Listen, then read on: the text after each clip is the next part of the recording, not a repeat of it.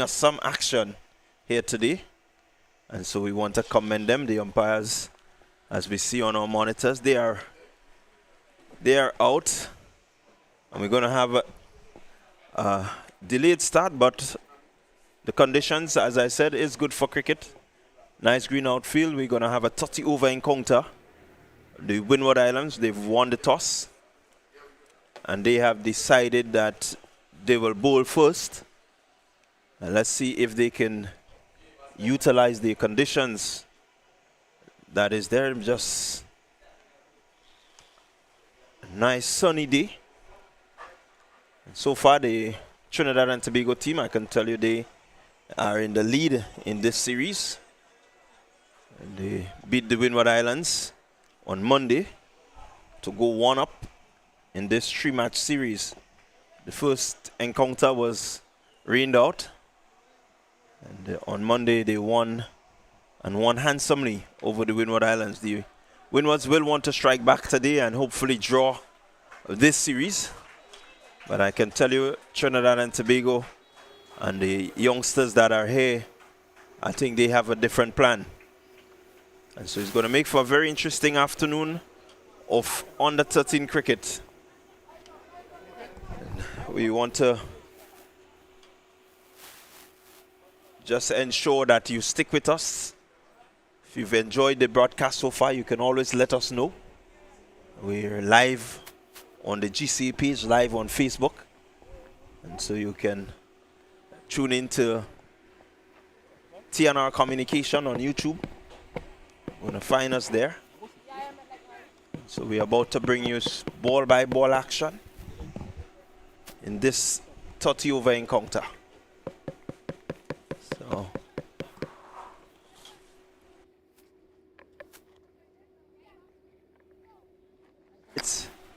and so we're also coming through on the GIS channel. So we know that we're broadcasting near and far. Just to give you a quick rundown of the teams here today, the Winward Islands. The players out today would be Aaron Saint-Hilaire, Jadon Bristol, he's out, and Jarwin Francis, also the players out. In would be Darwin Lewis, Kellon Daniel, Nyan Davis, Emmanuel is in, Dylan John, Captain Joseph, Umer Patel,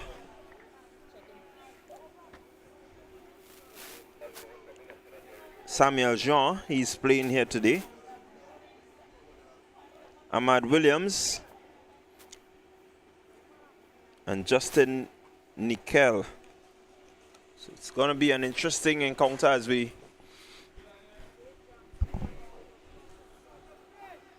look at the opening bowler for the Winward Islands in Dylan John. He's going to take up the attack from the road end.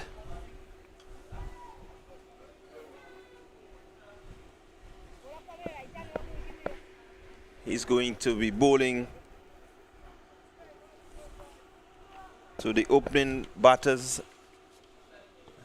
Levi Burke and Larell Gossepi. That's the opening pair for Trinidad and Tobago. And I can tell you that Burke has looked pretty well. He hasn't really gotten among the runs, but he has looked good. His setup and his mannerism in terms of his stroke play, it's really good to see an opening batter like himself. You know, he seems to be a bit aggressive, and so may just need to curb that aggression and get a score under his belt here today. I know he definitely will be looking to have a score. Dylan John, on the other hand, will have a lot to say about this, as we're about to see the first delivery. Ball, good movement, quick single taken. And so Burke happy to get off the strike. and he gets his innings on the way. So if you now joining us, I would just let you know that the Winward Islands, they won the toss and they have chosen to field. And so Trinidad and Tobago, they are one without loss in over number 1. Really nice, good condition. The breeze, just a bit of breeze will help aid the fast bowlers and the swing. So we look at that one, just tailing back a bit into the left-handed Giuseppe. And it's a feature that we've seen from the Winward Island bowlers in game number 1. They got the ball to move around quite a bit. Seem to be starting on a positive note. We've actually seen quite a few of them just tailing back in, beating the outside edge there. So good start by John.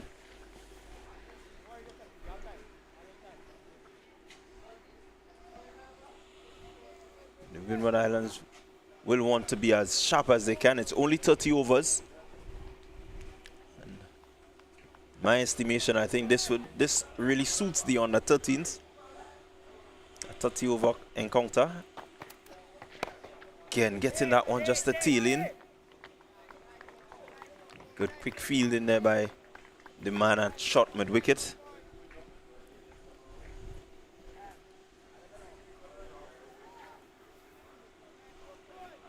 So a bit of a aggressive offside field.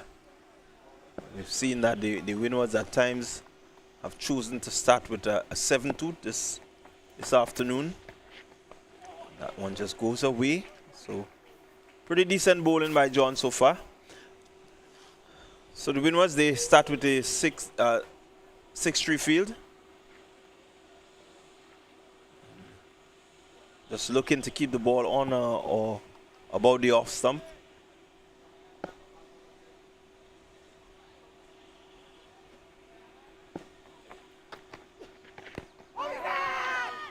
Again, good delivery. And we see a bit of overthrow. Keeper not really fielding cleanly. So the Trinidad and Tobago batters, they will be happy as Giuseppe moves on to 2. The total after the first over, 3 without loss. So a good over there by that was Joseph, Captain Joseph.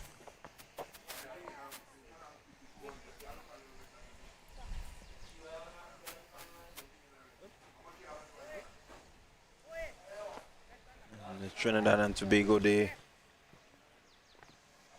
will be happy to not have lost any wickets in this over.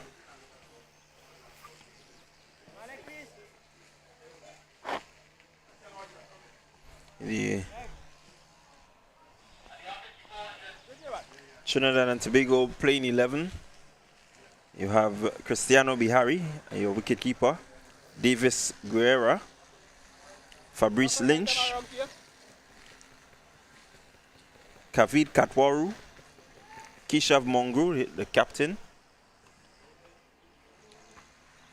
Cahill Thomas, he is in the squad, Larell Giuseppe, Levi Burke, Nityam Mongru, Sanjeev Bashu, and Varun Mahadio. That's your playing 11.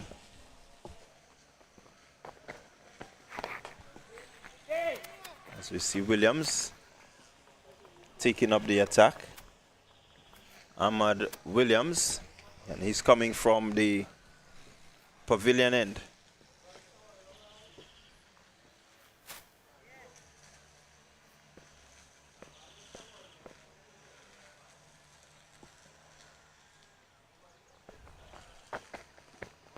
Again, bowling on target, a quick single.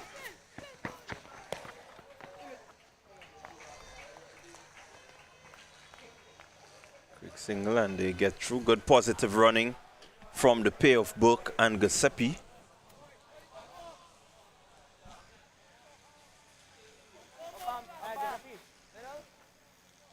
They're both left-handed batters.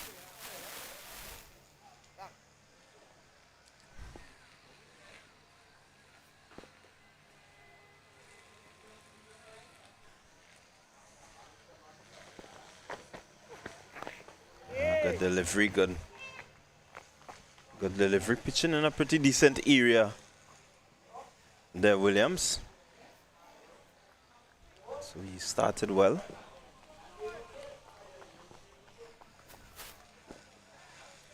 He will want to make sure that they keep the pressure on, not allow the Trinidad and Tobago batters to really get away.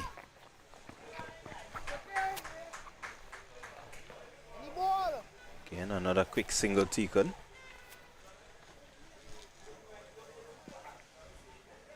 So the Trinidad and Tobago batters, they're dealing in singles, just looking to rotate the strike, absorb whatever little pressure that the Windwards are trying to exert at this time.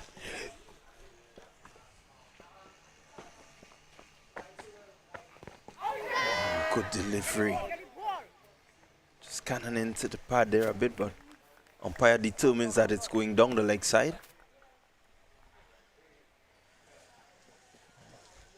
See that ball being pitched right up and just tailing in. Seem to be getting a bit of movement out there, Williams.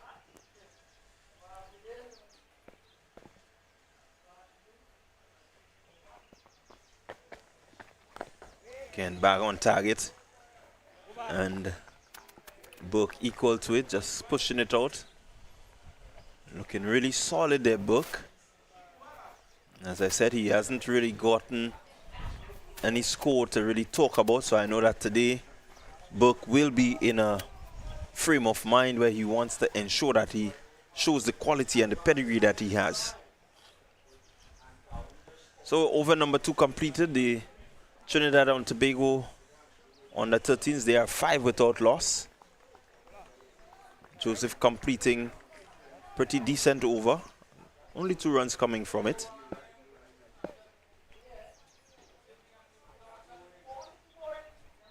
It's going to be Joseph continuing.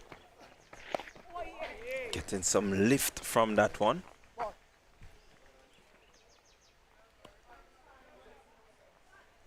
So far this afternoon, the Winward Islands bowlers have been a lot straighter. Really asking the batsmen to play. A very good start to the innings.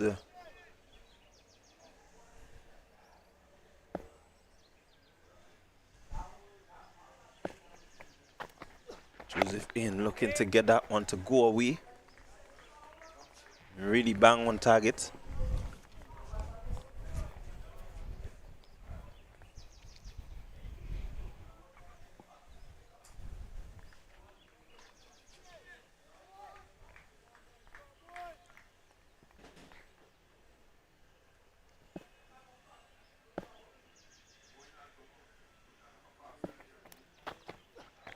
Again, Joseph looking to tail that one into the pads of Giuseppe. They cross for 2.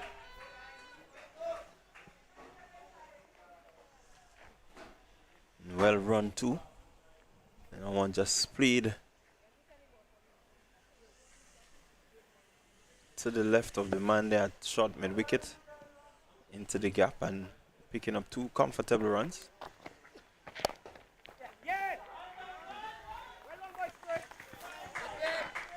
Again, good fielding, good backing up there. But the Trinidad and Tobago pair, opening pair, looking really solid so far. Haven't put a foot wrong as yet.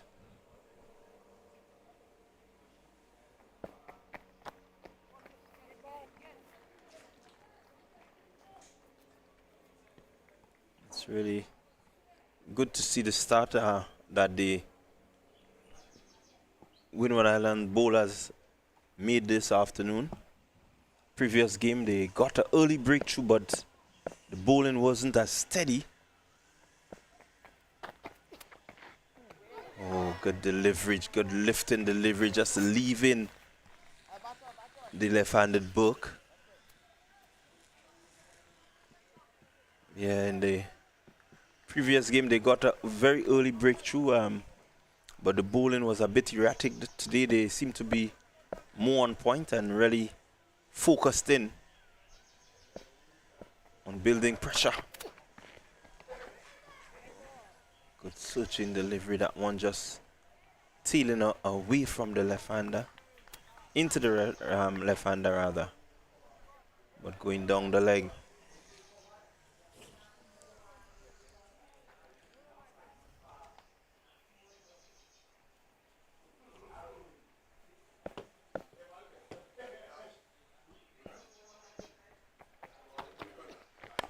Oh, good delivery, well stroked. That's a beautiful shot.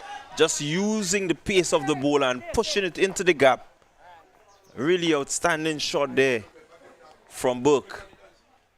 Didn't look to overhit, he just got to the pitch, opened the face and guided it past that man there at short cover and picking up a beautiful single.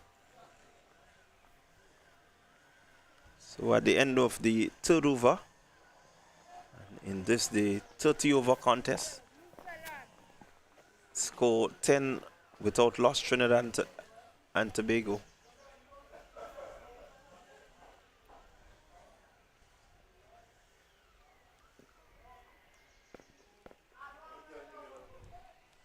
So it's going to be Burke. After that beautiful single, he's going to take strike. Williams just looking to threaten the outside edge of Burke. Burke deciding not to play. But again, I really must commend the start by the pieces from the Winward Islands. Williams again getting that ball in a good area.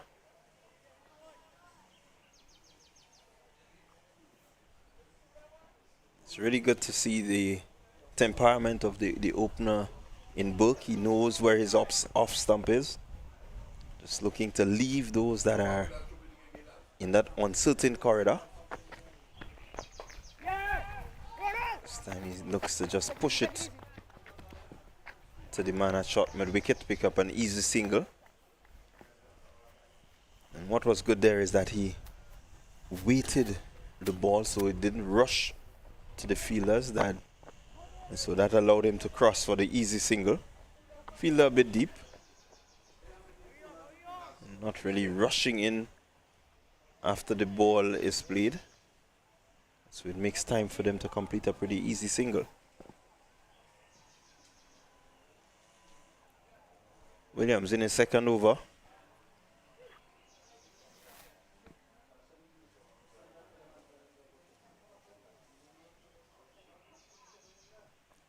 Bowling to Giuseppe. Again, good line, good length from Williams.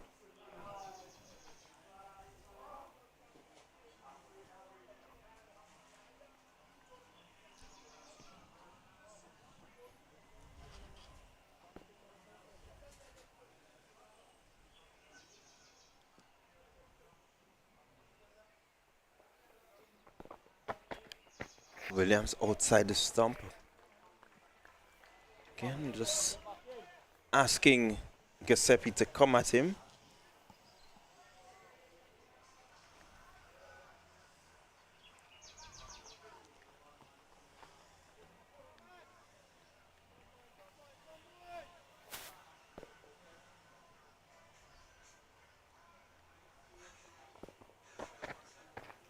Oh, tempting Giuseppe to go after this one. Pretty decent over there by Williams, completing his second over. His 2 overs going for some 3 runs so far. And Again, we must say a solid start after 4 overs, 11 without loss. So the Winward Islands, they would be happy with this start.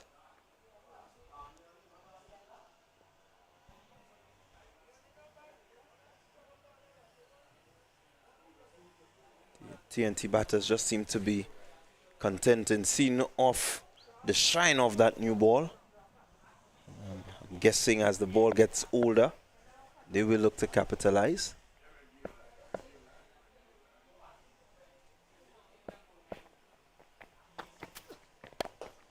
A good positive shot. Well fielded there. So Burke looking good so far. Most of the deliveries that he intentionally wants to score seems to be coming off the middle.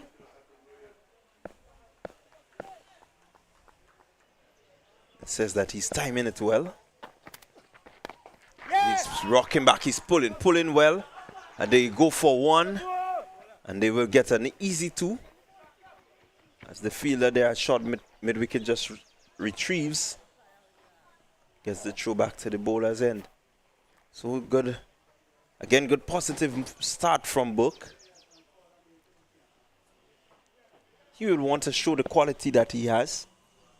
Really will want to put it on display here today. It's Joseph. In, nice. Really nice delivery, just touching down just outside the off stump of Book. Book thought about it, but eventually the clear mind, he decided to let it go.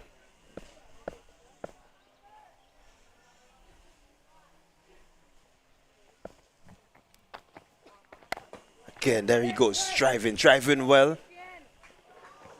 Misfield will see him collect another run. Slight misfield there from that player at the deep cover. Just really coming off the middle of the bat of Book. Joseph in again. Again, Book looking to stroke this one through the offside. Succeed in picking up 1. So far in this over, they've looked to be more positive, the Trinidad and Tobago batters.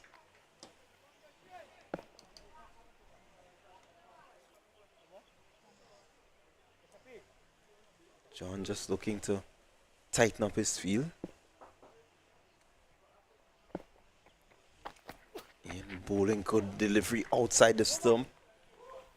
And Giuseppe just shoreline arms and allowing it to go through. So at the end of the 5th over, it's 16 without loss as I welcome Rafael Crony to the chair.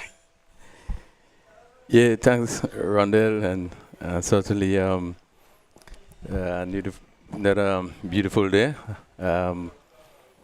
And we expect at the score 16 without loss, we do expect again this final game to be very competitive.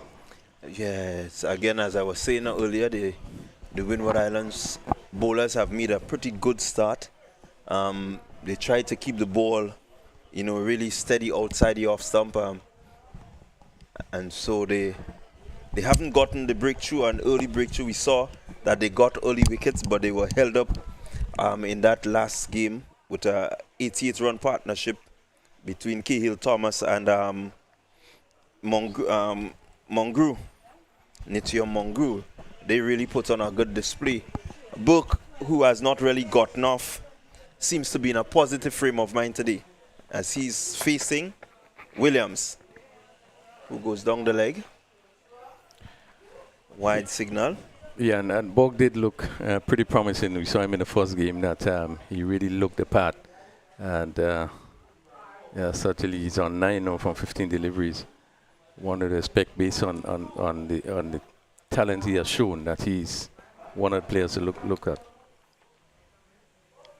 Yeah, quite agree that he's one to look at.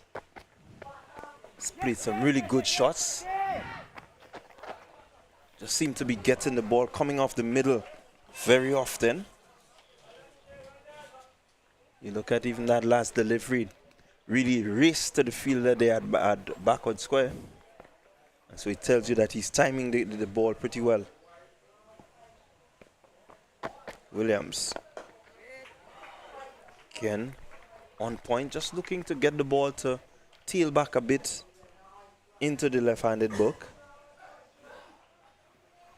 I think this time he started it a little bit on the stump. He just needs to start it outside the off stump.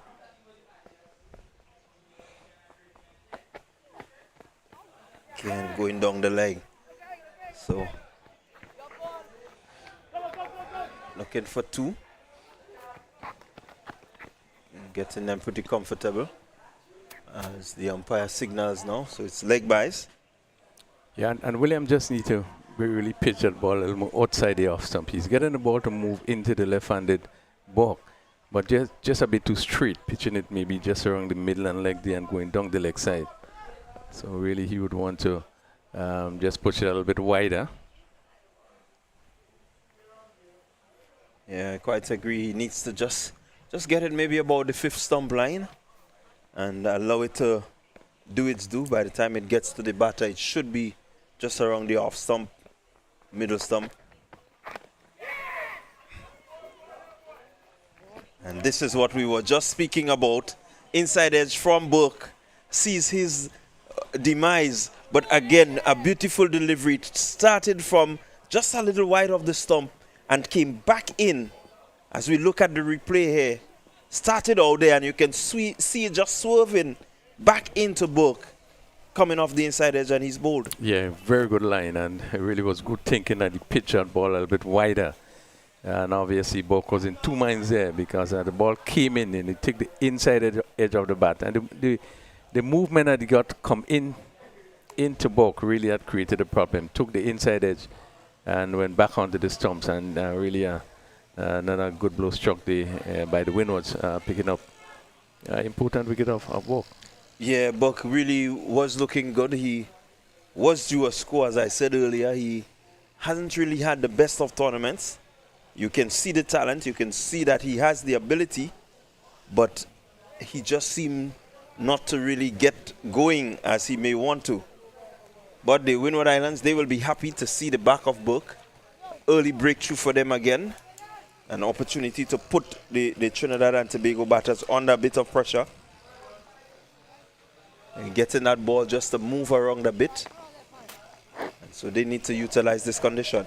Yeah, they would want to make full use of the fact that even though the sun is shining brightly, but still these youngsters are able to get the ball to move probably both ways. And we've seen in that last over, Williams really getting the ball to move into the left-hander. And just need to get the line right. And I think if he get that line right, he would, as was the delivery that got rid of the wicket of Burke. Just need to pitch it a little wider. Now he's going over the wicket to the right-handed Mongrel, and we have seen him before. He's an ex-quality player. And importantly, he's going around the wicket, which I think is over the wicket, which I think is a good move. Yeah, really. Good start for Mongrel. Mongrel really in a rich vein of form here. He just nicely placed that one through the gap, picking up the easy single, getting himself off strike, and his innings begins. Yeah, he was really in good position, and we have seen that in the inning that he played in the previous game, being able to get into position, and he really got in the line and really ride this one, played it with all the confidence, played it down to that white third man, and right away he's off the mark. So it's going to be Williams in his final delivery of this, the 6th over. It's a 30 over contest, I want to remind you.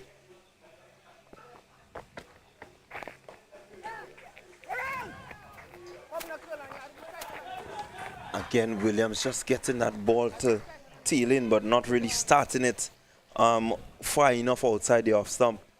And so resulting in a pretty easy single.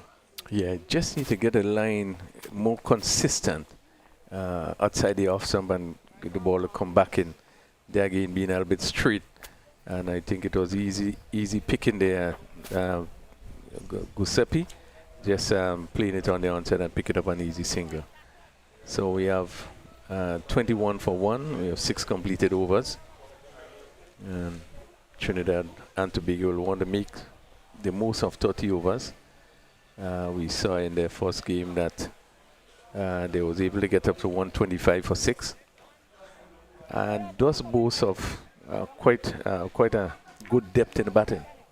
Yeah, from looking at the few games, the practice game, looking at the earlier matches, they seem to have quite a bit of batting.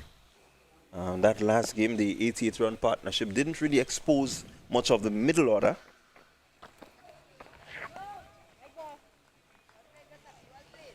Again, you see the change in bowling there, that's Emmanuel. Jean-Claude Emmanuel, St. Lucian.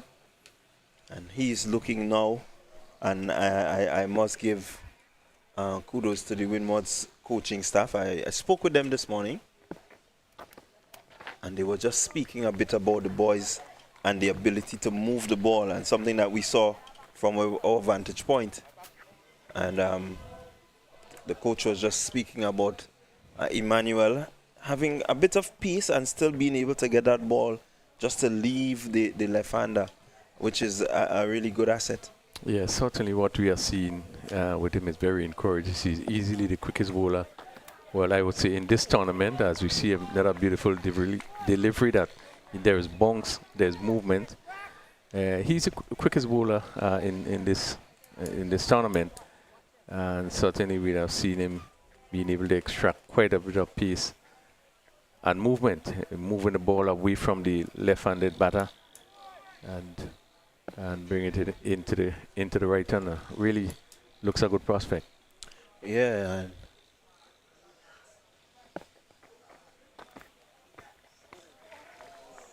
Again, just keeping him right out there, just asking him to reach for it.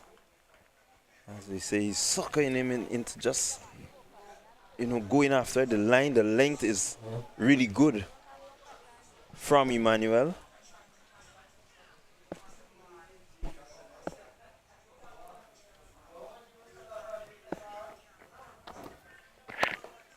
Again, this time just looking to get that one in as he has a shy. I think had he hit the batter really would have been out. But unfortunate for him, he missed the stump. It's not easy to hit it from side on. Had a good attempt. Yeah, one has to give him credit to a really good movement, and I think he didn't have much of a choice, but it showed there was no one there. And certainly, if he hit the stumps there, the batsman would have been short of the ground, but just missed it, and they picked up an overthrow. Okay, hitting some good areas there, Emmanuel. As we looked at the Windwards team, I think if is one area that looks good. One area that I think that they have been able to hold on is probably the bowling. As it could be danger there, and that's another single taken there, which really look very close.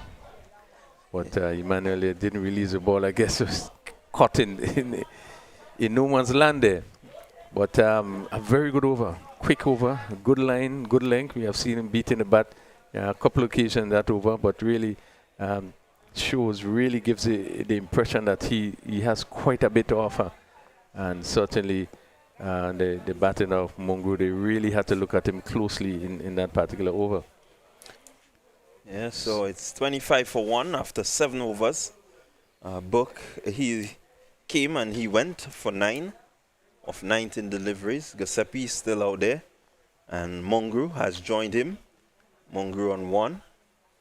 And certainly Williams in his 4th over will have his tail up. He got the breakthrough in the previous over and will be looking to get a few more under his belt. Yeah, let's see in this particular over. Just need to, as we see, just readjust the line, just to keep it a little bit wider of the off stump.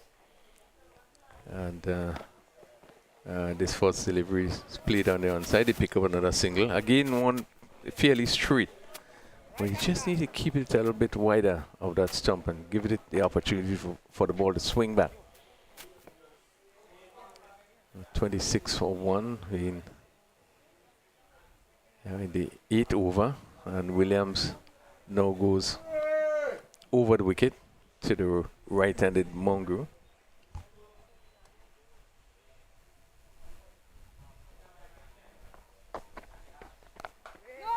Just getting that ball now to move away from the right-hander. And so if he's getting it to tail in to the left and move away from the right. So here I think more than likely he would prefer to bowl to the right-hander. Maybe just challenge the outside edge a bit more.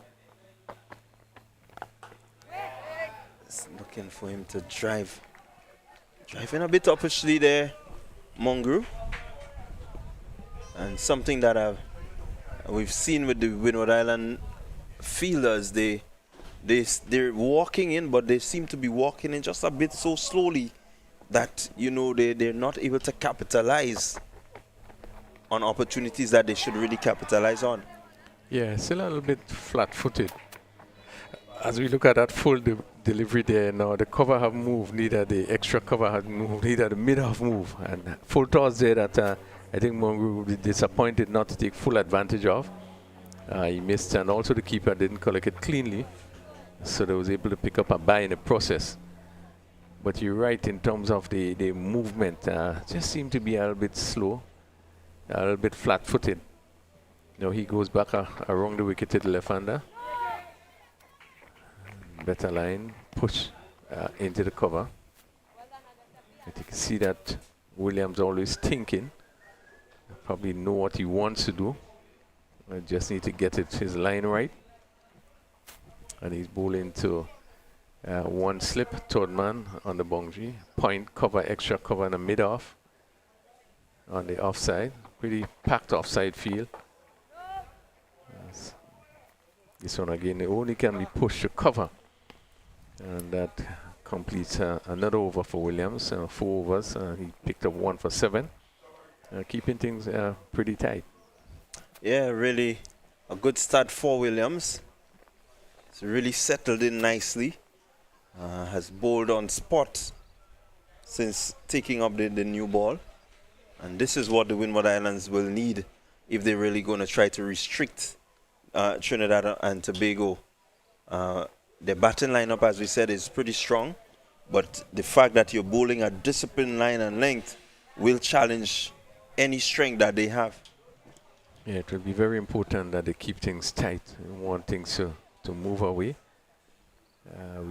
As you said, we know that this Trinidad and Tobago team have some batters that really can take things apart. So they want to keep things as tight as possible. 8 overs completed. They would want to try to force, put the pressure on so that they wouldn't have to chase too much, probably 100, 110, 120 for the most. Obviously, Trinidad will have other ideas.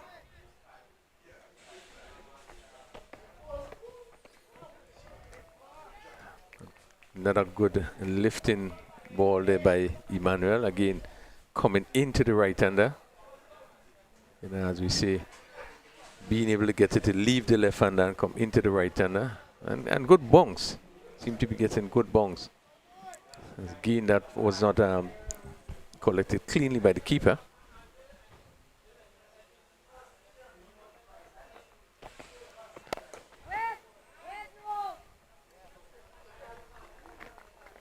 Yeah, very evident have we seen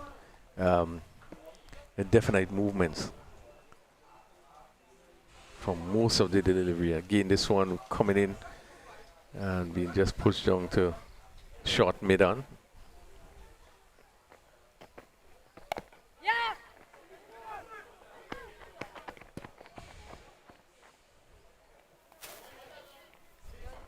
again, that point feel again was very flat-footed, and I think that the, the batsman would have picked that up and they come to really quickly for that single. Yeah, again, what would assist the batters in completing their single? You're pretty close in, they drop the ball, they're running, and the fielder's still looking to go overhead and then to come down with that power. That takes time. Unlike if you just swoop and pick up and release, which would be a more direct and short. So they just need to think about, the way they approach the ball that can maybe bring a little closer or put the doubt in the batter's minds.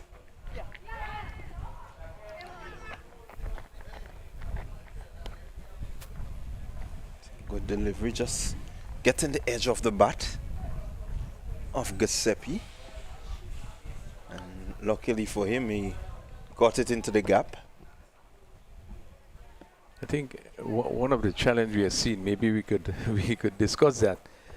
The fact that the Windwards are really divided by water. You have players coming together for a short period of time and then into a tournament. So, it takes time to get to know the player, one, in terms of even your training, in terms of what you want to get in. Just to have the unit click,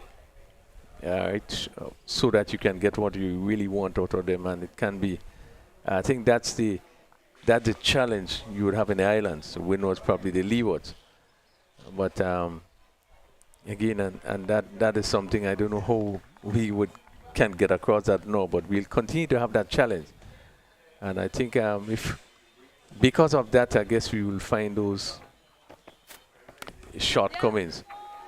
Good delivery, just squeezed out into the backward point region. Pick up a single. But you're quite right. This is something that we looked at in discussions with a couple persons on the ground in terms of the team and the time that they spent together. And so I think this is where maybe the cricket boards may want to maybe approach the different governments to see how, in terms of the movement of players like this, they can get maybe reduced airfare and that sort. So maybe it's a discussion that needs to be had among the different territories. Yeah, I think obviously a lot of costs would be involved, because if the winner was going to play a tournament, you're talking about instead of you come in maybe 3-4 days before, you would want to be together for maybe at least 2 weeks. So at least, you get to really put the kind of structure you need to put in place in terms of the team, meaning that you'll know who are your quicker players on the ground, who are your best arm, who have the strong arm in throwing, so it helps you in field placing, it helps you in really reorganizing your team so that you'll be able to play, at your maximum when you come into competitions. Yeah, I quite agree with you. Maybe they need to adopt something of what the volcanoes have right now, where, you get them together in that one central place. You may just have to look at the timing your tournaments are held and so on. So it's a lot of things to consider, especially at this level with the semi-professional leagues or the West Indies Championship. It's easier because that's what they do for a living. But at this level, you may want to get them in maybe for a month, have them staying in one location where they can prepare themselves for tournaments. So maybe just as a selection, when they're selected, maybe the Windwards would need to make it a duty that they get at least a month's preparation. So you may have to, make arrangements for schools to get work to them and so on, and look to build from there. We into the 10th over 30 for 1. This one hit firmly to cover by Mongo, as we see the introduction of Patel. He's into his first over from this commentator's booth end or southern end. Hit on the pad, lower appeal, not out. Again, just tentative there.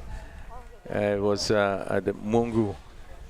Maybe you're playing for more turn.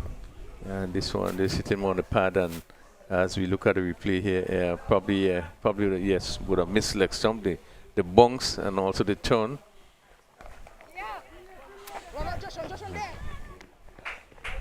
again, we seen ball just push on the offside, and I really feel I should have been really quicker to this one. But pick up another single. Yeah, it's really an area of concern for the Winward Islands. They're just not as quick to the ball as they ought to be, maybe to capitalize on these opportunities for runouts. But again, as you said, Patel has started well. Was one of the bowlers who really put some pressure on the TNT batters in the previous game. And so far, he seems to have started well.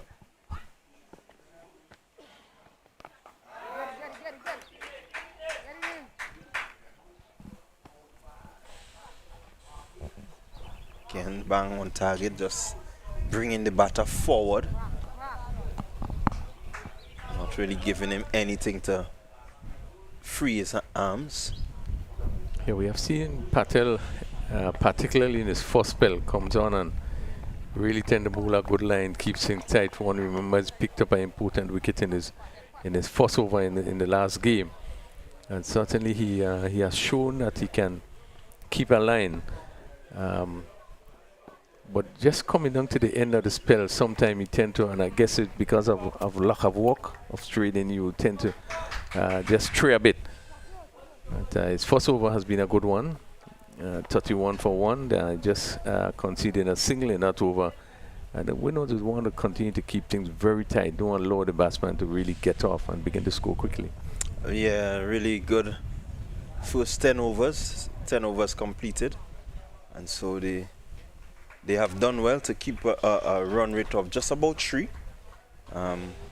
May want to just try to squeeze it just a little bit more and maybe cut off the easy singles and look to put the batters under a bit more pressure.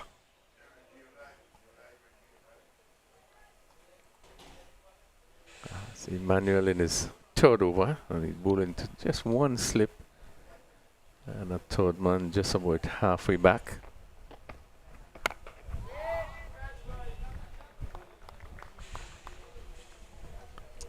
Again, good idea in terms of looking to get the batsman forward driving. May just want to pull it back just a little, get him to doubt whether he could reach it or not.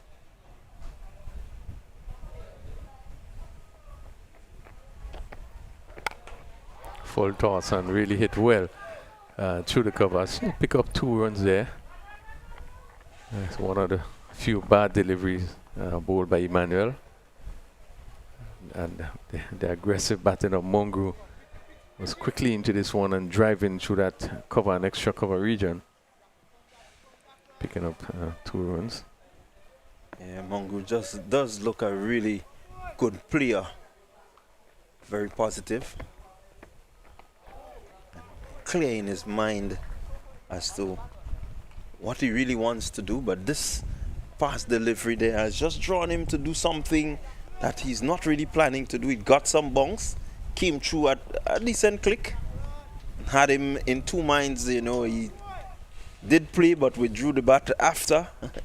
Yeah, you could see that he put a lot of effort into this delivery, and it went right through Mongo. And this one is over pitch and stroke nicely through the covers. Again, really good, comfortable shot. The tendency of Mongo is always to get into position, and it's so nice to see that left foot just come across and stroked it beautifully, picked up the gap. And it's so important when that foot is in position, you can pick up whatever gap you want.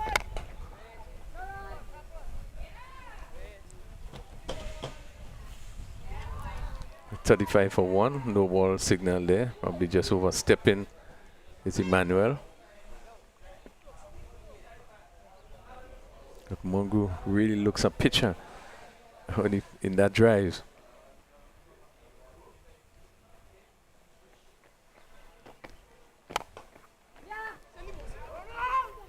Mongu looking to capitalize on the free hit. Still able to get that single. The fielder's not really able to cut these quick singles that are taken by the TNT batters.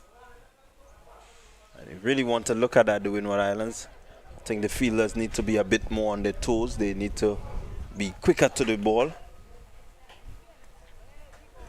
And you can see them being just a little bit lackluster. They're moving, but not moving quickly to cause the batter to really think whether he wants to go through or not.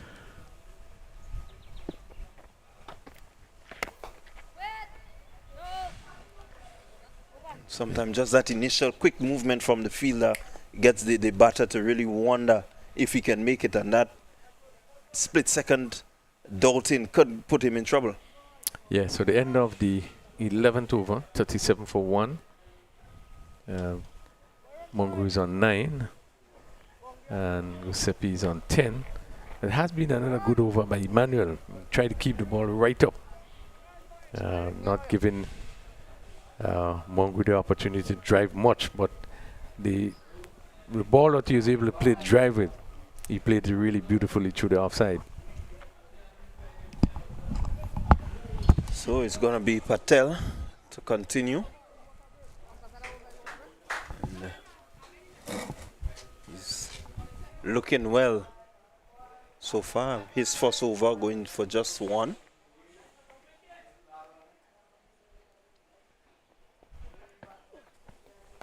And again, batter just going back and looking to pierce that gap. That area there, mid-wicket, cover, a short cover. Really well fortified as he goes the other route. This is high and handsome. That's 6 runs from Mongrel. What a shot. Superb shot. Well played there. You really picked it up and went with the tide. And got that foot out and really lifted it over long on for a beautiful 6. Really a superb shot. And it's so important when you get into position to play in the right position. The shot looks pretty easy, but he really played it well.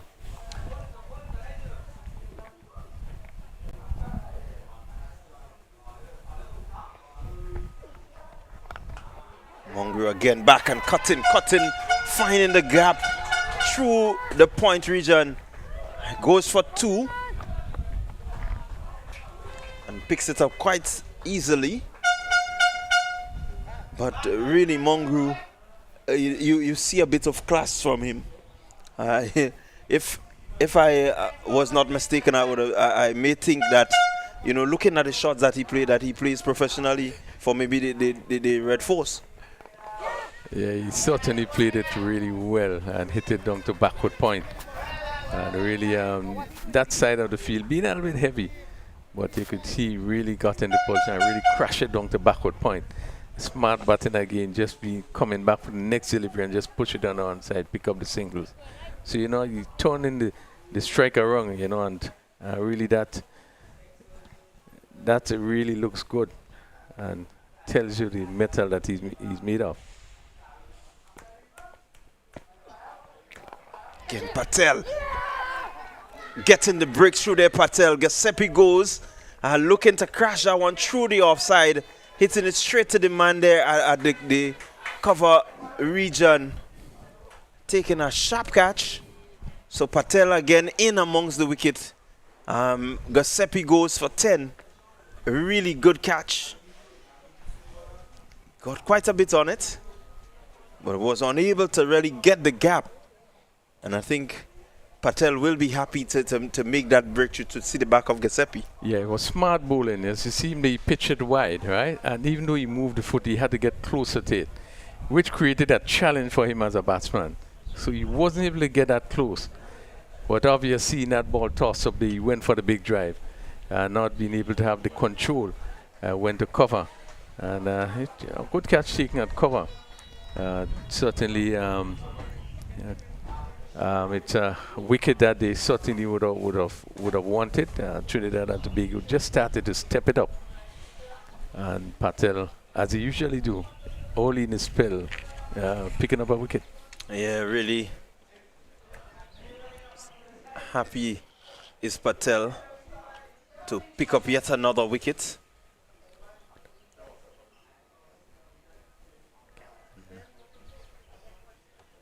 So the Winward Islands, they have a breakthrough. It's 46 for 2. And we're in to over number 12.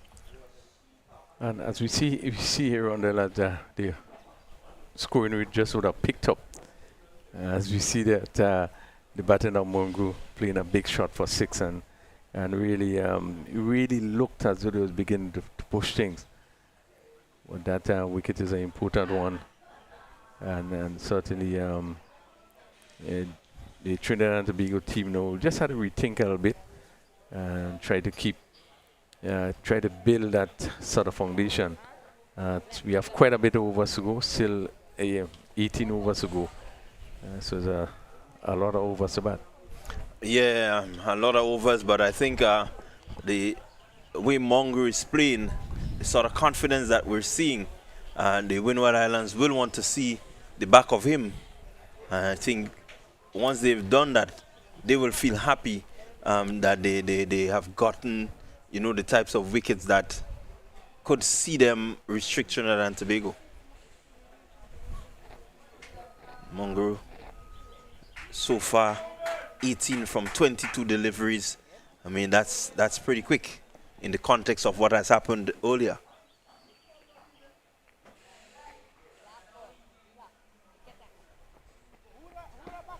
Patel with 2 deliveries remaining in his over, his second over. 1 for 10 so far.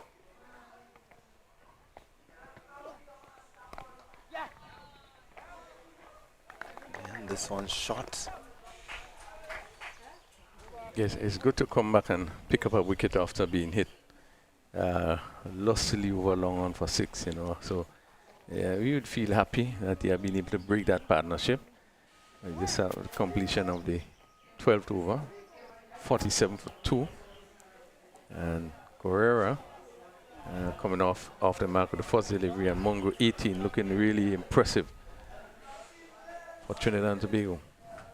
Yeah, Mongo really a good prospect, very, very good. We saw him in that 88th run partnership in the previous game. Plays the situation well. He is confident. He knows, you know, the types of shots that he wants to play.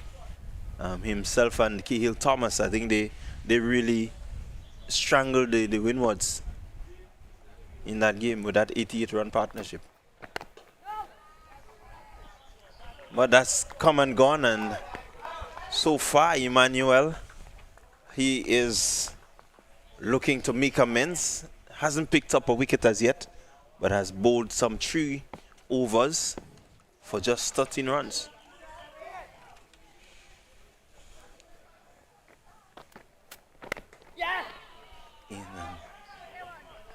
Guerrera just finding the gap there, picking up an easy single. Yeah, Guerrera also looks the part. You see him coming across and really playing that one nicely down to backward point.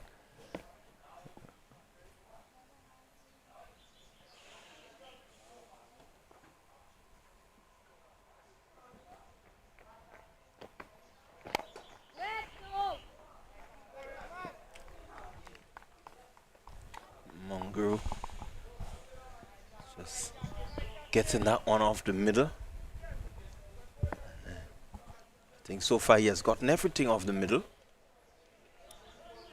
Anything that has not come from the middle has not been hit.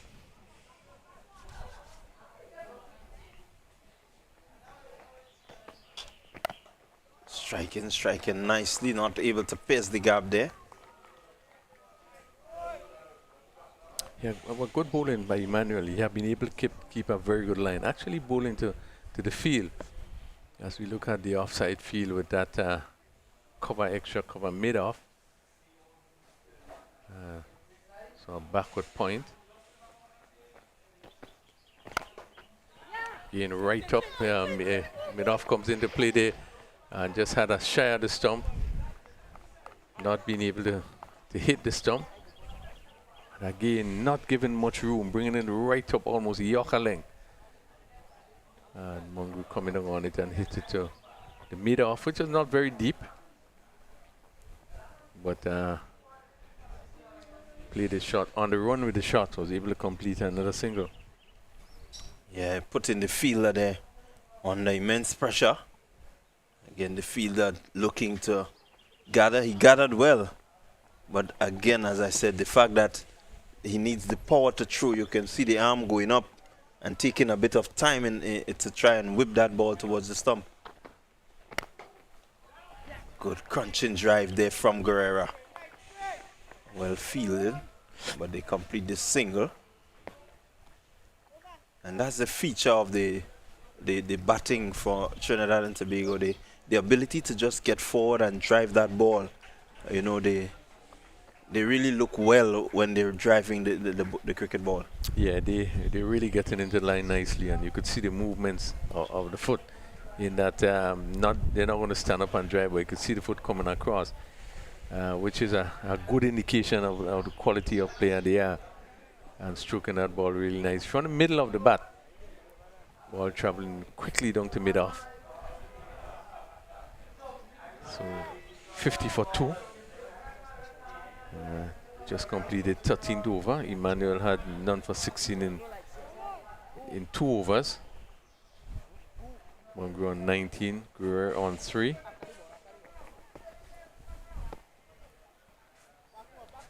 And Patel, who picked up the wicket in the last over, comes right arm around. And he's bowling to the left-handed Guerrero. He down the track and driving straight, not getting hold of it, but it was good movement by the batsman. He came down and meet it on the full toss. Just was not able to place it. You could see sort of mistimed it, so he went more or less bouncing back.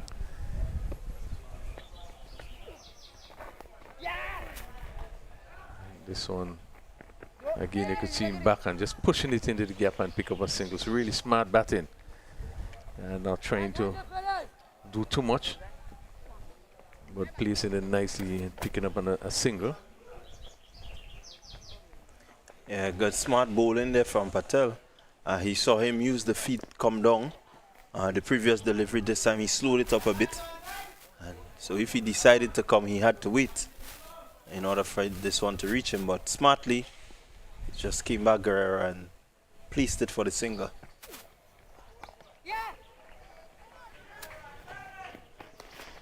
Yeah, once again, the length of time that to release the ball really give the batsman the opportunity to get home. But this was pretty close, and really should not have been a single there. But again, it's good running, good backing up by the Trinidad batsman. Yeah, it's good positive running. The fact that the fielder had to move from his position, I think they calculated well that they could complete that single. And that's good positive running.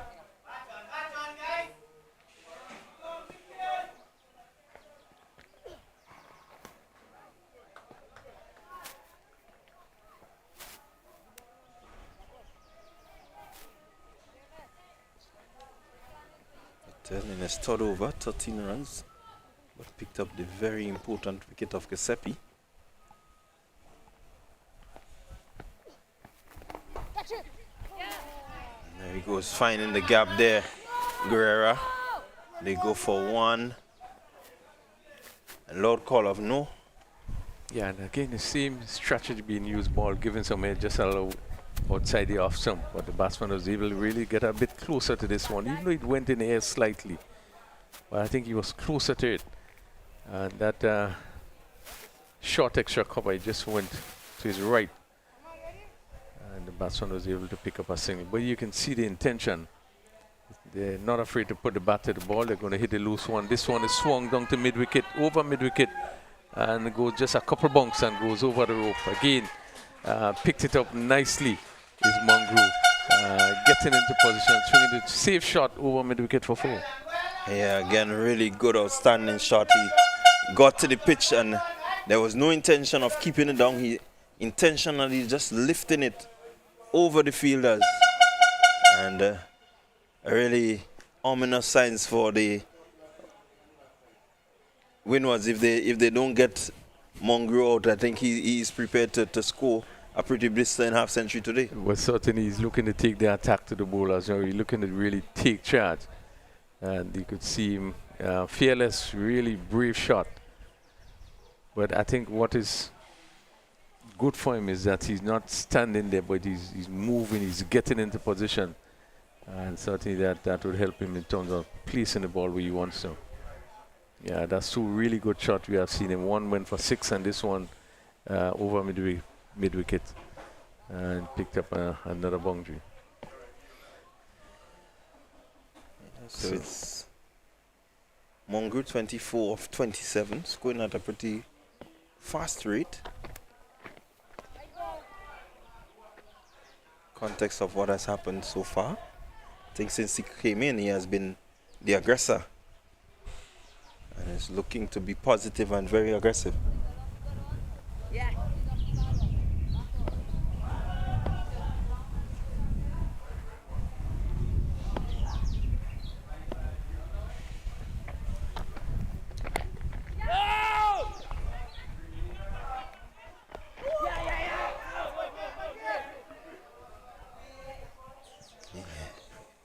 We see the aggression there, and the batsman Mangudi were backing up really, really quickly there. As that ball was played confidently down to, I would call it maybe a gully position, slid, and looking to take the single. Certainly, both batsmen seem to be really playing confidently.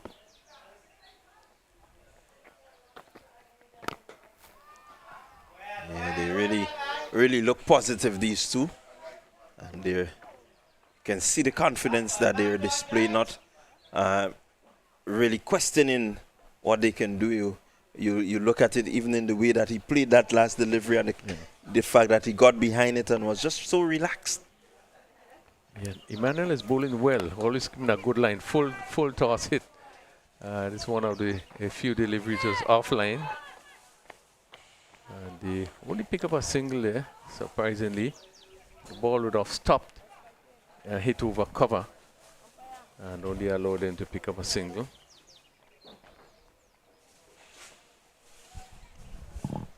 59 for 2.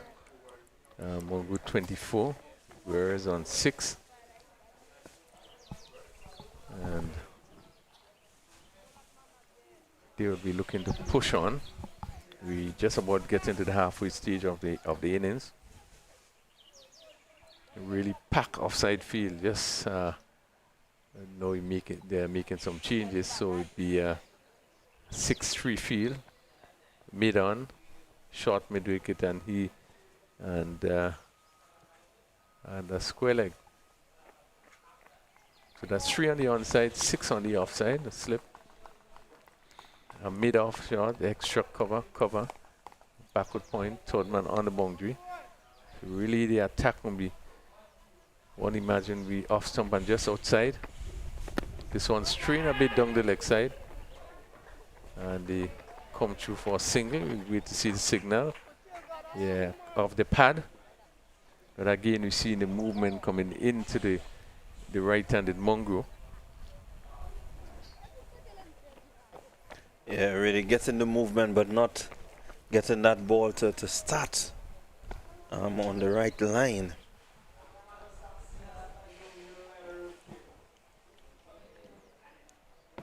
.60 for 2. Left-handed Guerrero.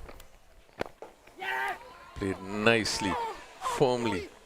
Key in the mid on there, just a bit slow there. Pick up another single. But confidently played. Yeah, and you notice anything to the left or to the right of the fielders, they tend to just decide to take that run. I think the fielders need to be a bit more aware of what is happening and be prepared.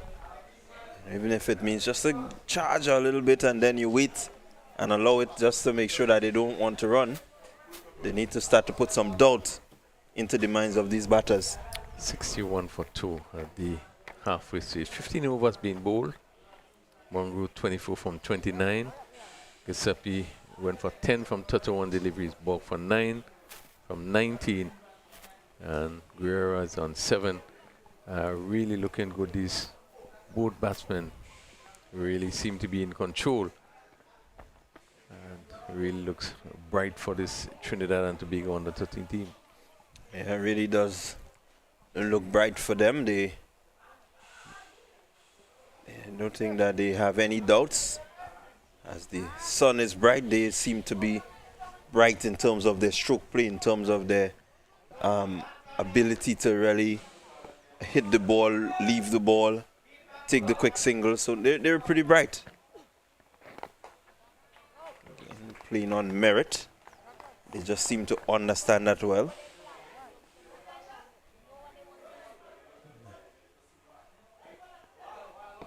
Really is a show of confidence from them.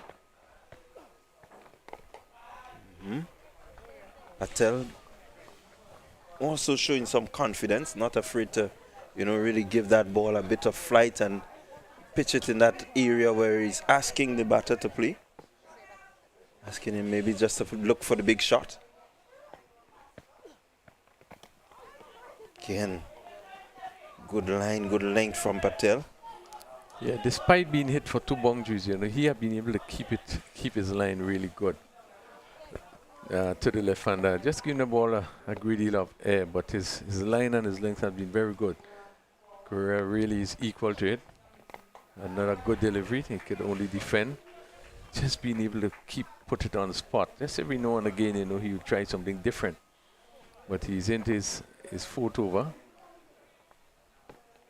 He's gone for 18, pick up 1 wicket.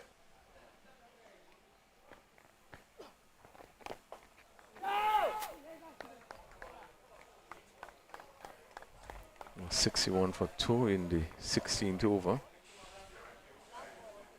Yeah, again, I just have to keep mentioning the movements of the fielders there. You look at even that last delivery and the way the fielder there, just so slow to move. You recognize that the ball is in a position where the batter could cut. You anticipate, that it's going to come to you, and this is what they're not doing really well. Not really anticipating the ball coming to them. Yeah, this is why it's important that, particularly a ground fielding, you play a lot of attention with, in terms of your preparing a team with the ground fielding and so forth, the movements and your positioning and so forth, and that's a critical part of the game. Certainly, I think that's an area the winners probably will have to look at. But again, having just played 3 matches in a short period of time, again it calls for 40 overs, even though they haven't gone the full distance. None of the games would have. The first one rained out, the second one would not have gone the full distance. One would expect that you still would be in some sort of shape, right, to be able to move, to play a good competitive game for this last one.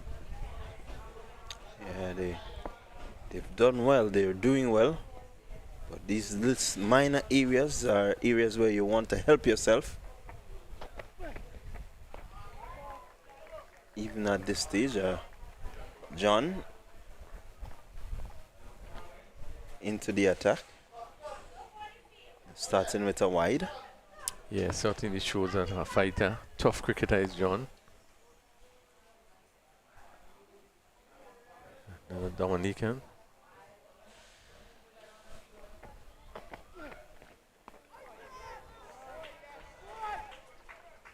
Just luring Mongo into a big booming drive.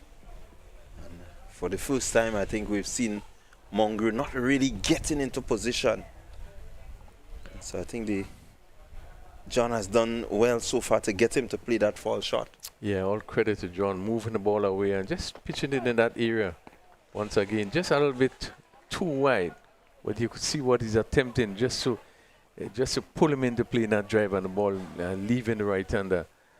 And this time just a bit too wide. And again, Monroe was wise enough to just allow this one to go through.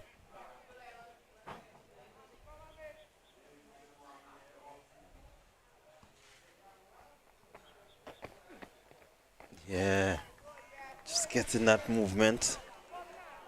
Really, Mongo can't play it as confidently as he's played the others because it's pitched up but just moving away.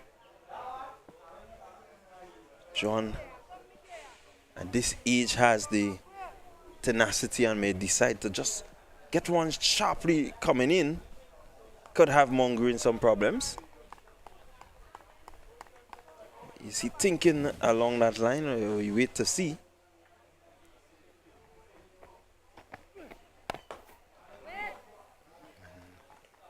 And this time he just goes straighter, not really trying to get it to swing in, but this time he just went straight at the wicket.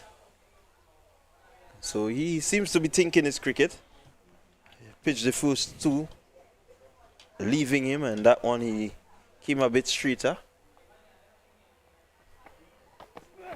And gone back out there. Just getting it to leave the right-hander somewhat. Yeah, superb delivery ball there again. Really has been bowling a good over so far.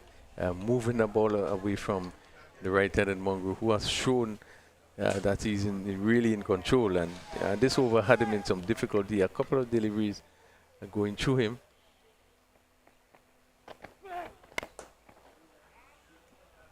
Yeah, really good line. And Mongo, you can see having to recheck there, just being very cautious. John swinging the ball away from the right-handed Mongo.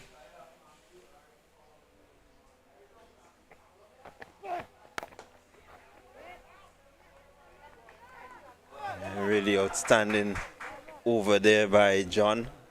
Really has been on the money. Apart from the two wides that he had, really nothing coming off it. Unfortunately, he had to give away these two wides, but this is the kind of pressure that you want to sustain. You want it to be sustained. You don't want to ease it up at all. Yeah, and you could see that he's bowling to a plan. Really looking for the outside edge, and came really close to taking the outside edge in a couple of deliveries he bowled that over. So really, he's thinking what he wants to do, and really that has been a really good over. First up, just going for two, but he's the sort of player that shows that he's a very hard worker. He's a tough cricketer. And you could see him when he's running very aggressive to the crease. That's Patel. Again, giving the ball a lot of air. In this fifth over is Patel. But keeping a good line. Yeah, I think the fact that he's giving it air but getting it to pitch in a really good area where it's not too full. Guerrero not able to respond. You can see him, just trying to put off Patel. Patel has really been steady to him. And so one would hope that the fielders are ready because something may be coming. Yeah, really good bowling. You could see that he has kept him quiet for the last two overs. And he's really making effort to throw him off. So, it could be a really interesting battle. Next few deliveries of this over.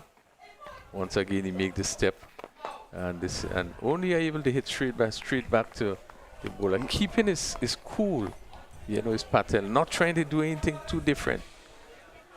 But the batsman is really trying to throw him off, but he's keeping calm, and that's what he needs to do.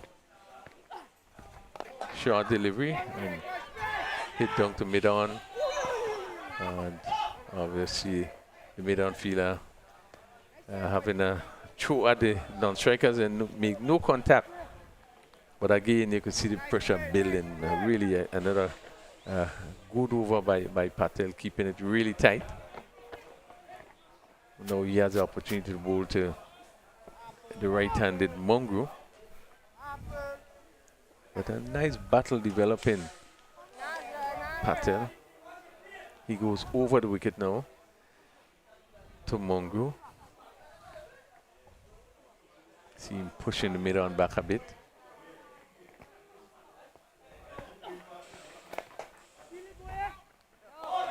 This one could only reach that short cover. And that completes a really good over. And he only went for 1 run in this over. Patel, 66 for 2 after 18 overs. And Mungo remain on 24 from 36 delivery. Guerrero is on 10 from 23 deliveries. Yeah, I'll tell you what, the last few overs from the Winward Island bowlers have really put a bit of pressure onto the batters from the Trinidad and Tobago team. They, really have stifled the run, Patel and John. Patel just giving away 1. John, his 2 wides was the only thing that really the TNT team could talk about. But you can see the pressure building, especially on Guerrero. Mongrel looks relaxed, but somehow Guerrero is feeling the pressure of not scoring and maybe just needs to settle back in again. He does look as one that can hit the ball and hit it cleanly. So John comes around the wicket. Left-handed Guerrero just missing his run there. We have 18 overs complete, just 12 overs to go. And as I say, the winners would be happy to probably get them to be under 120.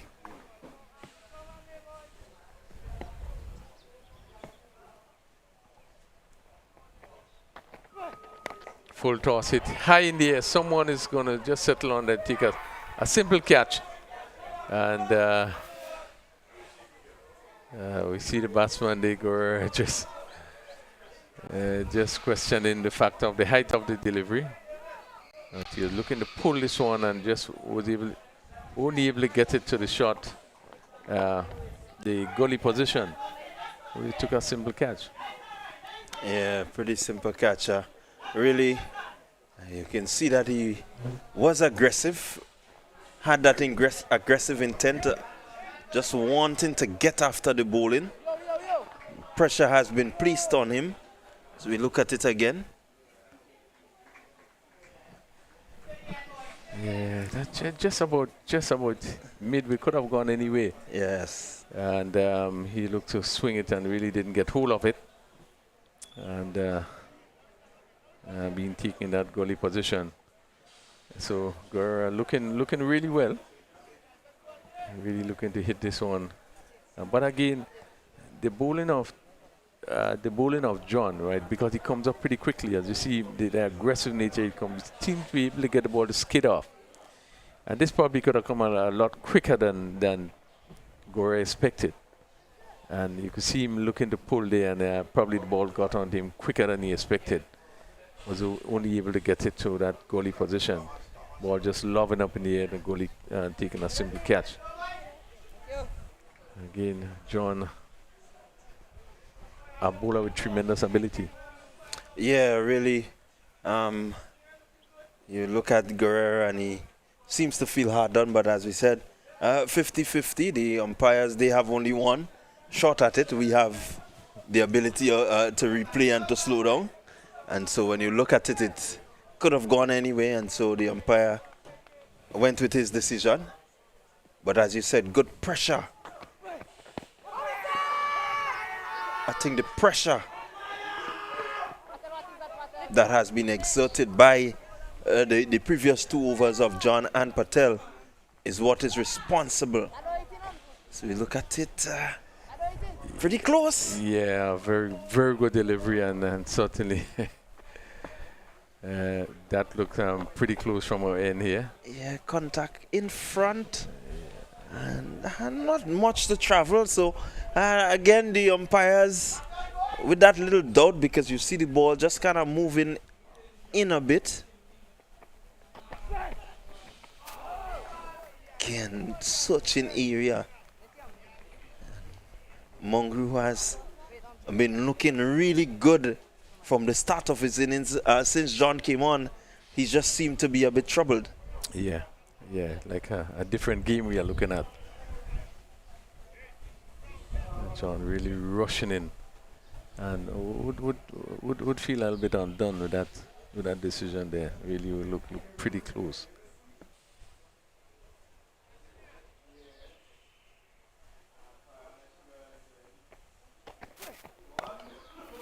Again, Searching delivery from John.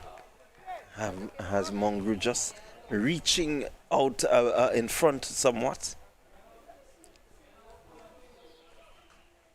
Just seem to be feeling his way around now, Mongrel.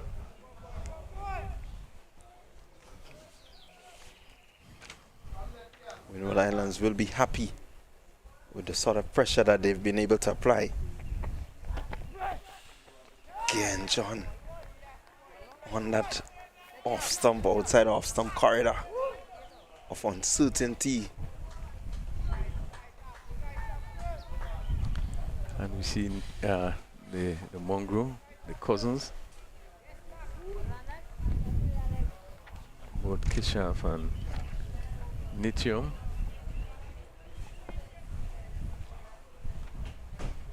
So Nitium mongrel is facing.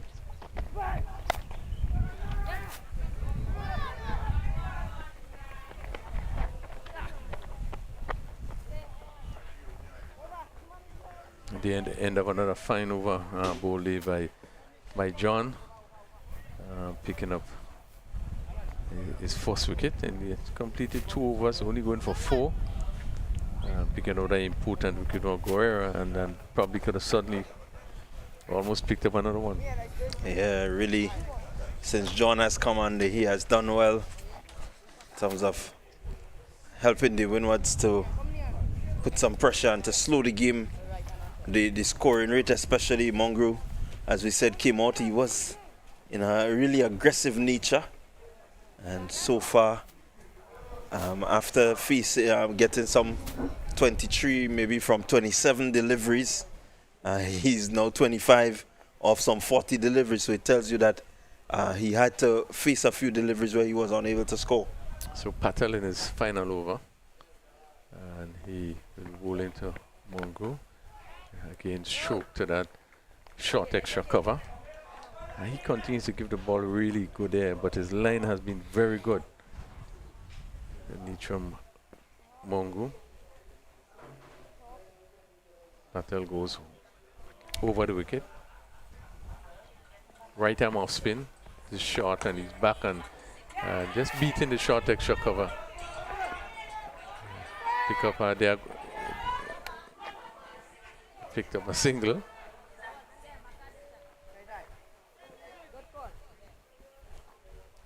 Yeah, you see a pretty different approach from Mongrel since the fielder was placed at the deep mid wicket. The tendency to really play the big lofted shot. He seems to have restrained himself. A lot of credit has to go to Thomas, as he bowled 2 really good over, and then we saw Patel continue to keep it fairly tightly. Batsman having to look up to think. So he goes back around the wicket to the left-handed Mongrel. Ball stroke to mid-on.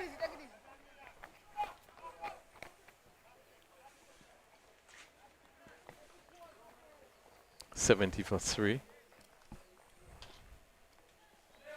And over number 20.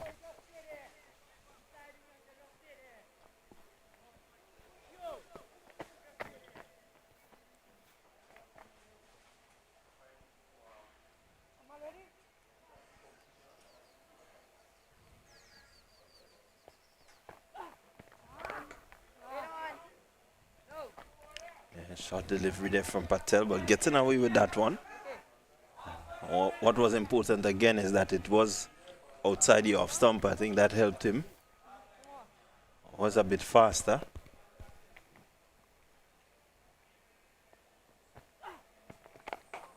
Driving is Mongrel. Driving well.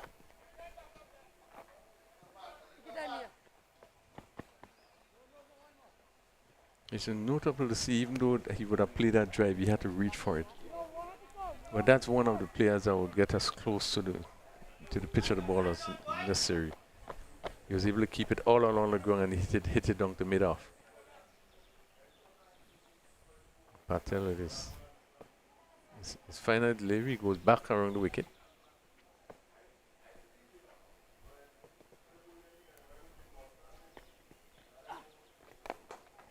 Hit down to long on again, short of the long on fielder. And that completes the bowling spell of Patel, who went 6 overs, went 1 for 24. After 20 overs, Trinidad and Tobago 72 for 3. Yeah, really good fight there from the Winward Islands to restrict the Trinidad and Tobago batting line up to 72 for 3 after 20 overs. It means that they have another 10 overs to complete, and they would want to complete that 10 overs as tight as possible. If they can restrict them to under, I would make it 100. I think they would be in with a good chance. Yeah. You get up to 110, I would think they would be happy with 30 overs, 110. But 10 overs to go. Trinidad and Tobago will want to score as much as possible. I think they probably might be looking in the region of 130.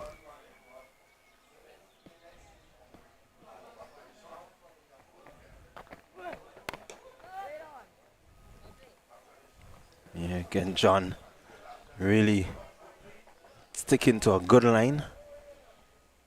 And coming through pretty quickly. You could hear the song on the bat as Monroe came forward there.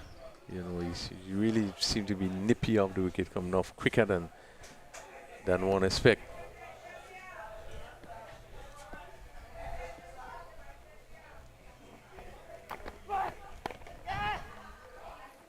Again, just using the piece of the bowler, guiding that one.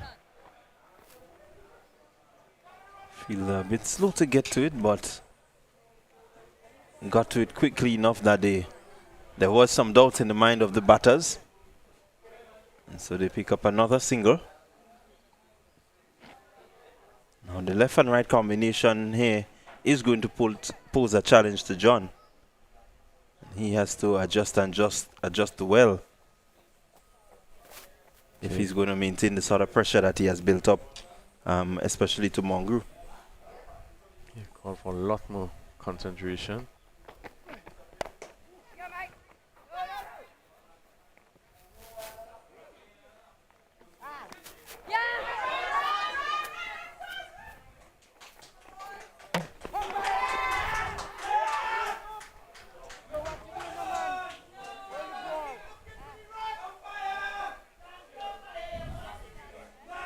Yeah, no, we've seen some careless cricket there. That ball coming should have been backed up. Yeah, the umpire making a pretty good decision there. Batsman is out. Yeah. Again, we have the benefit of the replay. The umpire doesn't, but it will be unfortunate for the Winward boys as this one is played in the air.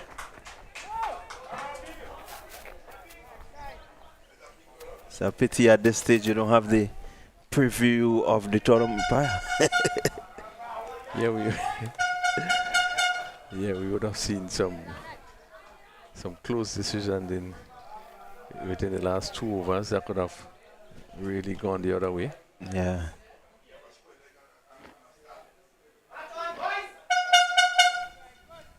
Trinidad 75 for 3 in the 21st over. A lot of things happening in the last few overs. Hit in the air, and let's see, the mid-on comes in, takes the catch. Really good catch taken mid-on. And one could have seen that something would have happened. As you see, there was so much drama in the last 2 overs. Monroe looking to clear the mid-on fielder, just holding out at the mid-on, and certainly I think well deserved the bowling of John. Yeah, John just putting that bit of pressure since he came on onto the bowling attack. He has been applying some pressure. Not Cahill, but Nitium not really comfortable since John came on. You look at that shot that he played, and you can tell that's not his sort of the slog, and his thing is to get behind the line and punch and drive and so on. And so he just got underneath that one and spooned an easy catch. Well, a good catch taken by the fielder there running in. But that's not his game. You can definitely see that's not Mongu's game. So John was able to put him off and put him off well. And it's fair to say the last 2 wickets that went, Mongu and Guerrero, I think it was really because of the pressure that John put on the batters. We have also seen, and one has to give Pat a lot of credit because he kept things tight. We would have seen that also Mongu trying to give himself room, trying to do something to ease up on the pressure. Certainly, I think it's because of the pressure that put on the last few overs would have resulted in both of these batsmen being dismissed. So definitely the Winwards, they have done well. They will feel well that they're in a position to maybe restrict the scoring. Thomas, the vice captain, is out there. Another tremendous player is Thomas. But Mongu is just in his third over, so you have another 3 overs to bowl. And the way he's bowling certainly is going to make things really, really difficult for the batters. Yeah, definitely. John has bowled well. He's 2.5 overs, going for just 8, picking up 2 wickets. Slower delivery.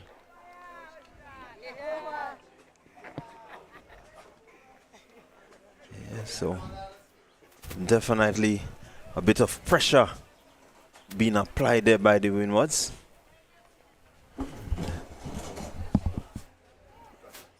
And so at the end of over number 21, the Trinidad and Tobago under 13s, they are 76 for 4. And really the Winwards, they have done well in terms of trying to restrict the scoring of these Trinidad and Tobago batters. And speaking about the Trinidad and Tobago batters, I have, we would find out if he was a batter himself, but we have the father of Cahill Thomas, one of the more prolific batters that we've seen on display from the TNT batting lineup. Good afternoon, sir, and welcome to this stream. Good afternoon, good afternoon. Thank you, thank you. All right, so let me first of all ask you to tell the viewers your name. My name is Kevin Thomas. Kevin Thomas. So that's the father of Cahill Thomas, for those of you who may be wondering.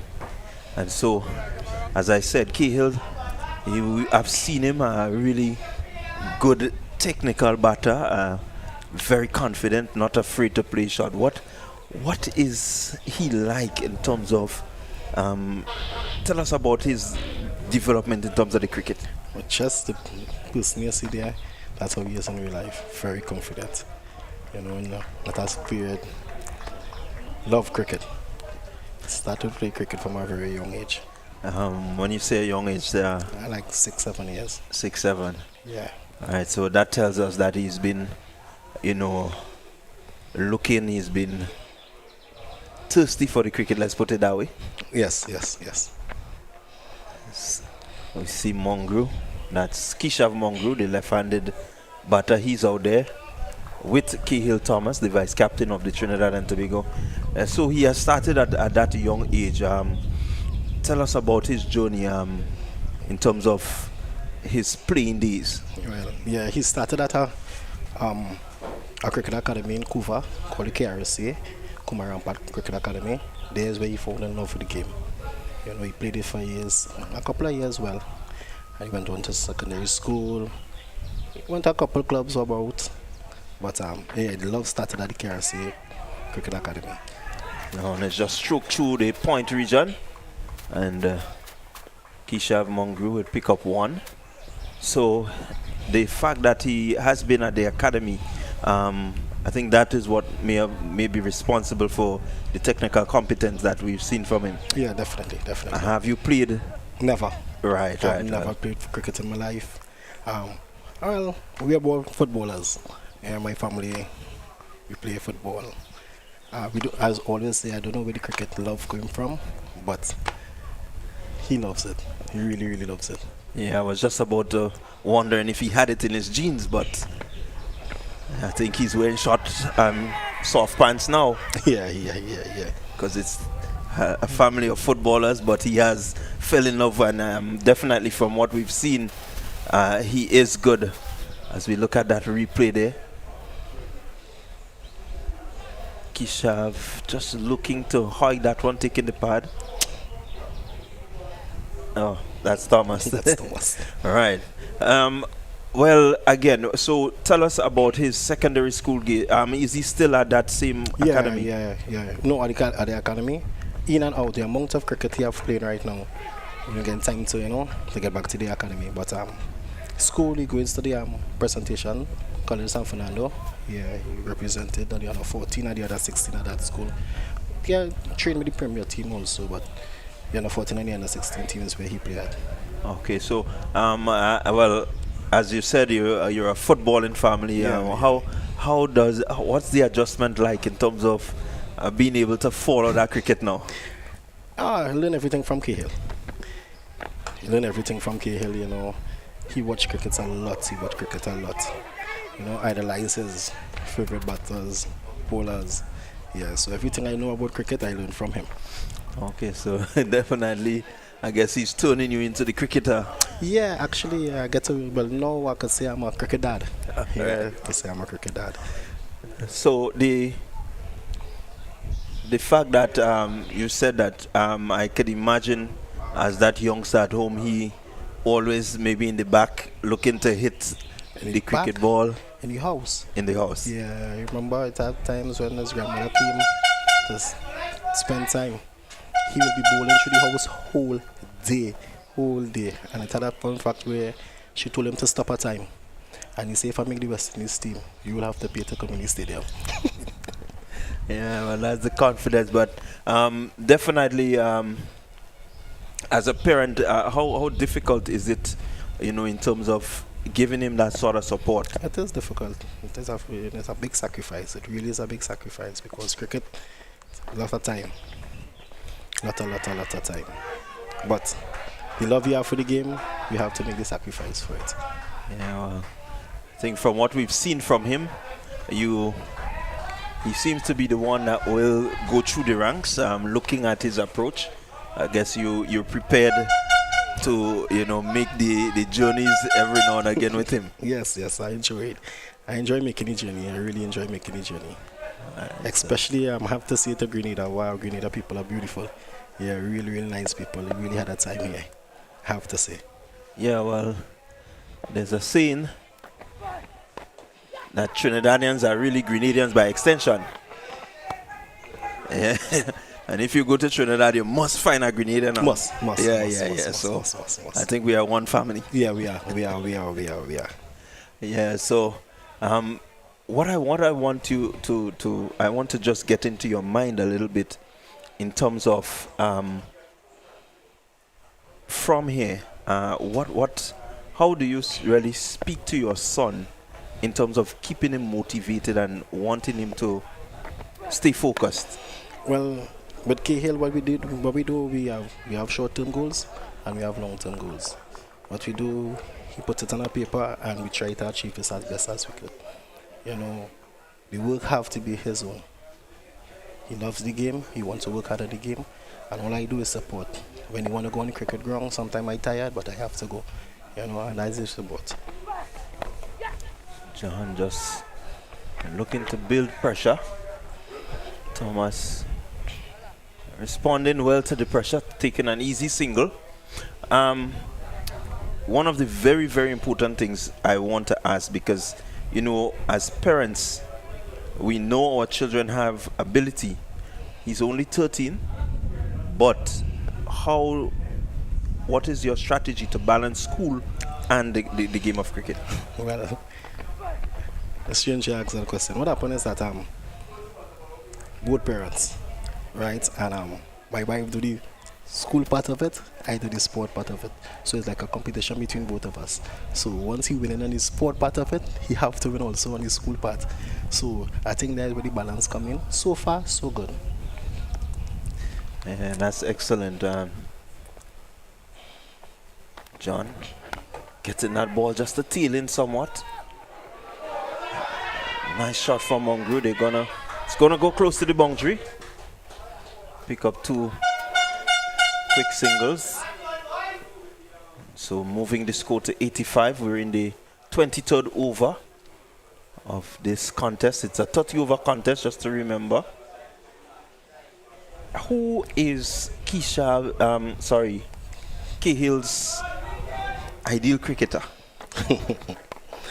His batsman is the Australian Manas Labuschagne.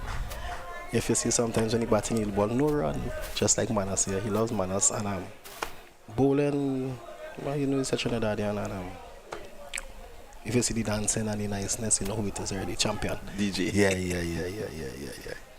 All right, so, well, you certainly have your work cut out for you, but I am seeing that you've organized, you have covered all the bases, and so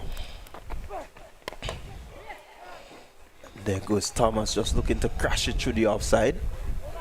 No run. Yeah, so as I was saying, you seem to have the bases covered, and so we want to wish you and Cahill all the best as he continues his journey. Definitely, I think we can see a future West Indies under 15 cricketer in the making, maybe getting him through the ranks. And we look forward to seeing him as he continues to develop. Thank you. Keep the good job that you've been doing. And, we wish you and him all the best. Thanks. So another over completed. It's 86 for 4, 23 overs gone. And we are just 7 overs away from the end of the Trinidad and Tobago innings. Windwards really doing well to restrict them so far. John has put quite a bit of pressure. His 4 overs going for 16 runs, picking up 2 wickets. Emmanuel, who came in for a second spell, has bowled a pretty decent over. Just some 7 runs coming off it. Not as tight as one may have wanted. So we see the reintroduction of Williams. Ahmad Williams, he's going to come back for his second spell. He's bowled some 4 overs, 1 for 7. So has bowled pretty well. They would be happy to try and restrict the Trinidad and Tobago batters under 100. Yeah, the Winward bowlers would have really kind of pulled things back a bit after picking up those 2 important wickets of Guerrero and Mongru. Williams starting there with a wide. We are in the 24th over, 86 for 4. And as you said, Ronald, they would want to keep that pressure on, really look into border, maybe just even with 100, just over 100. I think, as I said before, 120, I think Trinidad and Tobago will feel that, that's good enough. The field is not as fast as it was before. We are seeing some ball hitting the outfield and not really running off, as we know normally happens here. As we see another drop catch, that ball going to that point fielder, getting both hands hit and not being able to hold on. Yeah, really not anticipating well, as I said. I think this is one of the bigger problems as we look at it on replay. Cutting that one, steering it straight to the man, in and out, not really being able to get it into the hands. So 88 for 4. Williams around the wicket. Kane looking for the big drive and the ball just coming from the bottom edge, just past the keeper. The intention seemed to be pretty clear here. They are looking to push on. Yeah, really the intention seemed clear from Thomas. He's not really executing as he may want. He's 3 from 10, but you can see that he has the aggressive intent. Mongrou seemed to be the one that is the aggressor. Hitting that one into the outfield, a cross for 2. That's all it will be. Mongrou 12 from 13. He's just picked up 2, so he's 12 from 13. Scoring at a pretty good scoring rate. 91 for 4.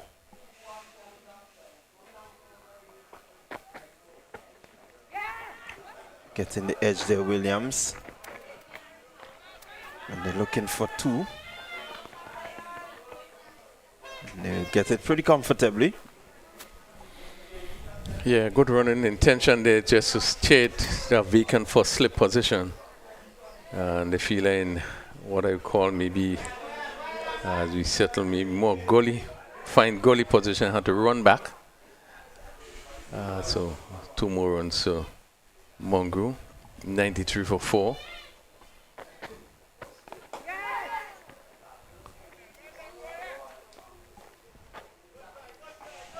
Yeah, good thinking there by the batter, just looking to drop, call his partner through, but the fielders from the Windwards are a lot to it. And I think this is more of what we expect. We expect them to be a bit more sharp. I think that initial movement from the man there at the short cover really caused them to change their minds. There he goes again, over the infield. It's going to challenge the boundary, goes over about now. And that's 4 more to Mongrou. Yeah, and that was well played. It was an over-pitch delivery, but you could see him giving himself a room and sort of opening up himself a bit to get it over that extra cover, a wide mid-off position, which was pretty vacant. And the fielder at long on really had no chance, even though he tried to get it. He just went over the rope. But a good shot. And again, we see the importance of the positioning, just to open himself a bit, right? So he able to really swing that bat, and he hit it well over that extra cover region for 4. Yeah, really. Mongrou, Kishab Mongrou, showing what he's made of. Seems to be a bit more aggressive than Nitium, and definitely it's showing. He's 18 from 16 deliveries. And so he's scoring at over 100, a strike rate of over 100. And you speak about the batting of this Trinidad and Tobago team, and you would have seen, even though you have lost Guerre, who looked good, Giuseppe, Mongrou, still we are seeing. We saw the brilliance of Thomas in the previous game. Now we have seen Mongrou here showing that he does have tremendous ability, being able to, clear the field, clear the infield. And again, it speaks to the depth of batting in this Trinidad and Tobago team, with still 6 overs to go to 97 for 4. And really, I don't think they're going to be looking to get less than 120. yeah, I quite agree with you. They will be looking for something in excess of 120. How well they bat from here for the next 6 overs will determine, and a lot would rest on the Winward Island bowlers and how well they can keep it tight. They've done some really good work so far, so they just need to continue. It will be important for Captain Joseph to determine, who he brings on at what time, because as we've seen Patel, who has bowled well and has been pretty tight, he's completed his spell, and so the maneuvering of the bowlers will be very important. So we look at the 2 bowlers who really would have pulled things back. and would be Patel, and then we had John bowling from the other. And I think these are the two bowlers that really would have pulled it back a bit for the Windwards. They would have picked up, Patel would have picked up a wicket, and then John would have followed up in picking up 2 wickets. But these bowlers, I think, look more penetrative, look as more wicket takers, and certainly they have played a very important part in really pulling things back. Now we see that with Patel off, things are beginning with Williams over there, just beginning to push it a bit more. Yeah, well, as you look at their screen, John, he still has 2 overs to complete his spell. Williams has 1. Joseph, the captain, has 3. So you would make it that's the way he will go in terms of completing the innings. 3. He himself has 3 more. Williams has 1. And then 2 from John to make up that 6 overs. Well, we know that Joseph didn't bowl well in the last game. I don't know. I haven't been able to see him in this game what he would have done, but we do know that he's a player of great ability, and he's one again of the seamers that are able to move the ball both ways. So one would hope that our captains, he will really come back and look to tighten things. And I mean, if you put pressure on, you put yourself in a better position to pick up wickets. Yeah, he started pretty well this morning. Built quite a bit of pressure early up. So he will need to come now and sustain that pressure.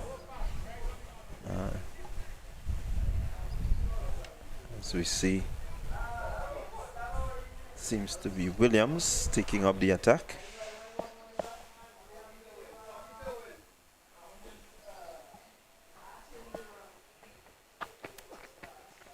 Good delivery, just moving away, getting a bit of bounce there.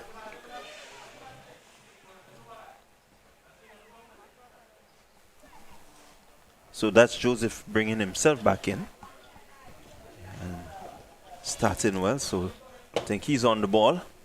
Yeah, good delivery, nice length. Ball again, leaving the left-handed batter.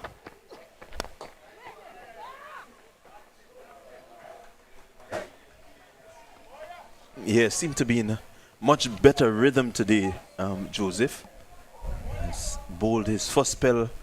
He came down pretty tidily, bowled his 3 overs for just 11 runs. And so these remaining 3 overs will be very, very important.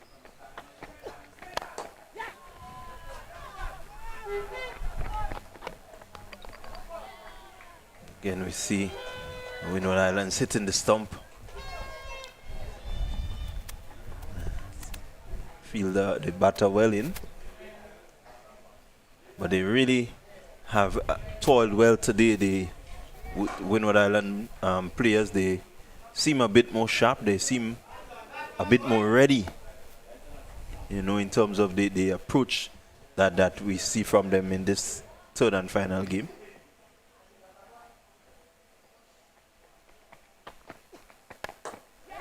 Again, Joseph right up in there. What is good about it is that he's looking to bowl wicket to wicket. Yeah, so important, and keeping the ball right up. And batsman Thomas, so they hit that one down to mid-on, not giving them much opportunity. They must play straight.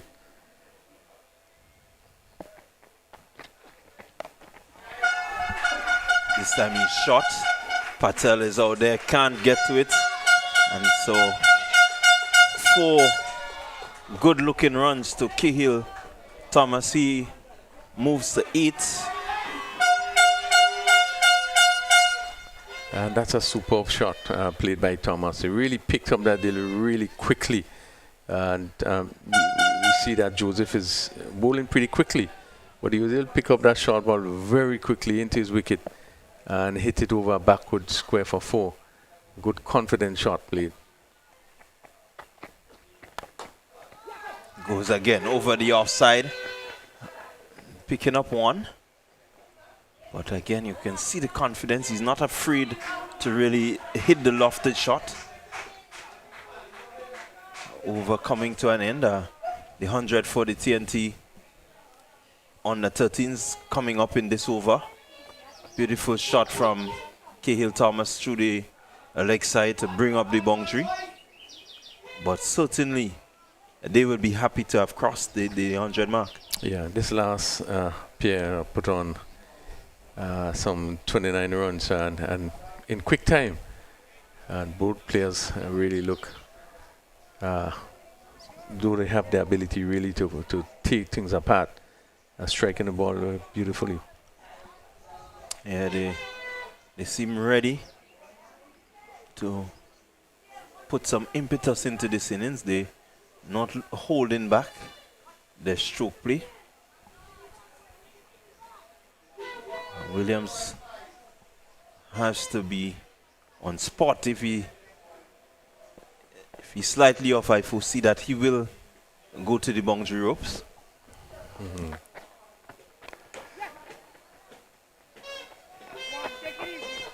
Yeah, trying to make use of every delivery. If not being able to put it in boundary, picking up a single. And this one was, see William, they trying to slow a delivery, pushing it wide. The batsman was equal to it, Mongu, and just played it just to the left of that point feeler and picking up a single. Again, full delivery, stroked by Mongu. Go for one. Come for two, and two gets in there in the end. Through to the bowler's end, but Thomas was well in. Another good-looking shot there from Keshav Mongu. Yeah, Patel being a bit slow, feeling that fairly deepish cover position. High delivery. I like the idea from Williams asking him to reach. It's just a little too wide, but definitely the approach says you come, and if you're off balance and not able to hit well, then you just may present a catch. The field, in my view, may just need to be back a bit, for that type of bowling, but certainly good ideas. Wide Yorkers there. That's the line that he was looking for. Still, maybe that man there at point just needs to go back a bit, maybe closer to the edge of the circle. Anything over his head can present runs.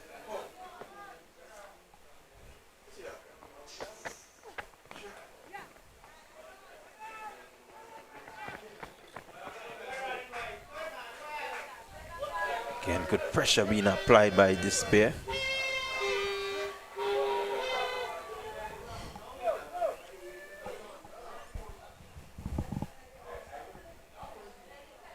So 109 for 4. Williams. Left-handed Thomas. Thomas is hitting this one straight. Not really getting hold of it, but dropping in no man's land.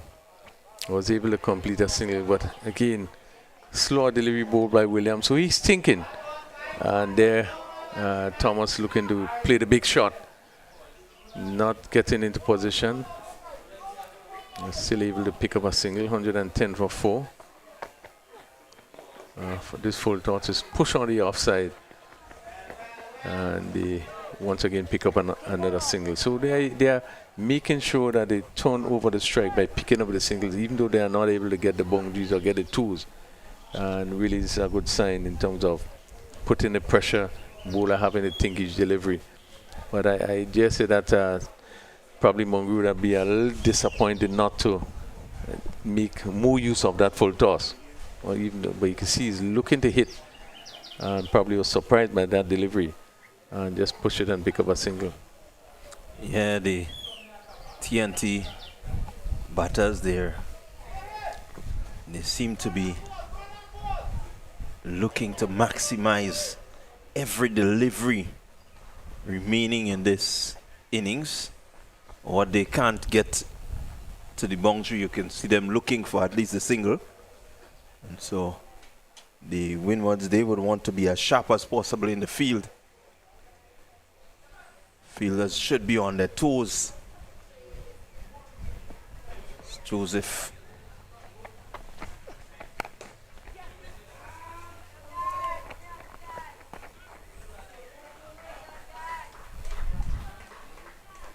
Joseph just pushing that one and picking up, not Joseph rather, but Kishab dropping it. Fielder was onto it, but they were quickly in. And so they seem set and ready to run everything. Yeah, I think one of the positive signs you're seeing for the batters is that the communication between the wicket, being able to run in the wicket, they really have been doing it well. This one looked very close, though. Again, the wicket has been missed, and they will go back for an overthrow. We're just making a point in terms of the running. They look very positive and quick to pick up the singles, you know, and that has been a feature of the batting. Even though this particular one looked pretty close, but they have been running well in the wicket, and you could see their communication has been good. And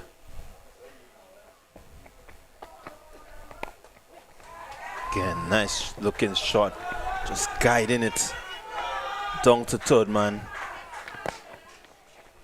yeah, and that again was really good running, because that fielder had the ball in his hand, really coming around, and they turned very quickly, and really when they got, they were basically ambling in.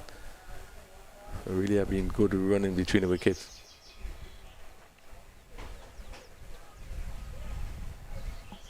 Yeah, the pair of Thomas and Mungru putting on 41 so far in very quick time.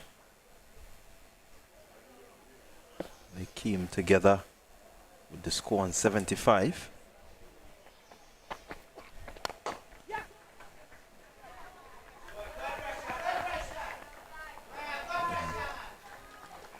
Yeah, putting a lot of pressure on the fielders. That one went straight to mid-on. Again, you know, and the fielder actually fumbles. He really put pressure on the fielder. Well, he's still going back. One, I think he would probably come up a bit more just to cut off that those singles.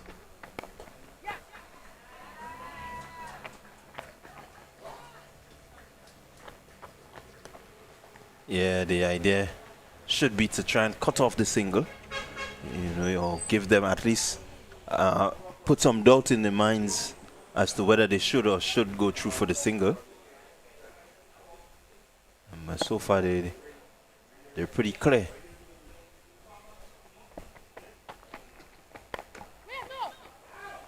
Again, good calling, recognizing that the fielder was a bit closer. So this is more of what the Winward Islands need to do. They need to be sharp and get in as quick as possible to put some doubt into the minds. 118 for 4, 3 overs remaining. Mongo 25 from 23 deliveries, and Thomas 16 from 21. And this pair once again just turn it around, put a little pressure on the bowlers. Yeah, so far added 43. As we see who's going to pick up. Is it John that's coming back from this commentary booth end, or the southern end? John, who would have bowled a tremendous spell. I think he's one of the bowlers who would have really picked the Trinidad and Tobago team back. Picking up 2 wickets, could have been 3. But he's the one that probably would have break the back a bit. But we've seen that the depth at the batting coming to the forefront once again. As he's picked up the attack coming right arm over the wicket. And he's going to bowl to Mungru. Turned fine. Good stop by that leg slip position, which is deepish, but made a good stop. As that delivery slanting down the leg side a bit. And turn down to short fine leg. 119 for 4. Now it goes over the wicket to the left-hander.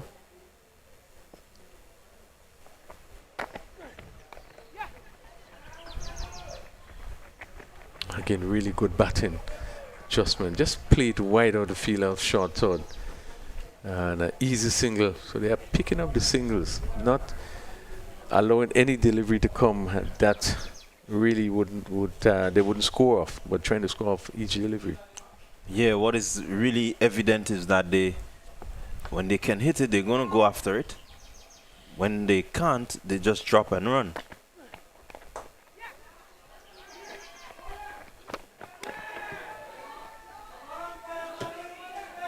Again, the time taken to really get. I think this is what is really holding them back. So look at that replay, just half hands, and let's see. Yeah, the load up that the fielder takes. Yeah. It takes some time to load up, before he releases. And I don't know why they think it's about power than quickness towards the ball. Yeah, a nice little underarm there just may have worked fine. Yeah, probably you needed an underarm flick in that position, being pretty close to the wicket. Well, I would think that, the coaches, as you look at those flaws, this thing you will be working on to help develop as you go to the next level.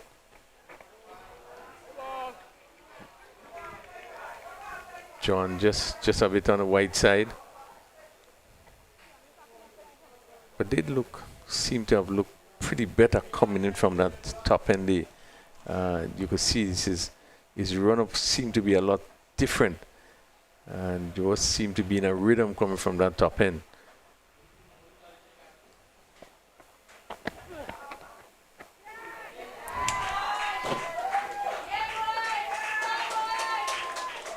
By signal there by the umpire. Keeper not really making an effort to stop that one. Yeah, should have held that one. That pass between the stump and actually the leg stump.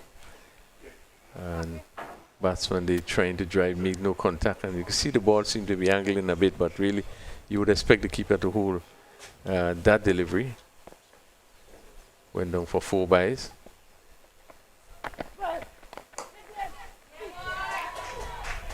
Again, nicely stroked by Thomas.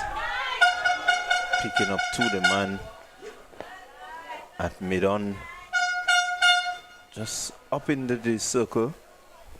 He was able to beat him and pick up 2 easy runs. Yeah, that long off position there actually no one was in long off or even mid off. You see that mid off was very wide, so the fielder on the boundary had to come around.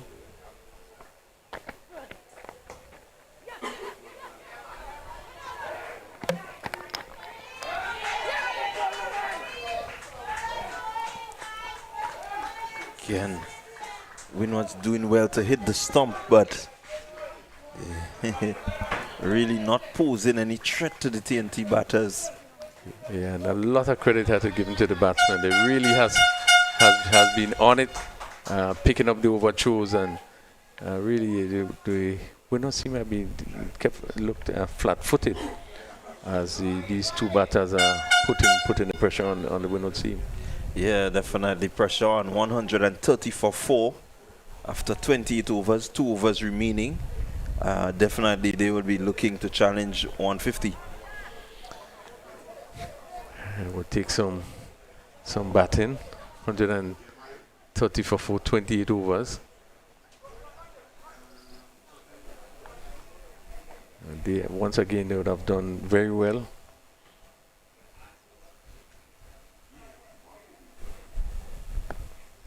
Had some 13 runs coming off the last over.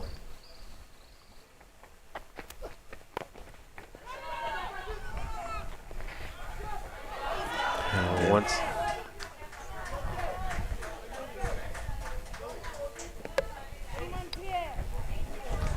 Yeah, I just think they're backing up. I one or so, more or less sometime read the play, try to understand what is happening, and then move. Once again, ball pushed straight to the field at point. and they was able to pick up another single, 131 for 4. But they just have to be on their toes in terms of backing up. I think it was a good shot to the wicket. The batsman was out. Ball hitting the stumps and go down to what would be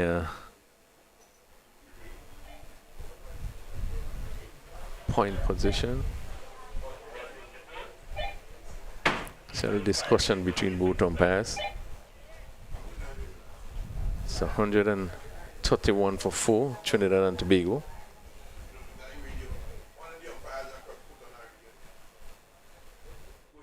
Yeah, 131. The TNT batters will be looking at possibly 150. Yeah, that would be the highest total for the tournament. Yeah, I would think they probably 150, 140, 145. Obviously, you need to pick up a couple boundaries.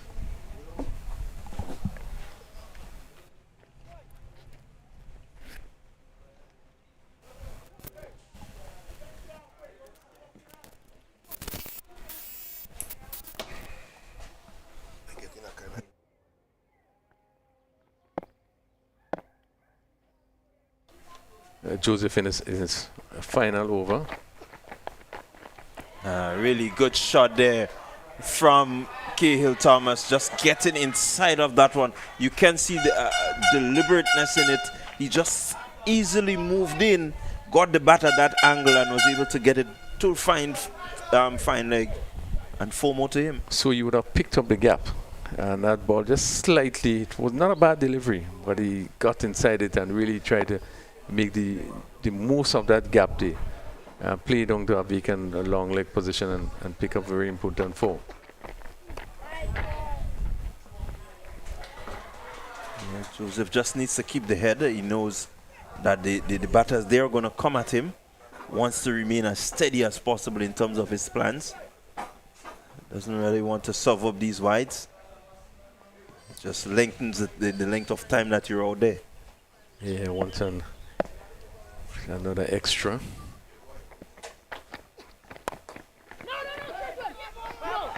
Misfield by fielder there, allowing the single. Yeah, and again, I think the pressure that has been placed on the fielders, that if every delivery they will look to pick up runs, whether it's a single or not. Going straight to the fielder, he looked up a little bit too quickly and allowed that ball to pass him and give the batsman a single. And he made no contact.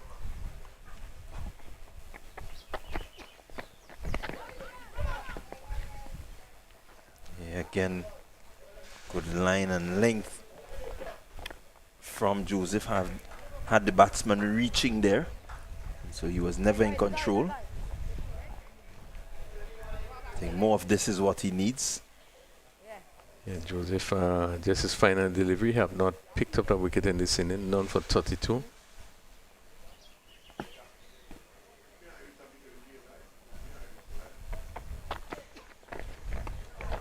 Again, going through well. That brings the end to his over. So, I would make it 8 runs coming from that over, and so it tells you that they're now a bit closer to the 150. Can they get there? It will be a challenge, but let's see how they approach the final over of the innings. Yeah, and with just 4 wickets down, so I think it would give the batsmen some freedom. They could really look to pick up as much as they can. John is going to conclude his spell with a 6 over. So far, 2 for 24. And he's going to go around the wicket and he's going to bowl to Thomas. Impressive Thomas. Good delivery. Goes down to backward point, but he kept it close on a really good length. Not much that Thomas could have done, but just probably get himself in position just to push it down to that in that vacant region to pick up a single. Yeah, and that's the idea from John, the length, the line, really not giving anything away.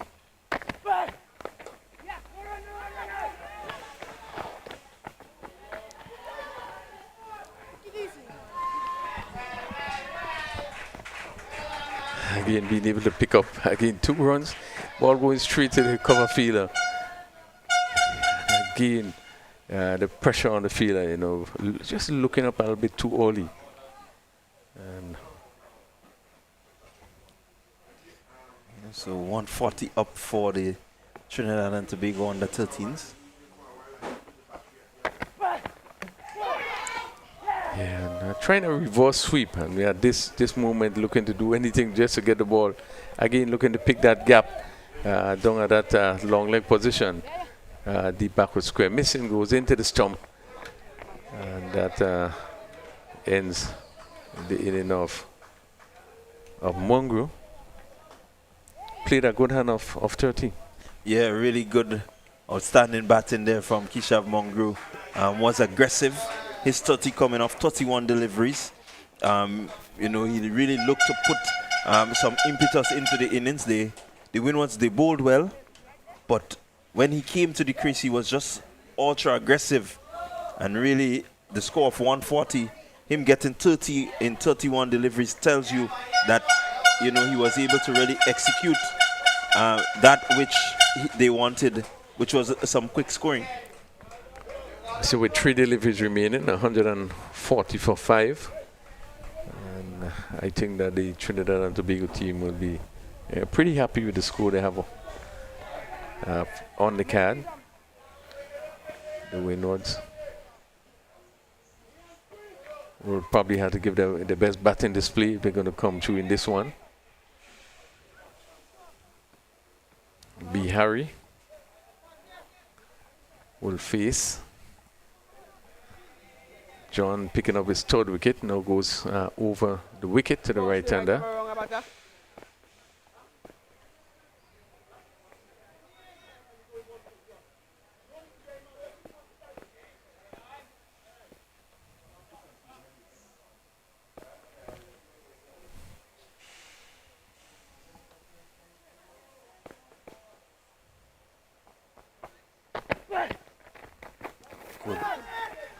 Good delivery. Good lifting delivery. And there's going for and they just conclude by. This is what you call running them ragged. There's no need to be shying. All they need to do is just hold the ball and make sure that, you know, you keep the batter on strike. The new batter, you want him on strike, you want him to face most of the deliveries.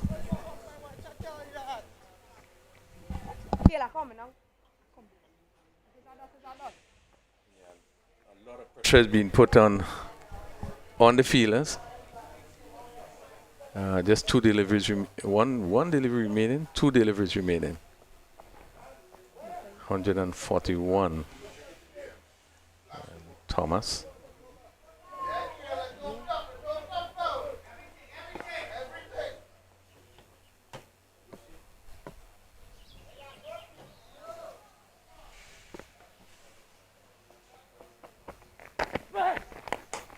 Driven. There must be a run out now. Yeah, looking for the 2nd run there, and really short of the ground. But I think they're looking to run for everything now. With just 1 delivery remaining. 142.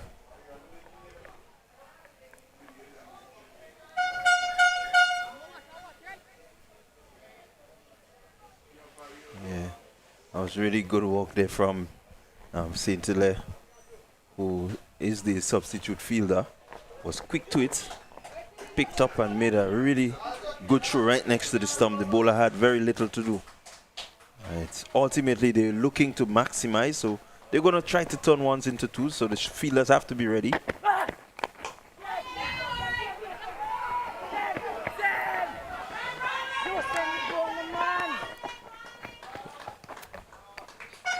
So that's the end of the inning, picking up 2 runs in the final delivery. Ball hit down to deep cover.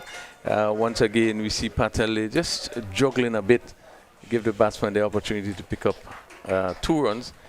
But that ended the inning at 144 for 6. Trinidad and Tobago, and certainly probably be happy with the batting performance today. Yeah, I think they will be happy to see that they completed 30 overs. They've lost only 6 wickets. The batsmen, they did pretty well. And, you know, they have a lot to be happy about. You had some really good contributions throughout. Just to give you a quick rundown, Levi Burke and Larell Giuseppe, they were the openers. And they opened the innings. Burke, he went for 9. He was bowled by Williams. Giuseppe, he was caught Williams, bowled Patel for 10. Mongrel, he went 28 from 46 deliveries. He was caught Emmanuel, bowled John. John bowling very well. Guerrera caught Joseph, bowled John for 10.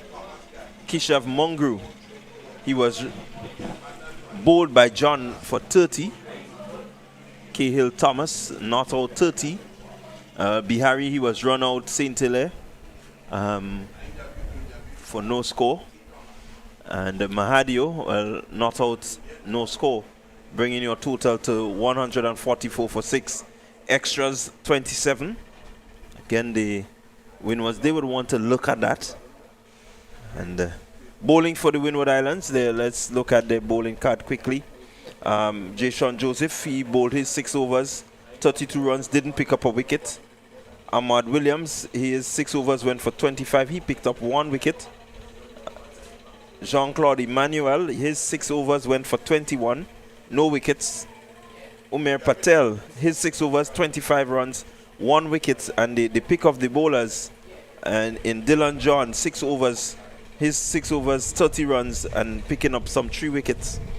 So all in all, a pretty decent outing for the Winward Islands. They were run a bit ragged in the field in terms of, you know, the sort of pressure that they were put under by the TNT batters in rotating the strike.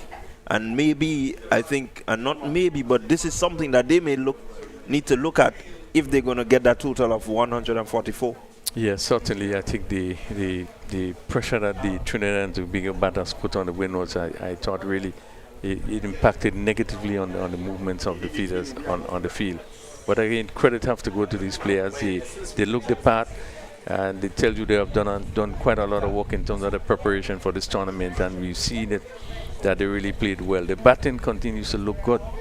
The Windwards bowling, I think is the strongest of the teams in terms of their strength in the bowling. And we saw Thomas come and made a major difference when he took that ball together with Patel. And I think these 2 bowlers were sort of steady thing a bit, maybe put Windwards back into a position of strength. But again, the strength of the Trinidad batting would have showed, and one have to give credit really to the way that they would have played. But 144 for 6, and certainly the innings break. We are going to take a short break. Probably would be back for the second half of the inning in probably about the next 25 minutes.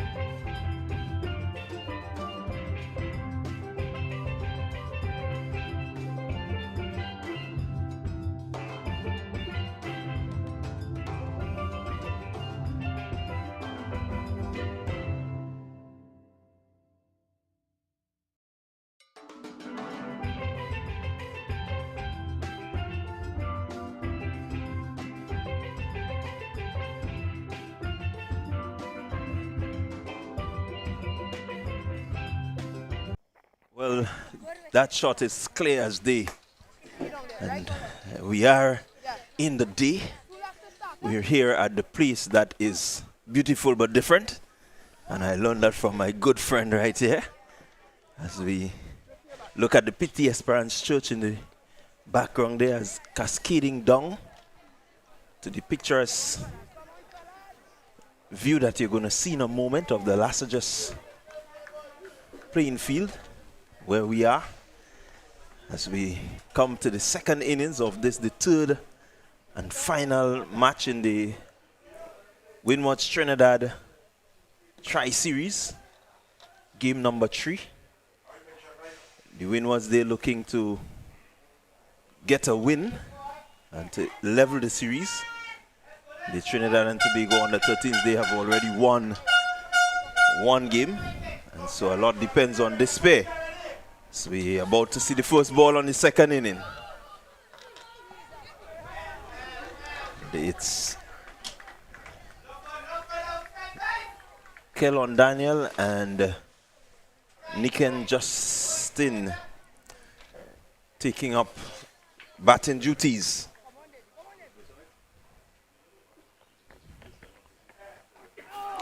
Trinidad and Tobago starting with spin. Guerrera coming from the pavilion end, and so far all the deliveries has asked questions of the batters.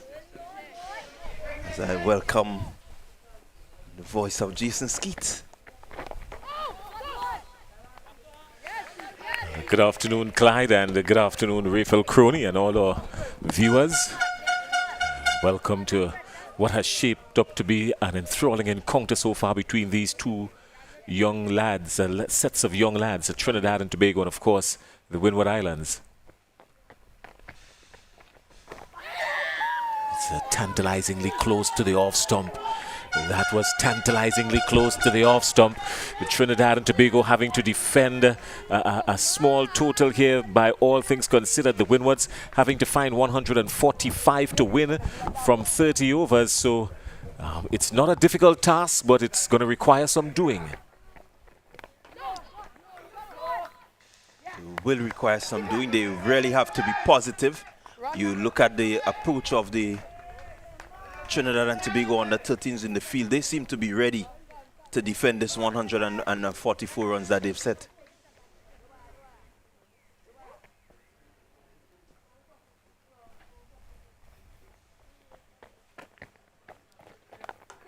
Guerrera again hanging outside that off stump and getting the punishment.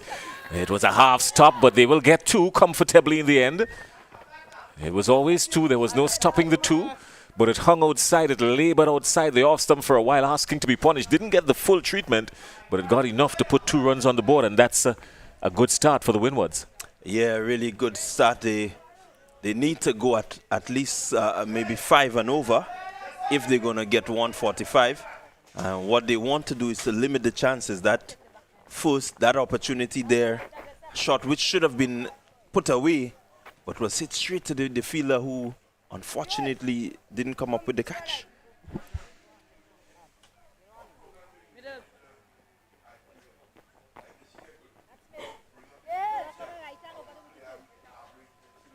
I will tell you something about that church you spoke about up on top of the hill. The Pity Esperance Church. That's the Catholic church up on top of the hill in the distance. I'll give you another point on that church in just a little bit. You would probably say at the end of the pointer, oh yes. It's not that you didn't know, but maybe it was lingering somewhere in the back of your mind. Let's see what Giuseppe will have to offer here now. He's going to open from the riverbank end.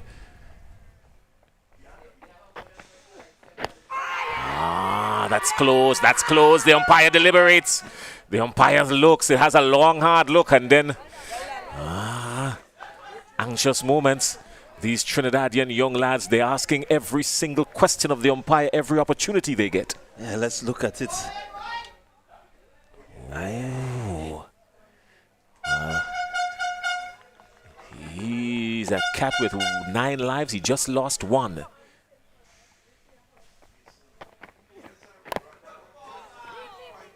Yeah, again, what placed some doubt in the mind of the umpire there is that the youngster Giuseppe got the ball to shape back into the left-hander. And so that just placed a bit of doubt. You could have seen the middle stump, the off stump, and the umpire just decided maybe it might have missed the leg. So he leaves the fight on. He's fishing. He's living in the valley of indiscretion. Wants to get across closer to that delivery, or maybe allow it to go by. But if you're going to stand there and hang the bat, well, then you're asking for the edge. Yeah, really not in a position to play that shot.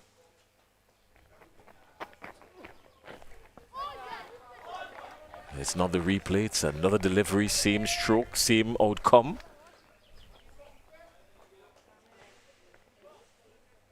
Yeah, the batter in Daniel, they're just looking to find his feet somewhat. Really not moving to the deliveries as he ought to. I think he's mindful of the one that moves back in. Again, he's opting to play back, and that's dangerous living. You want to come forward on this surface. This surface doesn't have any demons in it at all.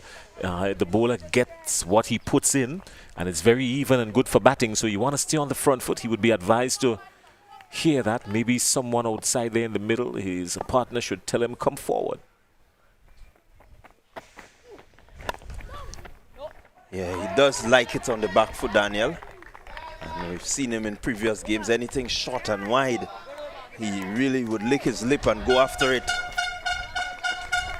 Well, the interesting stat here is that after 2 overs, the Winward Islands in search of 145. They've just got 2 runs on the board. They're still in search of 143, and that is, while they've not lost any wickets, you want to at least use the opportunity to score some runs early up when there are some restrictions in the field. Yeah, quite agree with you. They need to maybe just try to find the gaps and look to rotate the strike as much as possible. Maybe even go over the top, you know, just to get the fielders back a bit. So far, it's been pretty tight.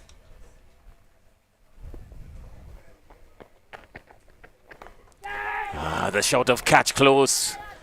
Half chance. Just one. Got a hand on it. Trinidadians have shown a little bit more purpose than the Windwards in the field, even when they're batting as well. They've shown that they're a lot more purposeful.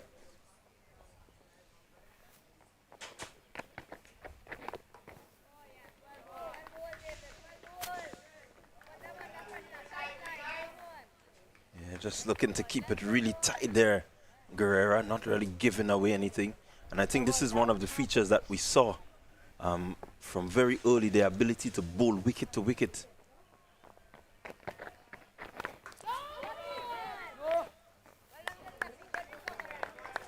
You can't beat the field. Davis Guerrera has kept it as tight as wax to this point. Just 3 runs coming off of 1.5 overs, not bad at all.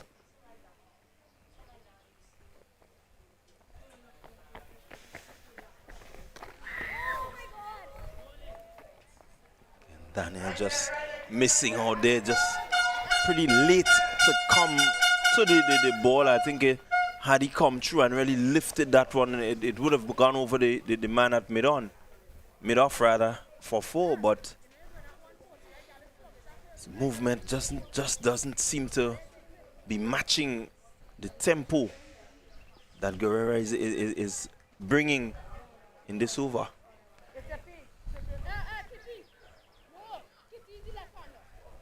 We've got 3 dot deliveries in this over already, and that's not good for the Winward Islands. The run rate is climbing. They're just going at 1 1/3 when they require 5. It's not a hard ask.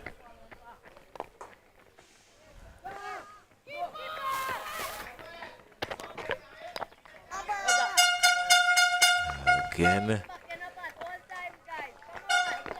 the Windwards can't beat the Trinidad infield just yet. 4 dot deliveries in the over. Just 1 run coming off of it so far.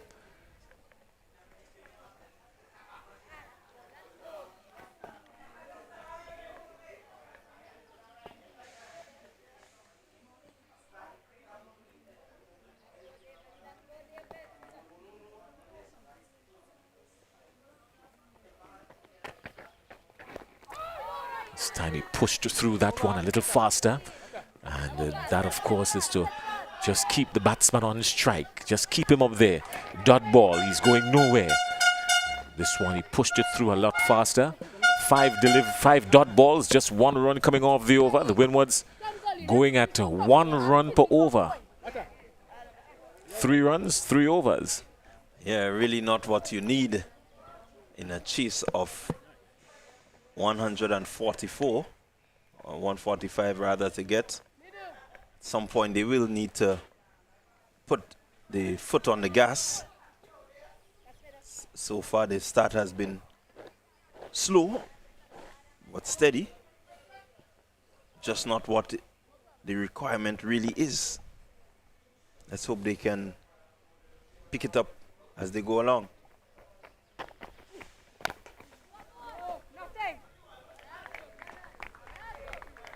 Can't beat mid-off, can't beat cover, can't beat point, can't beat first and second slip, can't beat the man at gully. There's no beating at all taking place, can't beat the ball either.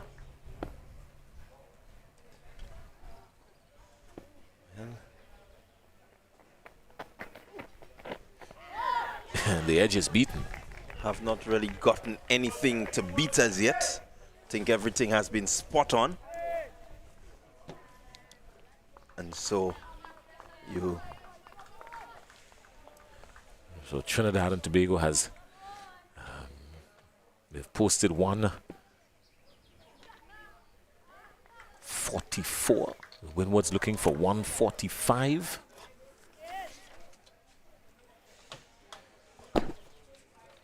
It's not a tall ask at all. It would require some application, of course.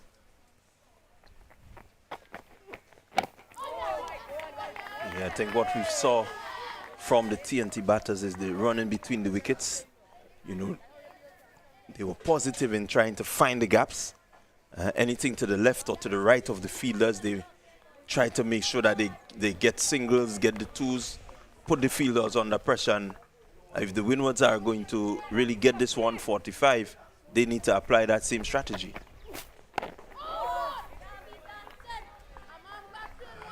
So they've kept it tight. These Winward Islands batsmen, they've been batting in a detention center, for want of a better phrase. They're going absolutely nowhere. Yeah, they just need, at this point, you want to get scoreboard ticking over. Don't want the feed the... There's some runs here now, Clyde. 1. We're going to settle for 1. And that's so far that's the customary 1 coming off the over to this point. The Winward Islands have just moved on to 4. 4 without loss. And we are inside the 4th over. If they continue like this, the projected score at the end of 30 will be 30. We've got to pick it up and speed it up.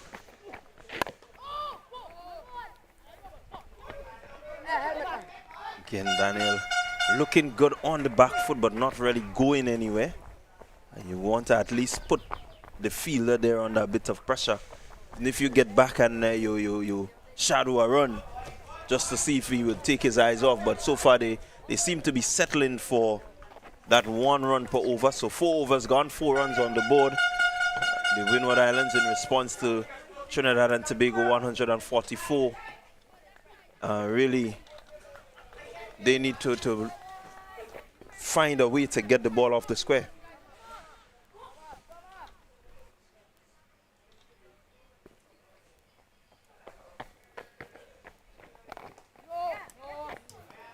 Still on the back foot and can't beat the man at point. So maybe if he up to come on the front foot, he can just pierce the field, because there are some gaps in the field, obviously. It's only 11 of them outside there. He's going for this time as they get one across to square leg. Just 1. And so they are being a little bit watchful, you can say. On the other side of the coin, someone might say, well, Trinidad and Tobago has kept the Windwards in check. But 145 is not a lot to get. So it's not that they're up against the gun. It's just that they're putting themselves in a more difficult position than they should be. But we'll wait and see how it will turn out. This time he's on the front foot and diligently played, well played. Yeah, really. Approach just seems to be a bit lackluster, not really aggressive. Ball given quite a bit of air.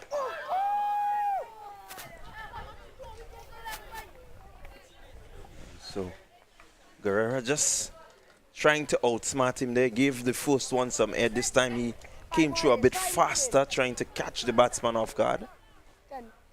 Let's see if he will go slower again. He's bowled him. He's bowled him. Head in the air. He's gotten through the gap. And Trinidad and Tobago takes their first wicket. And the Windwards are 4 for 1. He's gotten him. Yeah, really not selecting his deliveries to go. I think he had the perfect opportunity to hit through the line with the one that was closer. At this time, Guerrera just getting it to drop in the right zone. As we look at the replay there, drop, movement in, batter looking to be aggressive, leg stump, peg back. Well, the coach and the manager, they're going to look at that shot from the Winward Islands batter and say, you know what, your bat came from somewhere across point or gully. It has to come straight down. And your head was in the air. You've got to keep your eyes on the ball. But they're under 13s, and I make no excuses for them. They've got to do better, but it's part of the learning process. So this is the time when they've got to learn. If you want them to make those kinds of mistakes, now is the time to make them.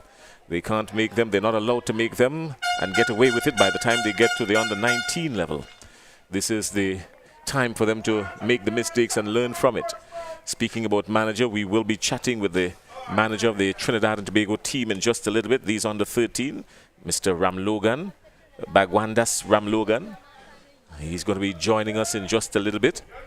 And I think Clyde Rondell John is going to make way for Ramlogan. He's going to join us, and we're going to speak obviously about this under 13 team and the work that has gone in with this under 13 team and some of the challenges, of course. We know that just about every country around the region would have challenges in putting together an under 13 team at this level. They're not very consistent when it comes to their mentality and all of that, but at under 13 you can understand why. They're young men with a lot of energy, and they just want to play cricket. So we're going to be speaking with him. Good afternoon, Mr. Ramlogan. How are you? Good afternoon. I am doing fine, man. Well, welcome to Grenada. If you've never been welcome before, welcome to Grenada. Is this your first time in Grenada? Yes, it's my first visit to... No, my second visit to Grenada, but my first visit with a cricket team. Oh, I'm tempted to ask, what was your first visit and what did it entail? But is it safe for you to say it on the air? Yes. My wife and I, we came for a little holiday last year, around May, sometime in May month. We stayed at the Radisson and, we enjoyed Grand Anse. Yeah, but it was basically a holiday, so we stayed around that area. Oh, I see. Yeah. And you had the opportunity to visit the world-famous Grand Anse Beach? Yes. You were able to stand and with the water at your chest and see your toes? Yes, man. Yeah, it's one of the hallmarks of Grand Anse Beach, isn't it? One of the best beaches in the Caribbean. I would leave out the word one of. I would leave out the words one of. Yeah. I would just go from the best. Yes. But then again, someone might say I'm a little bit biased. No. Well, I haven't visited some islands, so I'm still waiting. When I visit, then I'll make the decision if it's the best. But I can tell you it's one of the best that I have, bathed in and seen with my eyes. Well, we'll settle for that in the meantime. All right, we're here at the last adjust playing field. The Winward Islands are 6 for 1 in this final encounter, the 3-match series between the Winward Islands under 13 and Trinidad and Tobago under 13. The first match on Saturday was abandoned because of the inclement weather. The rain came, bucket a drop, we say, in the Caribbean. Yes. And then Trinidad and Tobago with a comprehensive win in the second match on Monday. This one is in the air. It hung a little bit. The man came in at short mid-wicket, but he couldn't do anything about it, really. And they picked up a pair. So much needed runs for the Winward Islands against the Trinidad and Tobago under 13. The score has moved on to 8 for 1. And you, Mr. Ramlogan, how has it been with these under 13s as the manager? I mean, as the manager, you're not just the manager, but you're a parent outside here as well. Yes. I would say we have a pretty disciplined bunch of fellas, cricket focused. They are the best from Trinidad and Tobago, and we have one Tobagonian in the team, and we have the other 13 are Trinidadians. But Well, that's a good shot. Yeah. That's an exquisite shot. It was timed perfectly. It would race out to the boundary. Yes, it gets there. It deserved 4.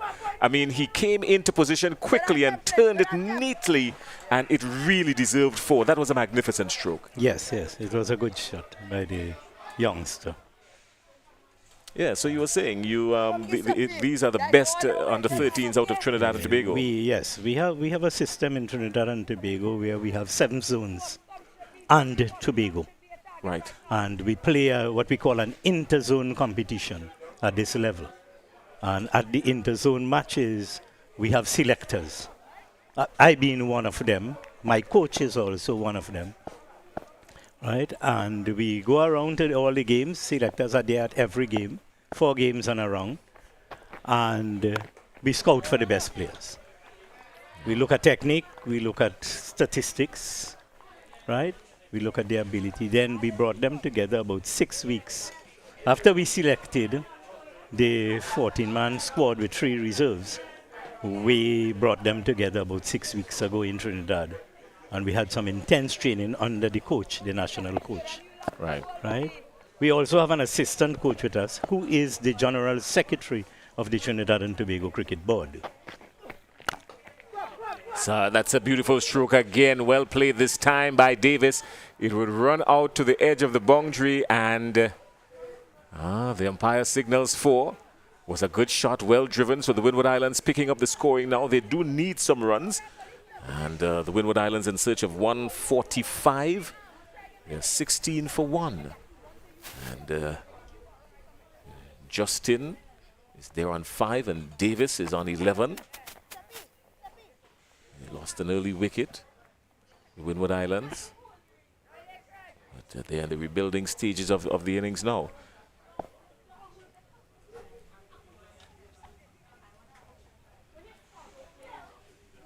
The bowler is Katwaru.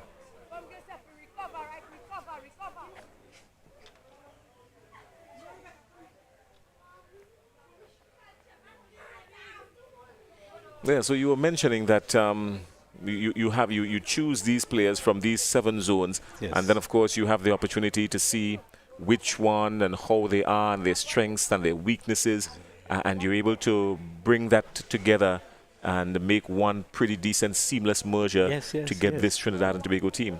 Yeah, we have a talented bunch of youngsters. A few of them played last year in the under-13 national team. That's when we played against Guyana at home. Right. And, well, we have some newcomers in the team. But the boys gel well, you know, and they like Grenada. They enjoy this stay in Grenada so far.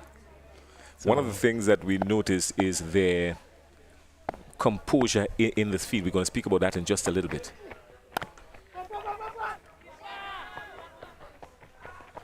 Sharp single, good running.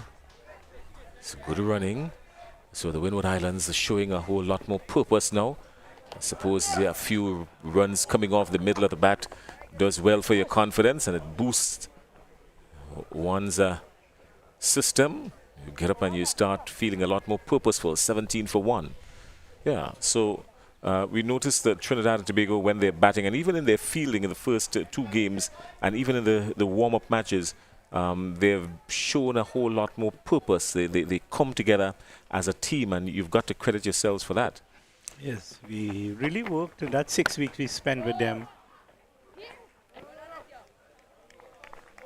they have improved tremendously. They bonded well. You know, right now we have a good team. We have a good team. I wouldn't say the best team, but we have a good team, and we are playing pretty competitive cricket. Right? Most of the boys here to play at the secondary school level in the under 14 competition at secondary school for their respective schools. Now, is there a system whereby they can now filter from the under 13 up to the under 15, then under 19, and then eventually for Trinidad and Tobago, because you would take them from one stage and then someone else will take them to another? Yeah, well, some of the boys, most of the boys, I think about 9 or 10 of the boys will not qualify for under 13 next year.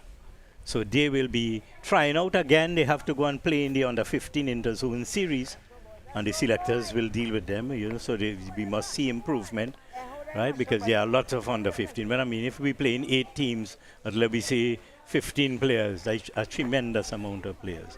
That's 120 players. Right. And we select 14 from that and maybe 3 reserves. So, some of them may not make it next year to the under 15. It's not anything that you just leave under 13 and go to under 15. You have to perform to get selected. Has allowed the appeal for a leg before. Pam and Warren disagrees. But Trinidad and Tobago, they've been keeping these Winward Islands batters in check. Let's take a look at it. It's probably drifting down leg and hitting just high. Yeah, I feel it's a height.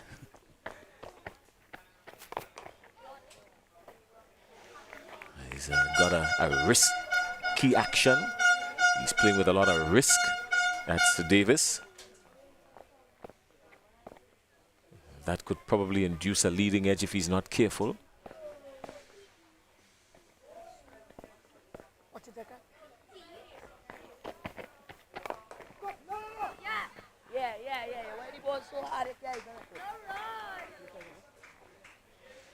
It's 17 for 1. We're inside over number 7. For the 128 required. Still gettable. He's looking to go way over mid-wicket, or way over square leg, I should say. But making absolutely no connection whatsoever. And had he connected, we would still probably been looking at it sailing away. Yeah, so I mean, these there's no letting up in this squad and trying to get from one stage to the next. You've got to work for everything.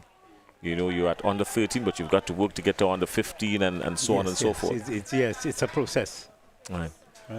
We have that going on. With all the teams, we do have interzone competitions. And that's how it is. Well, I know that you have some friends in Trinidad and Tobago that are viewing, so you can probably say hi to them, because we're going to make way for we've got a few more folks here from Trinidad and Tobago that we'd love to speak with. Of course, we've got the TNT executive member from the Trinidad and Tobago Cricket Board, Ati Bakrash, I think is his name. Altaf Baksh, yes. And then, of course, we've got Ramnath. Ishwar Ramnath, the coach. Ramnath, that's the coach, yes. Yes. So we've got Ramnath to come. So we're going to be speaking with them in just a little bit. So thanks again for joining us, Mr. Ram Logan. But just before you go, you can say hi to a couple of your friends. Yeah, I want to say hi. I want to say hi to my family, my wife and my 2 children. I also want to say hi to my friends, hi to members of the cricket board in Trinidad and Tobago.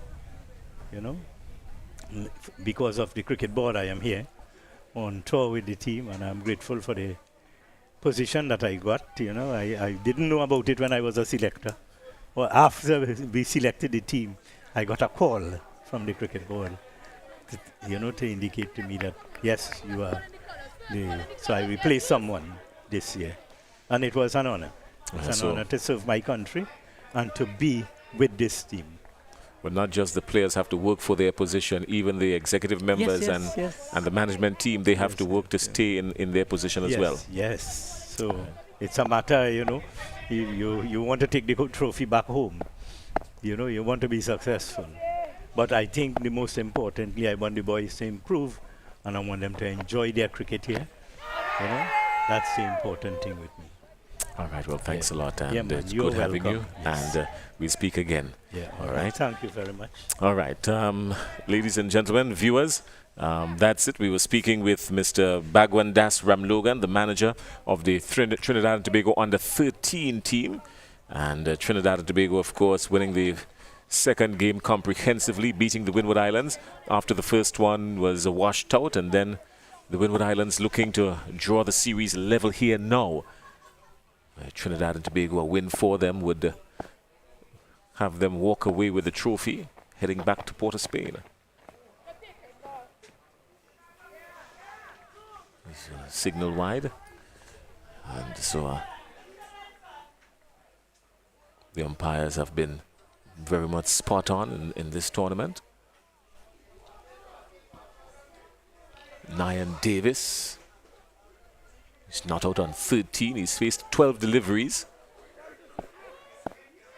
And Nick and Justin, he's creeping along on 5.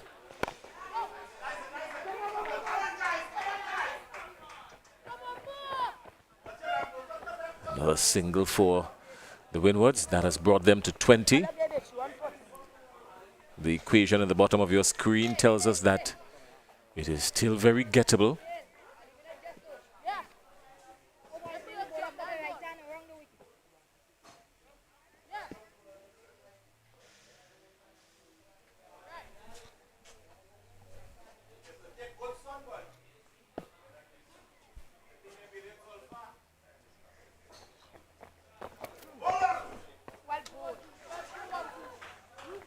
So,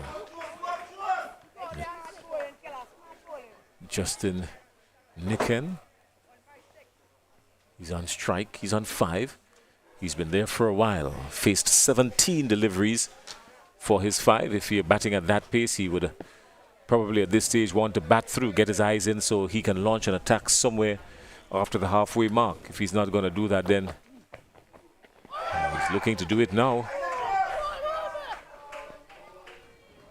That was tantalizingly close to the stumps, Rafael Crony. Yeah, certainly. Swinging right across that delivery and making no contact. Didn't pass far from the off stump. Probably would have been better advice to play straighter. But it's not a sort of shot you would want to suggest at this stage or, one of the top line batters. No, not at all.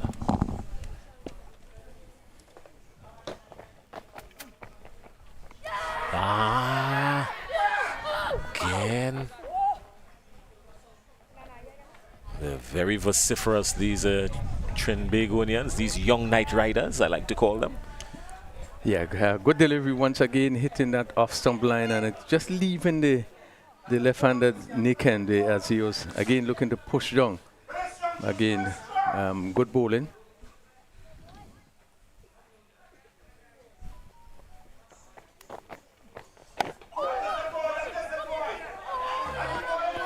It's a good over by Mahadio.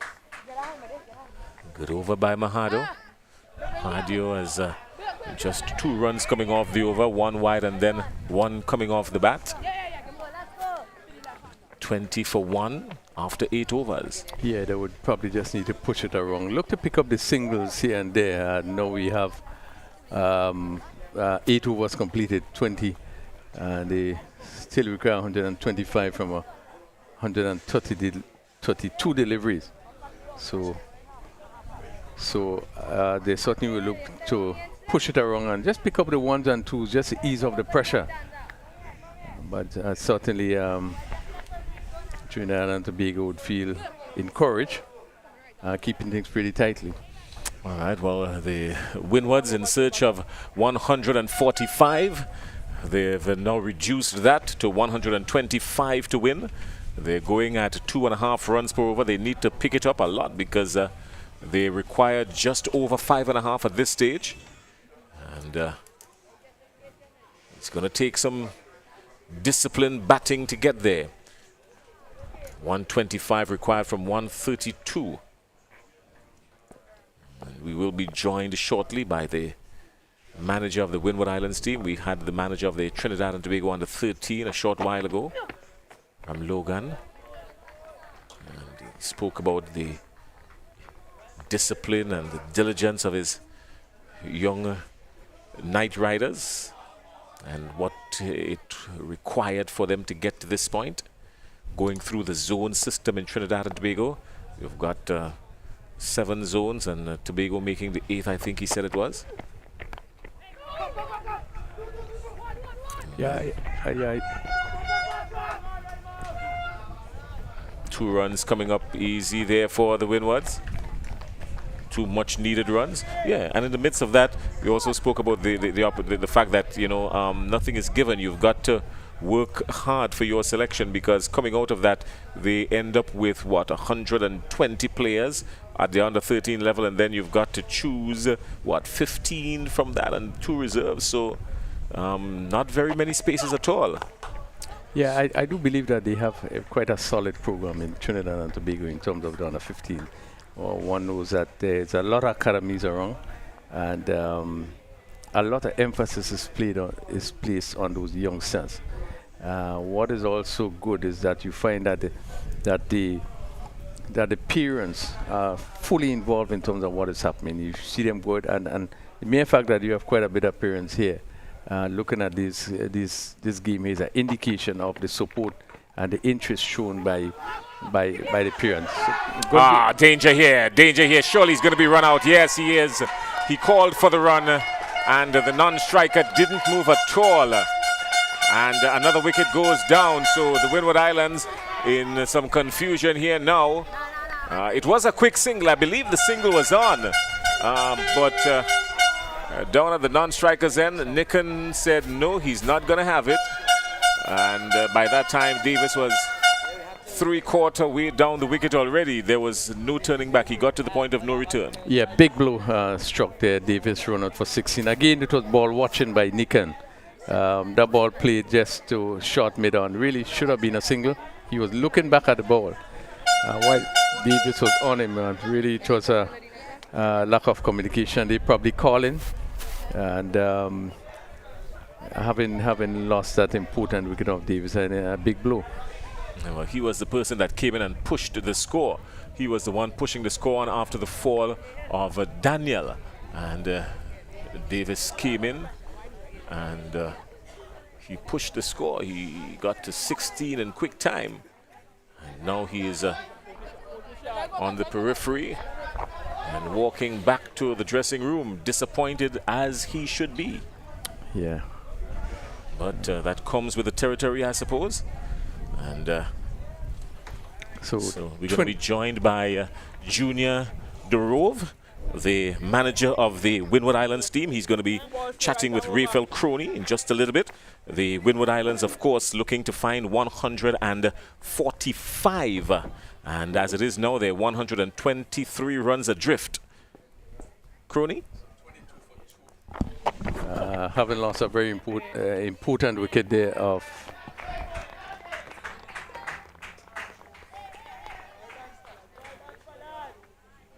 by the run-out route. I think it's probably one of the areas you'll hate to lose a wicket, obviously, by the run-out route. We are into the 9th over. It's 22 for 2. The Winward is trying to get 145 for victory. And, good delivery. Bowled by Thomas. Again, keeping it very tight. So at the end of the 9th over, the Winward's 22 for 2. As I take this opportunity to welcome Junior Dero with us. And certainly, Dero, we have have a chance to look at the games that have been played. We are into the 3rd game, and certainly you probably would in a position to make an assessment of what you have seen so far. Yes, very good initiative by the Windwards and Trinidad Cricket Board. I've seen abundance of talent, and I think it can only augur well for West Indies cricket. Yeah, it is a structure that we haven't been seeing in the Windwards, but I think back in Dominica they had a system in place where I think the Dominica normally take part in their under 13 tournament. I think it was in St. Kitts or somewhere in the Leewards. I knew that quite a bit of players came out from that tournament, represented Dominica at the under 15 level and also at the under 19 level. Yes, Dominica has a very good program, primary school program that is. I don't know of it in any of the other Winward Islands, but I think it's a very good program. It serves as a feeder system for the under 15s. Yeah. How has it been? You pick up that position to be coach of the Winners under 13. I imagine probably it's really challenging. You probably care to share maybe some of the challenges that you face, how you would have been able to manage? I don't see it so much as a challenge. Coaching has been my profession for the last 9 years. I have worked with the youth, and then I'm part of the St. Lucia High Performance, so it comes natural to me as a coach. Yeah. So it's 22 for 2, and we are into the 10th over. And really, they would be looking to push on. Mahadu in his 2nd over, just going for 2 in his 1st over. The left-handed Nikan is 5 from 23 deliveries. Looking to swing, hit on the pad there. Appeal went up, but not out. Seemed to be heading down the leg side, but again, a little frustration. They looking for a big swing. Yeah, not rotating the strike as much, and the runs don't come.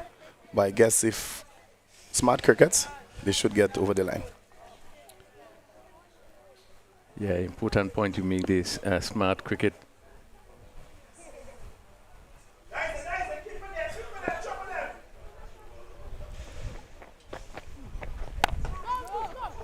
Yeah, not a good delivery, keeping it very tight, being pushed back.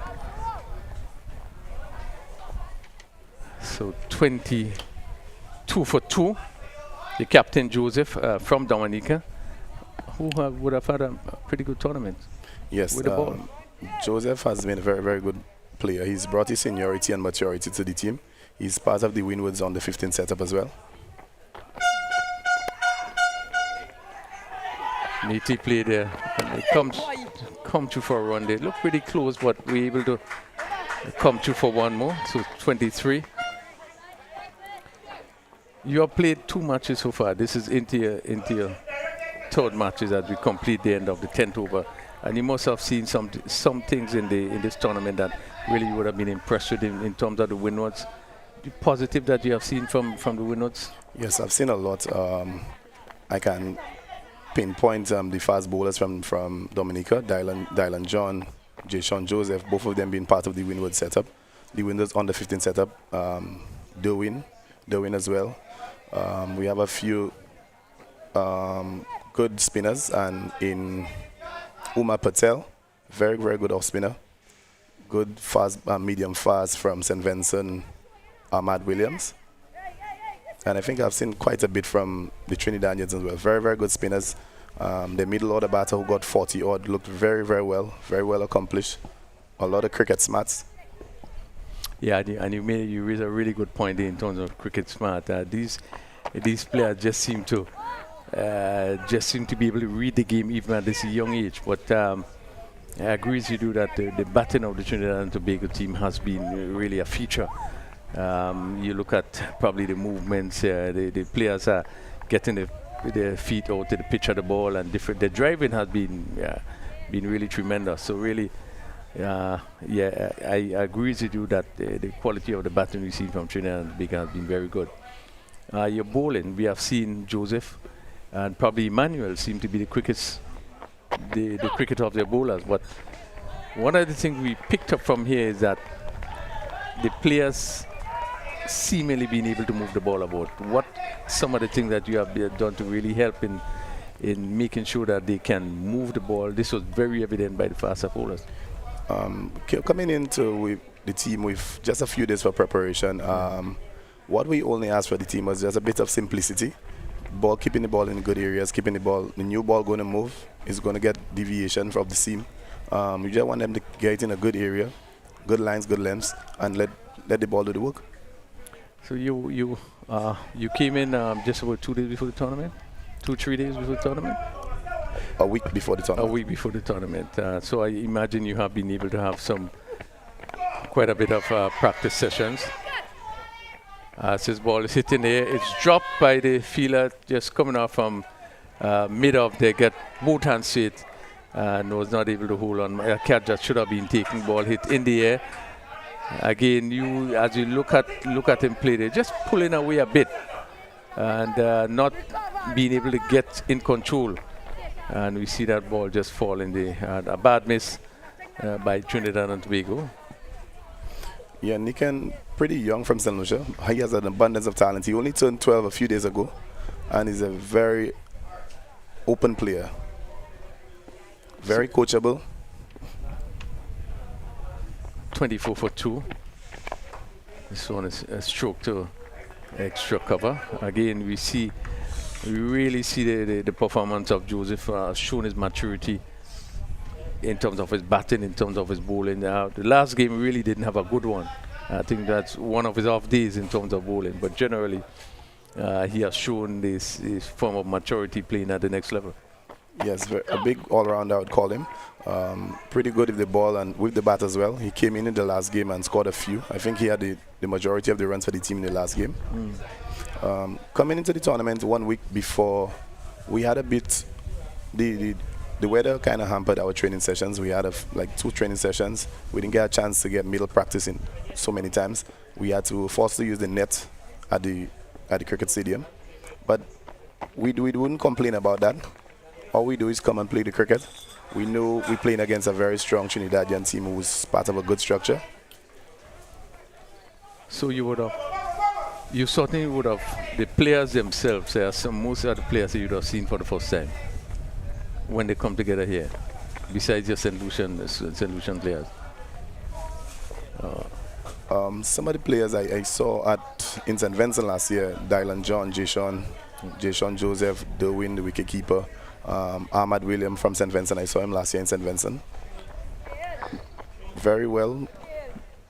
How difficult was it for you to get the players to gel, really, to come together, even though you had a short space of time? But obviously, in terms of the plans that you had, were you able to see things coming through within the short period you had there with the players? At this young age, you don't want to do too much coaching. Just ask for the men to just come and do as the little things you planned, and ask for them to execute 100%. We are into the 12th over, 24 for 2. Nikan on 7 from 30. Nikan from St. Lucia, and Joseph from Dominica. Joseph being the captain of this Winward Islands team. As Nikan faces another delivery, again he covers up and push it back on the offside.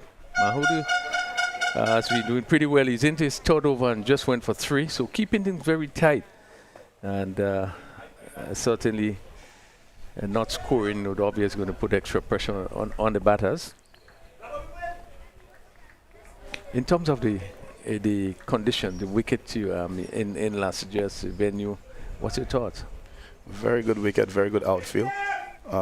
You can ask for more for youth cricket. And he should pick up 2 here. The one hit down to mid-off and just going to run close to the boundary. It's 2 more to Nikan. 26 for 2. And were you satisfied with the way the wicket played? I mean, despite the rain that we had. Yeah, very, very good wicket. Like I said, you couldn't ask for more from the ground staff. After persistent rain through the night and in the morning, we still got a game. So 26 for 2. Nikan. A keen look in the swing, comes off the edge, and this goes down to long leg. Again, he pick up another single, but again, looking for that big drive, but just pulling away a bit. But as you said, young player, and certainly you would have seen players here for the future going forward. Very much. What I suspect is they're batting out a clear plan now. Nikan looking a bit more explosive, looking to get more runs, and he taking the risk, and the senior batter in Jason looking to bat until the end.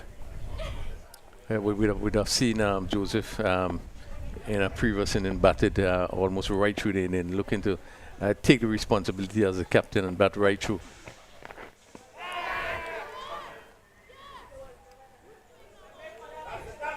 So 27 for 2, and we just into the 12th over. Some of the players, in your view, who you'd have seen from this Winward setup that you think has a big future going forward? Anyone that quickly come to mind? Yes, Dylan John, Ahmad Williams, very good bowler, handy with the bat, very good hands in the field. Jason Joseph, very good all-rounder. Nian Davis, steady batter, good cricket brain. Yeah, and we were seeing Davis here look as a really tough cricketer like John, who we have seen bowl and bowl pretty well. Really look like the sort of fighter that not afraid to any challenges to take it on. But yes, he do possess some talent. We think that really can go forward. We speak about Patel as our spinner. Yes. Again, it comes with a lot of game, a lot of match practice, so that builds your match awareness. So as a Winward board, all we're asking for is a lot more game time, a lot more practice for the boys, and they should get better. So what do you think this will do for I bowl him, a ball coming into him there, and he's just looking to give himself room. Again, looking to play on the offside, and that ball just is coming through and hitting the mid and leg stump. So we're not losing the third wicket. Niken being bowled by Thomas. We speak Thomas in terms of his ability. We have seen him with the bat. For Trinidad Tobago, we've seen that ball he just should have moved away and trying to play on the offside where maybe he could come around and push back. Tremendous delivery. Yeah, I was asking you in terms of is there any under 13 cricket back home in St. Lucia? Any program whereby you find players having match practice? There's no set program for the schools, but the academies in the Northern Cluster run by Alton Craft and John Eugene has his academy. I have my program as well.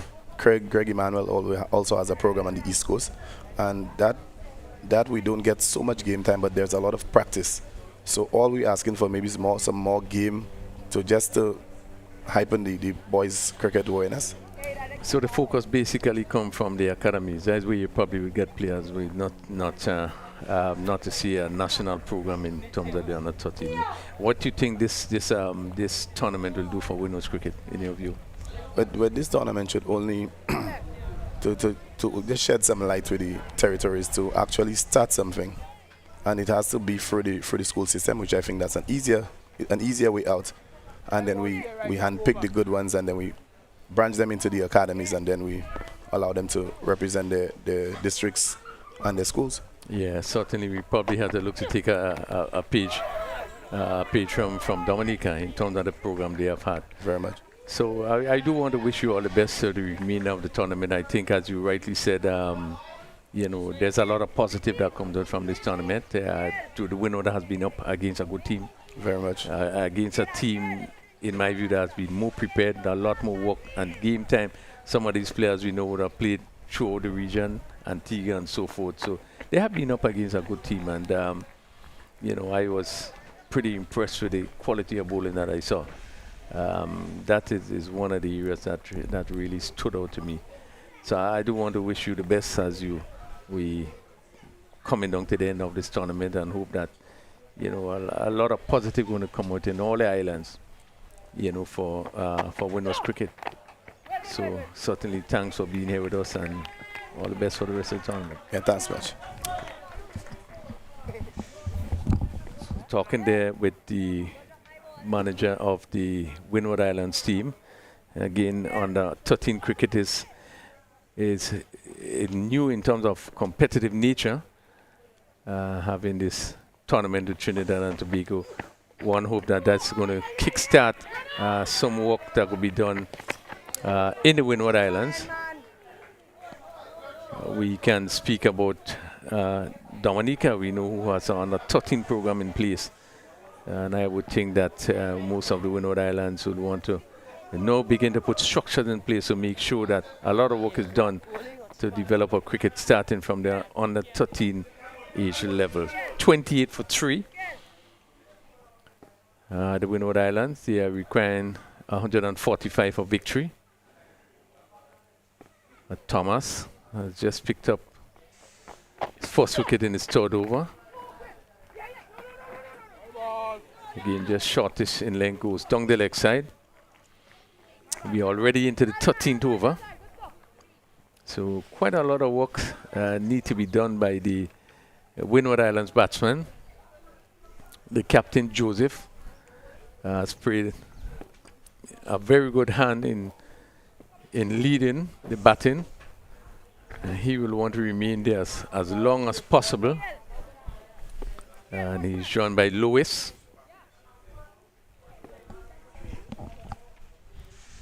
Thomas now goes around the wicket. Again, balls play to mid wicket, and the Ambler easy single. So he's 29 for 3. Really becoming an uphill task for the Windwards. The Winward Islands lose that important wicket of Davis by the run-out route. Something they really want to build from here. Well, they're either standing at the foot of the Pitons in St. Lucia or at the bottom of Mount St. Catherine in Grenada, and they're steering up and it's wet. It's a slippery slope because at 30 for 3 and just wrapping up over number 13, they've got a very long way to go now. Once again, we are beaten outside there off some Thomas. One of the players, Jason, in my view, that really would have stood out from Trinidad and Tobago in terms of his all-round cricket. He batted very well. He's the one that came in and really pushed the score along. They get up to 144. And we have seen him bat, I think, is in the first game. And then we have seen him in the third game today, and his bowling really has been good. It's one of the players we need to look forward to. Really have made a very good impression here.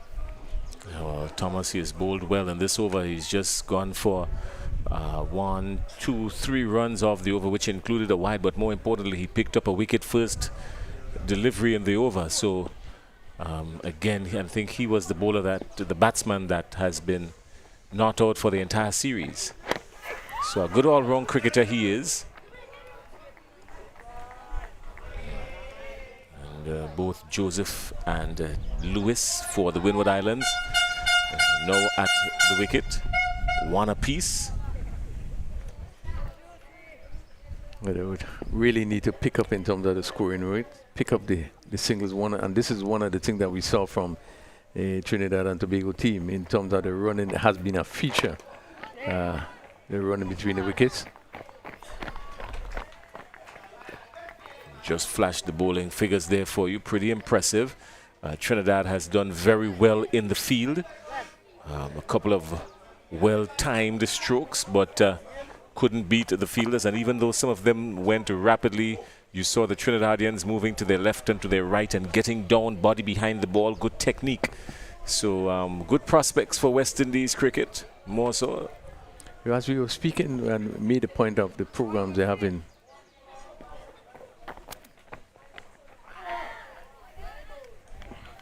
the programs in Trinidad and Tobago just seem to be an extensive program throughout Trinidad and Tobago, where a lot of these players are exposed, to academies, a lot of training and practice match, which is so important.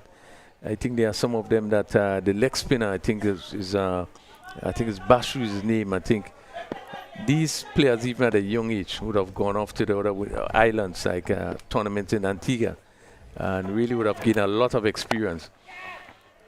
So, speaking of one of the parents. Runs here, close. Good work in the field again. But give the Winward Islands some credit. In the Winward Islands, the program has been good as well. I think that there's been a lot of school cricket being played, particularly here in Grenada. And while we don't have the zonal structure, I think a lot of the school cricket that has been played here, Crony, you're part of that youth cricket movement in Grenada as well. And a lot of youth cricket has been played here in Grenada and the Winward Islands. And so the Winward Islands, I mean, for want of a better word, these islands, they've really come together nicely over the last 2-3 years. Well, I played down to backward point and going to pick up 2 runs there. This went between the point fielder and what would have been a third slip. And there's an overthrows there. That ball came back past the keeper, the mid-wicket fielder, and they really had to run back. So 3 runs in the process. Pushes the score to 35, and they will want much more. Pick up those 1s and those 2. When you run the first one hard, you always put the fielder under pressure, and I think anything that beats the Trinidad infield, you want to run hard because they are electric in the field, these young men out of Port of Spain. The ball hit on the pad, just seeming to be sliding down the leg side. And you see the appeal was stifled. But good delivery, so we end of 14 overs, they are 35 for 3. still requiring 110 from 96 deliveries. Yeah, and just to go back to the school cricket, the United Insurance, I think that one was a major one in terms of on the 19 cricketers senior school tournament that happened throughout the region, Dominica, St. Vincent, St. Lucia. And we haven't seen it happening here for a little while. And likewise on the 15 cricket. That again has not been as consistent as it was probably for the last 2 years. And no one need to get back there in terms of making sure that those tournaments are being played. But for the under 13 level, obviously one has to target the schools and hope that there could be some sort of program where these youngsters will have competitive time in terms of playing, whether it's school matches, whether it's parish matches. But obviously we need to get back there, and this is where we're going to see most of our players coming forward. You've been heavily involved in youth cricket, even after your playing days for Grenada and playing cricket around the region. So if anyone, of course, can tell us about youth cricket and what we can do to develop youth cricket. You have been a part of that as well for a number of years, Crony. So you know, it's some good points you're raising. Yeah, I believe this is where cricket lies at the moment. We must focus on the youth. One of the things is really to from a primary school level is to make sure that we have some structure in place to have cricket being taught in the school, to have the schools coming together to play. And this is the only way you would spot talent. And as you spot them, you know, you pull them out, you have further training, and then look to develop players. So Nicken was bowled by Thomas for 10, Daniel bowled by Gurev, no score, Davis. Unfortunately, run out for 16. It looked probably the most impressive of the batters. Joseph is on 5 and Lewis not out 2. Well, you mentioned cricket being taught in schools, and Australia has introduced a program now where cricket has become part of the curriculum. And so now you have students in the classroom as part of their curriculum. They now have cricket as a subject being introduced in Australia. So Australia taking it to another level. We've seen the consistency in the Australian cricket, and after the stepping down of people like the Ricky Pontins and so on, we've seen a little lull from the Australians going through a patch. But even going through that patch, they're still right there, the top half of the table. So there's no letting up with the Australians, and now they've introduced it as a subject at the academic level. So it's not just on the field, it's now in the classroom now more than anything else. Yeah, and that is so right. It's vital. It's really vital that you pay a lot of emphasis on cricket. And in our region, we look at what cricket can do to our young players. Not only playing the sport, but one could have a future in terms of what you gain playing cricket. And that's what makes it so important that a lot of emphasis is being played on cricket in the schools. And as you said, this is why Australia continues to do well, because from the foundation, a lot is placed in terms of the development.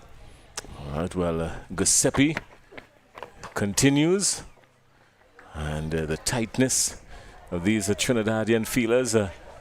Joshua Joseph is not out on 5, and Dervin Lewis is not out on 2. That's the pair outside there for the Winward Islands. And Giuseppe is working for Trinidad and Tobago.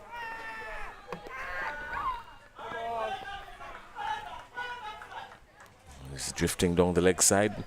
Manwaran, of course, very stringent. He's a stingy umpire. He allows for very little at all. He's stingy in every sense of the word. It doesn't allow anything.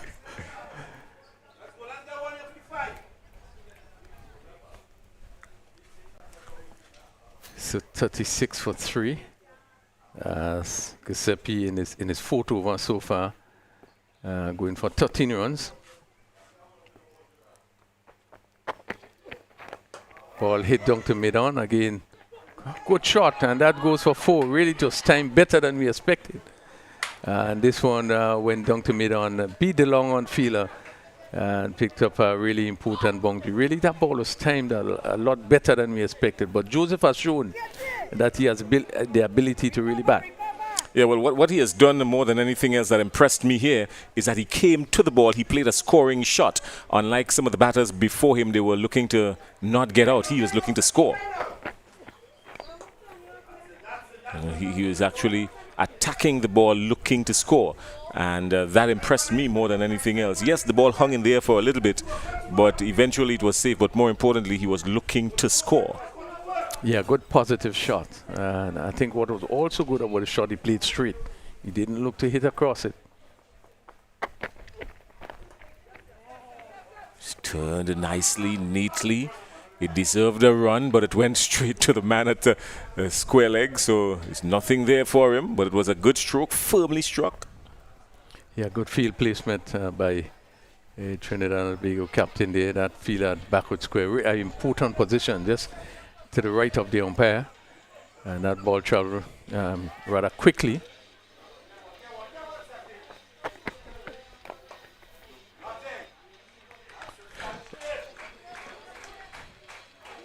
Tried to drag it from outside the off stump.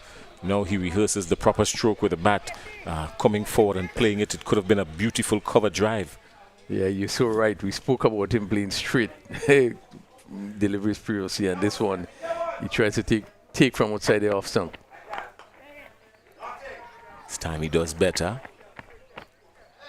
Plays with a lot of risk. We've noticed that from a lot of these Winward Islands young batters. They play with a lot of risk. As opposed to playing with the full elbow come down, they play with a lot of risk. Something for them to work on. To those of you outside there, young cricketers, you want to pay attention to that. Not so much the risk, but play with the cork of the elbow come down. Yeah, play. What we told me, play in the V, is keep it straight.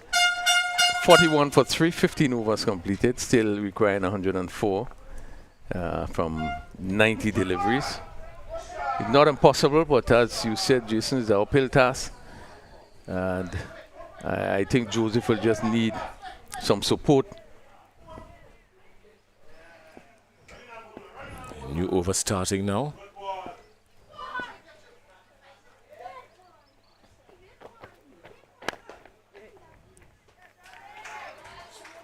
Again, this Trinidad and Tobago team keeping the screws tight on the Winward Islands. The Winward Islands, even though they've lost 3 wickets, they've not really given it away, so to speak, and I give the Winward Islands credit for that. Save and accept the run out, which that should have been a single all the way. They've not given away the wickets. It's a good shot.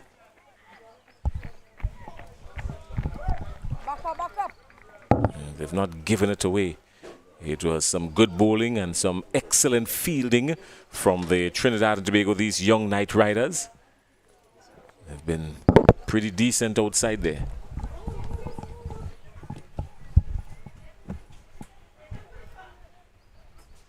Mahadio, he's gone for 12 already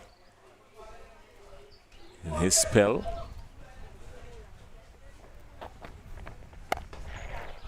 He's in his 5th over.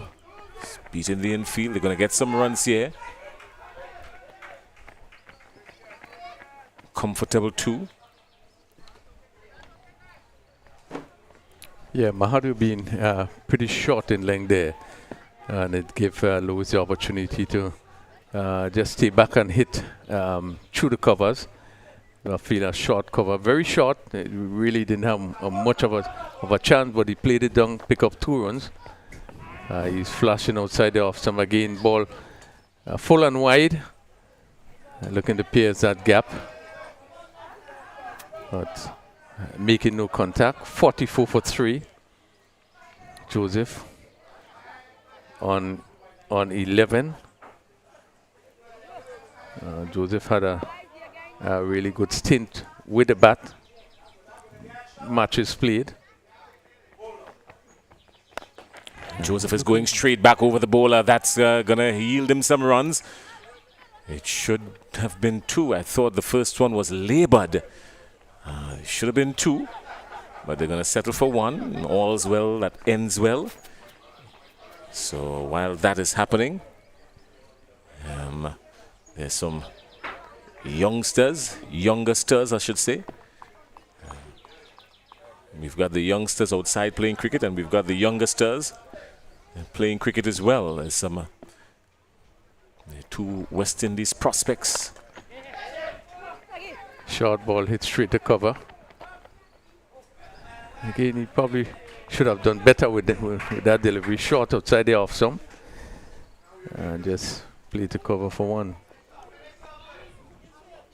So these two, probably the very immediate future. We've got a serious bat and ball situation happening there. We're going to show you that in just a little bit. This time he pulls it, this time with more precision and more purpose. He's going to get some runs here. The call is 2, but they should get it comfortably, and they do. So more scoring here for the Windwards.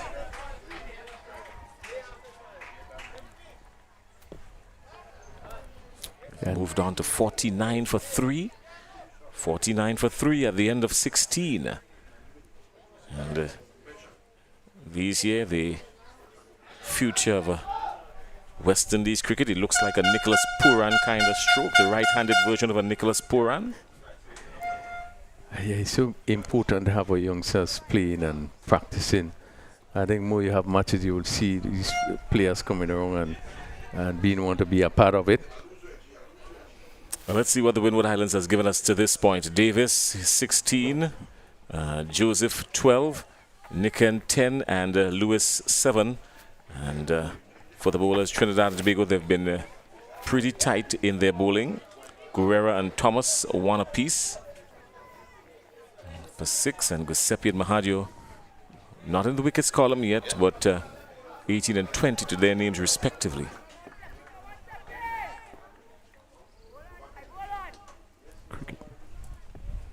Very soon we'll be joined by Altab Bashk. He's an executive member of the Trinidad and Tobago Cricket Board. General Secretary. We've got some tough questions for him. He's occupying one of the main positions in the Trinidad and Tobago Cricket Board. He's occupying the position of the General Secretary. That's the man with the plan. The man that has to execute said plan. And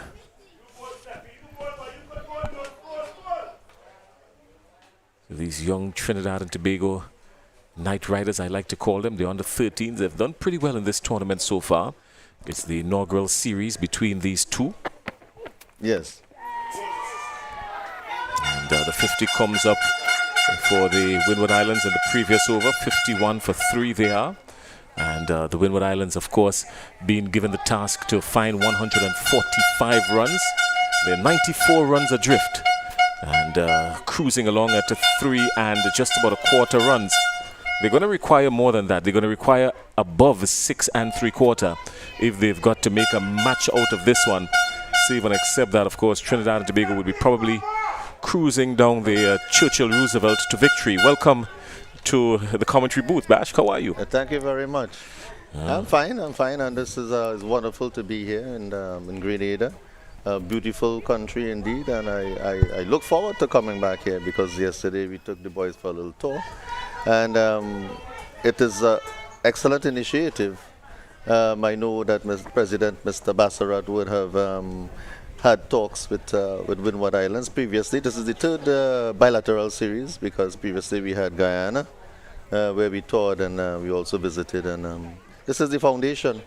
It is from here that we see the future stars of cricket, and a lot of attention is paid in this area back home.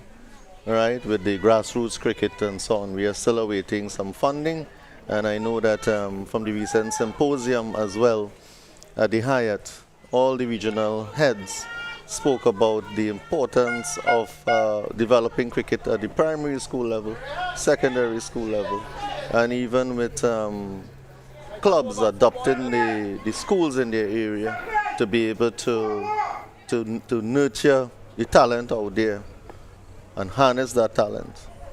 Well, you're the General Secretary of the Trinidad and Tobago Cricket Board. That's a man, you probably wear about 2 or 3 hats on a daily basis, because you have the task of ensuring that a lot of these plans are put into action, and of course you're accountable to the players and to your fellow board members as well. That has been a mountain of a task for you, has it not? It's another job. I'm a teacher by profession, and this is almost a full-time job. Yes, you're quite correct with that.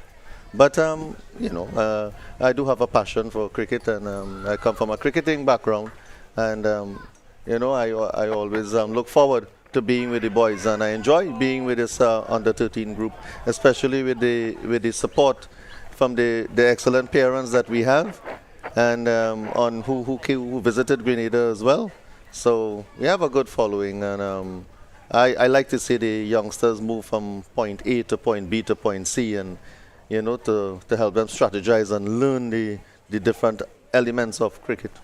We were told that this group came together just about 6 weeks ago, even coming out of what I could refer to as an intense initiation process in getting them together, selecting a final 15 plus reserves from 120 coming out of your zonal competitions. Well, yeah, we have 7 zones on Tobago, and then the selectors would come together to select that group where we play a few trial matches and so on.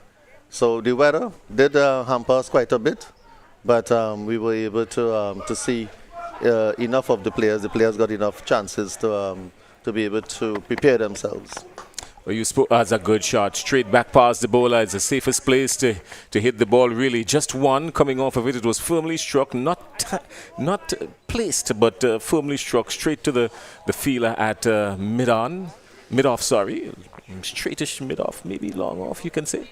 And just picking up 1 run. But you spoke about funding and financing. That was one of the points you made as you sat in the chair. How has that been? And what are some of the challenges that you have there? I mean, you sitting where you sit, you would be able to tell us some more.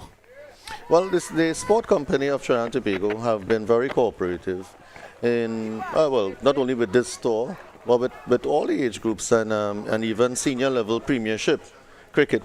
So we continue to get a lot of support from the government of Trinidad and Tobago and the sport company, Ministry of Sports. And of course, our own minister, Ms. Shamfa Kujo, is a lover of sports, and especially with the youths, knows that the investment there is key. So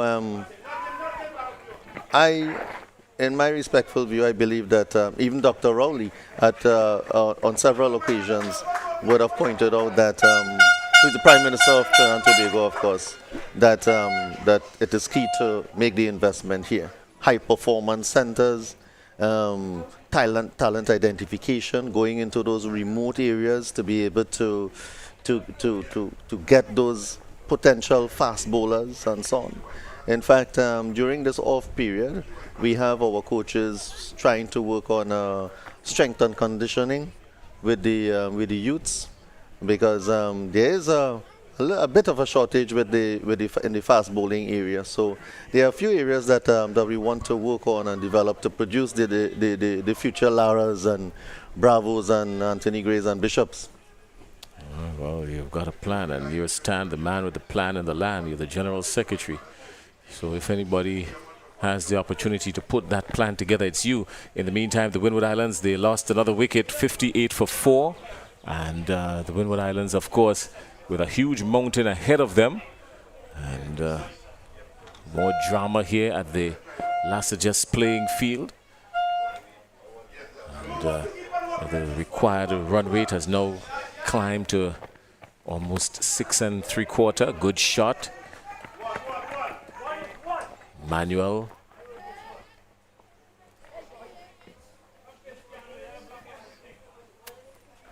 We've noticed that at Trinidad and Tobago, these youngsters, they're very purposeful in the field. Talk to us about the kind of work that goes into selecting the appropriate coach and the coaching staff, and how do you surround them? What kind of coaching staff do you build to put around them, and what are some of the qualities you look for as someone from the executive level? What are some of the qualities you look for in a coach to put with these youngsters to drill them to this point? Well, there are many privately run coaching centers in addition to what we do at the cricket board level. And in addition to that, at secondary school, they have their own competitions. Primary school has their own competition, that is in addition to the interzone cricket tournament. So we would have been looking at that grassroots level to be able to see the potential out there as far as coaches are concerned, because usually we have those who have been exposed and have the experience with the younger ones, will be the ones who will be able to explain better to the cricketers for them to understand fully. Right, and so there's observation, and then there's of course a selection criteria that we will want to check to ensure that we have the ones with suitable experience, qualification, Cricket West Indies level 2 or 3, and also we have ongoing training with coaches to advance them with the new up-to-date methods for 2 years consecutively. Well, that was the most convincing shot we've had from the Winward Islands in quite a long time. Joseph just heisting that one over backward a square and going out to the boundary for 4. So he's moved on to 21 of 25. The Winwards are 65 for 4. They're still 80 runs adrift from 64 balls. The equation says that it's still gettable, but they've got a whole lot of work to do. We're speaking with the Trinidad and Tobago Cricket Board General Secretary, Altaf Bashk. Am I pronouncing it correctly? Altaf. Altaf. Same stroke, same placement, same result. It's not the replay. It is exactly the same stroke. And more runs again for the Winward Islands. So they're seeing some spaces down backward a square. There's a lot of acreage there, and they've used it to perfection to this point. Mahadio coming in for a beating. He's gone for 11 in this over already. Still has one more delivery to go. Mahadio, he's bowled just about 5 overs. This is his 6th over. One more delivery to make it his 6th over. He's gone for 30. He's been pretty tight, save and except his last 2 deliveries where he drifted down the leg side and he was just helped for 4. The Winwards would need Joseph to remain all the way through. Again, Mahadio is drifting down the leg side. He's going to be penalized for it, yes. So one more to the total, and he's still got to go back to the top of his mark again. We spoke about the discipline. Yeah, we're seeing some shimmers in the discipline from this team now because of this bowling here. But by and large, the Trinidad and Tobago team, they've shown some discipline. Well, we came with a squad of 14 and a system of rotation where we want to ensure that the 12, 13, and 14 get a chance. And Varun didn't really get a chance in the other matches to bowl. So this is new. I mean, this is not a regional tournament. It is a development tour. But in addition to that, I know that Dr. Shallow is having talks and of possibly having a regional tournament. I know that in the future they might be thinking about doing something of that nature, a regional under 13 tournament. Yeah, well, I know that there's going to be a reciprocal series to this because the Winward Islands would travel to Trinidad for an under 13 tournament in 2025. Yes. Talk to us about Trinidad and Tobago's preparation for that. Well, we haven't. We do have systems in place already. We have the cricket center there, and so on. We have accommodation close by in Vancouver, and so of course we'll be trying to utilize the best play fields there, maybe possibly right there at the cricket center in Balmain, and also we have Brian Lara. So we have grounds that will be ready for that tour, usually around this time as well. So we'll put systems in place, I'm sure. All right. Well, Altaf, thanks a lot for joining us. I know you want to go outside there and scream and be with the bullhorns and all of that with this young Trinidad and Tobago team. I see you there with the parents, and you've been very active and showing support. It's always good to have an executive member at the ground level. At the ground level, showing support. But I mean, there's an abundance of talent on display here with the Winward Islands and also Trinidad and Tobago. I know, I mean, there's a few islands that come together here, but quite a lot. I mean, when people say that there's a shortage of cricketers, they have to be crazy because of the amount of talent on display here. Well, that would generally come from the Ray Charles and Stevie Wonders yeah. of cricket. Oh yeah, but we want to thank the Winward Cricket Association as well for the excellent job they did in ensuring that that all systems were in place for this tour to be the success that it is. Altaf, thanks a lot for being here with us, and enjoy the rest of your stay in Grenada. I know you said that you've been up and about. You went to the tour. If you have the opportunity, take a second dip. If you took a first one already in the world famous Grand Dance Beach. Sample the oil down, the real oil down, the Grenadian oil down, the real oil down. So far the food has been very impressive, a lot of spices and so on. So I know that there's no shortage of spice, and Trinidad is quite similar in that aspect. So I'm looking forward to that Grand Anse Beach again. It is the best to me in the world, one of the best. If you say it any slower, we'll do a commercial out of it. Thank you very much, my friend. Have a good one. Thanks. Yes. All right. Well, the Winward Islands, they are 73 for 4. Still 72 runs adrift. It's still very gettable. 69 deliveries to get it. And going to take a look at the field placing in just a little bit. Giuseppe is drifting down the leg side again. It could be is that he's been exhausted. But the captain would make that determination. He's just started the over, really. And he's only bowled 3 legal deliveries in the over, but he came up 5 times already.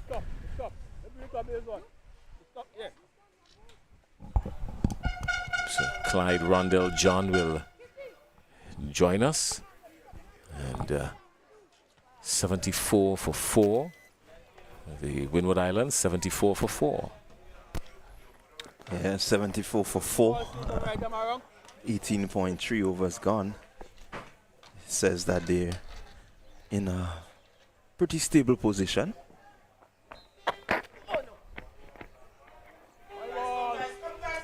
Nothing really to worry themselves over. They need 70 from 69 deliveries. So it's quite gettable, picking up the ones, the twos, odd boundary here and there. What they really need is this partnership to really hold them together. More than anything else they do.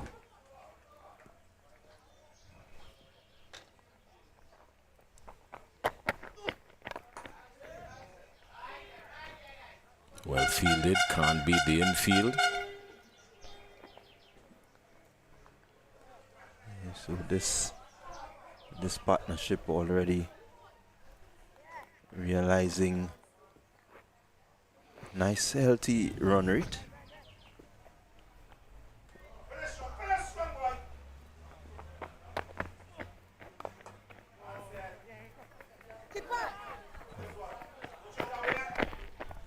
So the partnership has yielded some 25 runs. Came together with the score on 51. They've done that very quickly, mind you.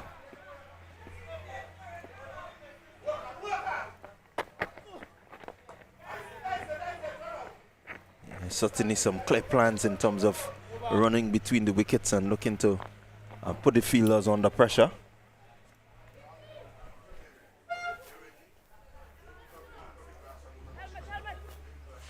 So that's the end of 19. And 11 more to go. 11 overs remaining. The Winwards under 13. In search of 145. They're 76 for 4. You see some of the top performers in the innings so far. Yeah, Joseph looking well, 26 from 29. Davis, he came in, he had 16 from 17. So these are the guys that really seem to have put some impetus into the innings of the Winwards, innings which started really slowly, but they seem to be able to pick up as they go along. Well, at the start of over number 20, Emmanuel is there on 6, and Joseph has come in like a rocket, and he has blasted his way to 26 off 29 deliveries. The Windwards need him to stay and bat through the innings. That should be the plan. Let ball come around. Yeah, definitely that should be the plan. He has shown that he has the ability to find the gaps. He has the ability to strike the ball pretty firmly. And so the field will definitely be back for him somewhat. Katwaro's turning. He's got a unusual action. They call him the left-arm Chinaman. He's turning. Katwaro.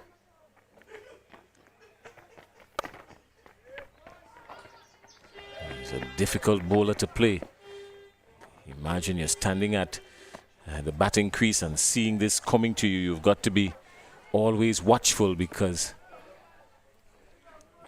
the left-arm Chinaman, you heard them talking about him even before the start of the series. Look out for him, they say. Yeah, really have to be focused when you're playing a bowler like Katwaru. He tends to get his back to the stumps. His hands comes really high, and the release point is very, very important. As a batter, you need to watch where he releases that ball. Tight bowling. He's given nothing away so far. They squeezed a single off his second delivery, but he's been more or less spot on ever since. Faster one, action, he's bowled him. Well, look at drama. Quicker one came through, and the stumps were shattered. And Katwaro picked up a wicket in his first over. The Winward Islands are 77 for 5. Yeah, Joseph guilty there of playing too much on the back foot. Had enough time that he could have gotten forward and really looked to stroke it maybe to the leg side, which, you know, would have been much more controlled. But he preferred the back foot, kept low, cannoning into the stumps. It would have been a beautiful cover drive had he come onto the front foot, but he opted to go back, and it cannoned into the middle stump, and then history tells us the rest. Johnson Richardson, he's the current president of the Grenada Cricket Association. He has joined us.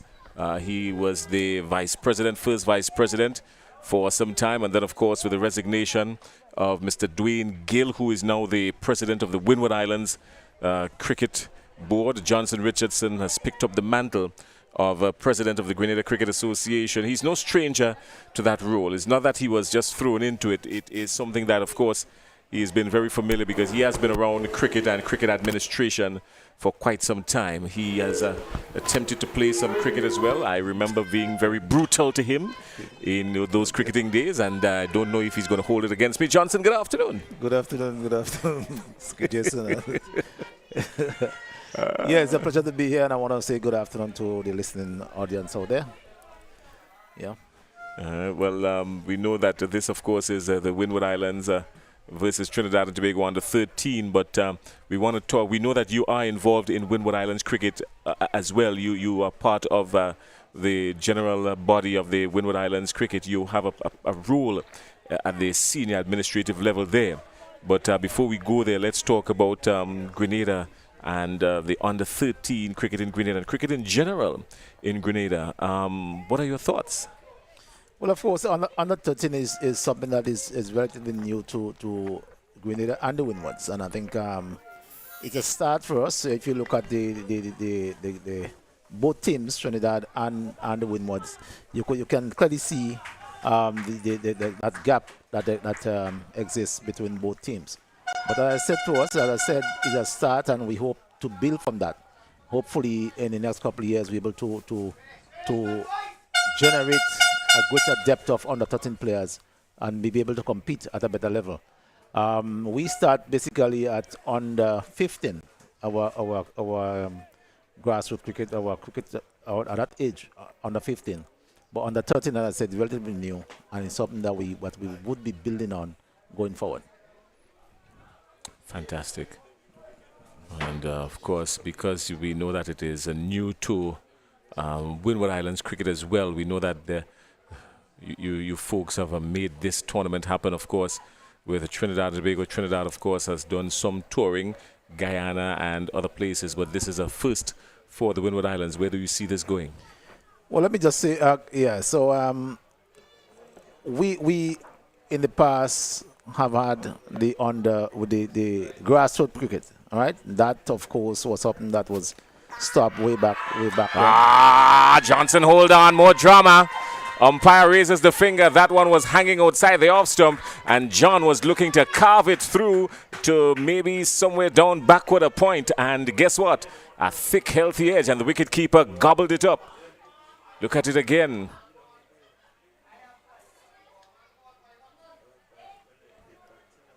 Yeah, he was taken. And more drama here now. The Winwards are 78 for 6. Dylan John, who went outside there, didn't last as long as Williamson fired. Now he's walking back.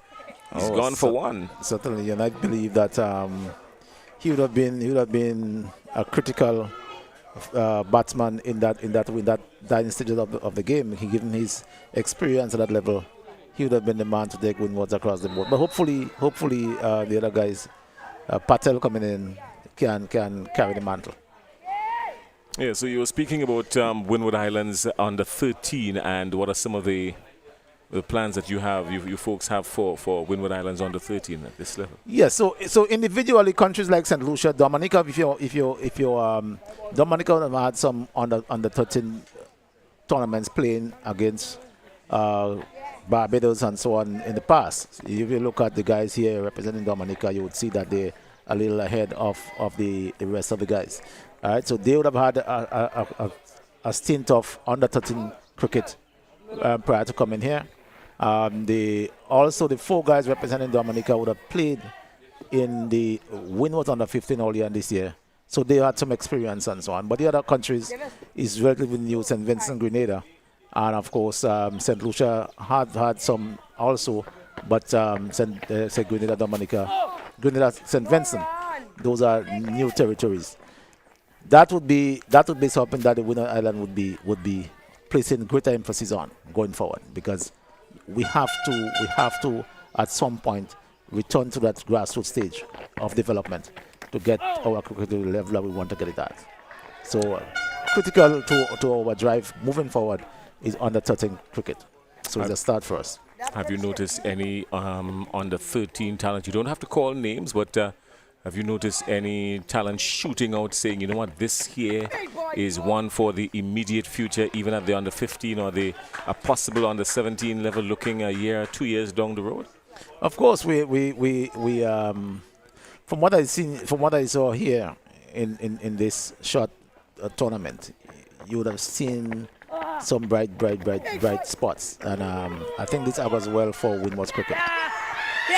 Well, he was thinking, and then he came back, and then he was caught in the valley of indecision, and it was easy for the umpire to raise the finger, and another wicket goes down. Run out. Good work by the keeper, and the Trinidad Tobago has picked up another wicket. Take a look at this.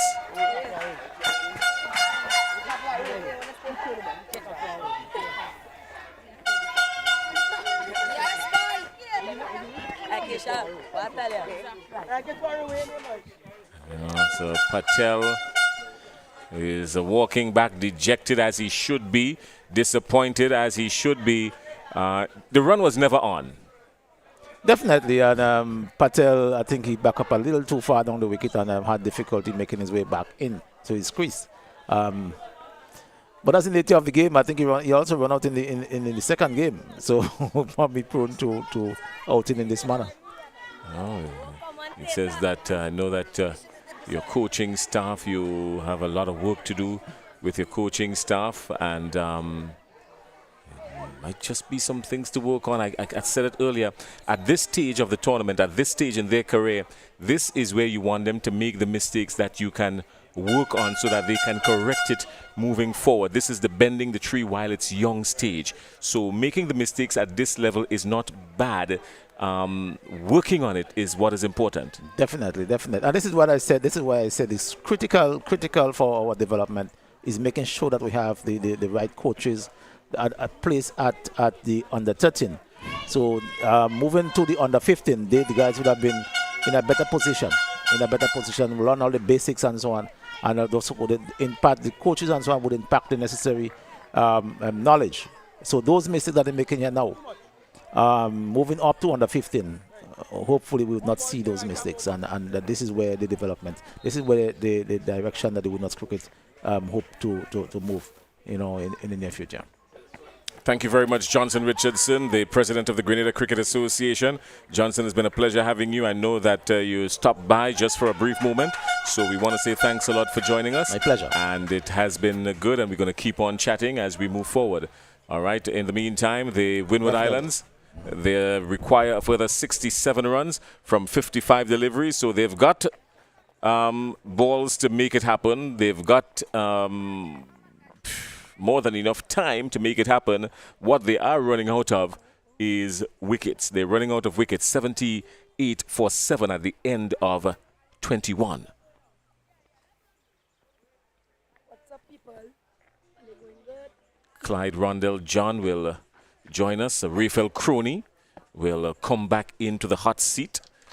And we're going to be using the opportunity to chat with a few more of our visitors, maybe from Trinidad and Tobago, and then some of our friends here in Grenada. We're going to use the opportunity to do that, to engage everyone. These youngsters, they would look back at this and say they remembered when they were in Grenada and when it all started for a lot of them. Clyde, the Windwards require 67 from 54. Gettable, yes or no? What are your thoughts? Yeah, really, it will take some getting. I think they have the personnel there in Emmanuel. He has shown a tendency to really be able to strike the ball well. As we see him now just rocking back and pulling that one through the mid-wicket region. They will cross for 2. And 2 good-looking runs to Emmanuel. So I think once he's there, Williams, we've seen him show the ability to keep out a few. Definitely, once these two can build a partnership here in quick time, possibility does exist. Yeah, you never say over until it's over. 78 for 7. Well, then it moves up to 80. And they require 65 from 51.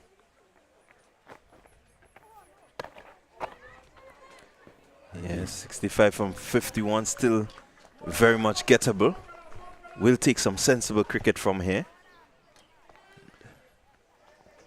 These two will have to play a pretty mature innings if they're going to get anywhere close to this.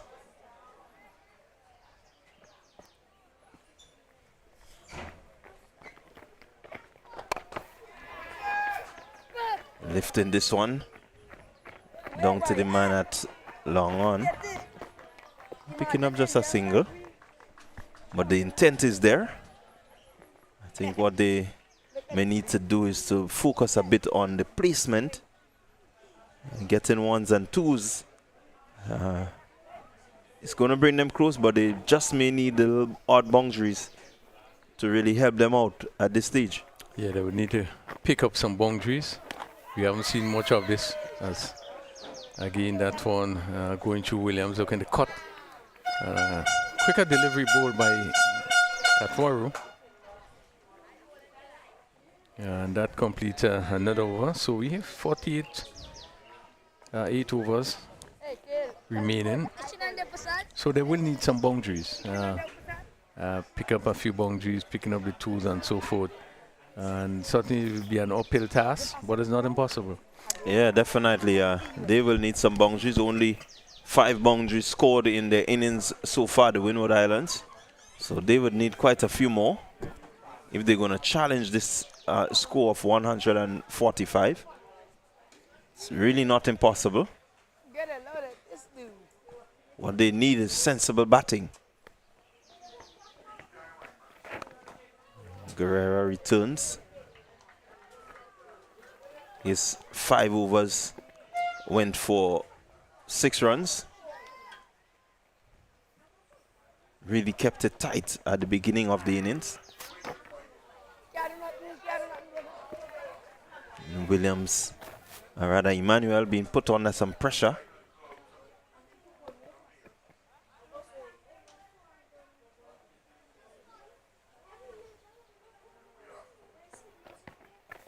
faster, flatter.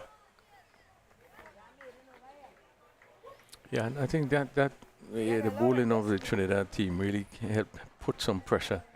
One remembers when it was you find that the batters were not scoring, difficult to get runs off. Despite the batting of Davis, I think he was probably the most fluent we'd have seen. But when a number of overs was bowled and they were not able to get the single, they wasn't able to move it around, and that helped put some pressures. Guerin his final over, and already just 6 runs, and he continues to keep it very tight. Yeah, really tricky customer there, Guerrera. And looks to flight one, he looks to pitch one faster, he looks to make sure that the batter reaches for one. And so he has a bag of tricks. And really maiden over there to complete his spell. And so the completion of his spell, he bowled his 6 overs for 6 runs. Really outstanding, picking up 2 wickets in the process. Yeah, very good spell, very tight. And you could see him even at this age, a lot of variation. The quicker one, the ball that gives a lot of air, and you have to think. You're not going to get the same delivery every delivery wouldn't be the same type of ball, and therefore you're seeing a deal of maturity in his bowling. Katwaru continues, just puts in a bit of pressure there, getting that ball to really turn back sharply into the right-handers. 5 more days, 5 more days.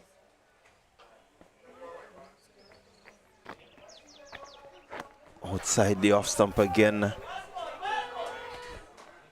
Williams really not able to connect on any. Yeah, Katwaru really enjoying his spell here. Come on, get there.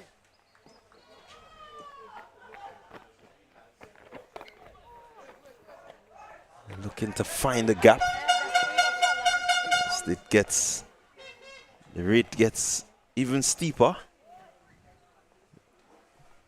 Required, if they're going to pull out victory, they require 9.8 per over.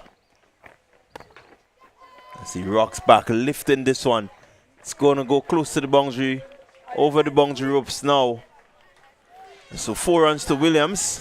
And this, I think, is more of what is needed. And if these two remain out there, I definitely think they're going to get close. And it's an opportunity for them to show what they're made of. Yeah, you say the right thing. They're going to get close. But a short delivery, and we see every now and then you get one of those short deliveries, and you just hit over a vacant mid-wicket for 4.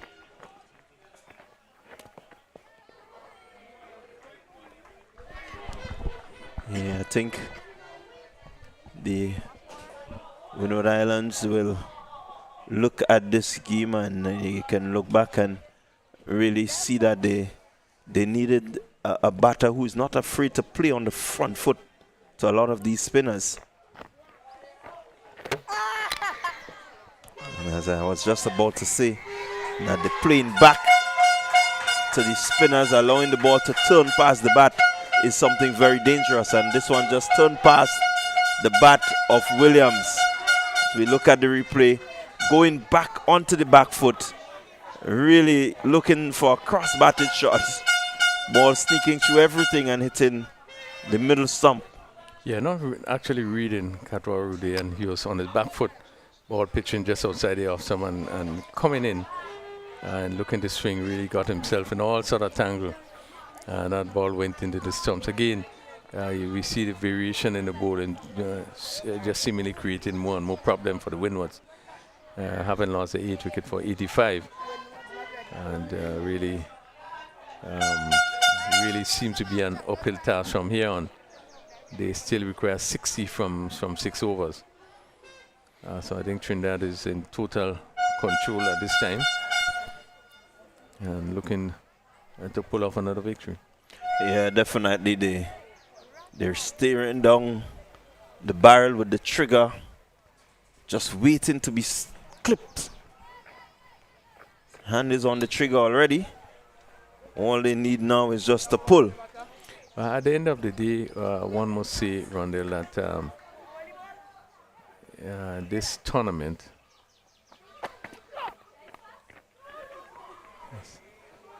this one is played down to third man. Thomas picking up the attack from this commentary booth end, and 2 more runs to the score.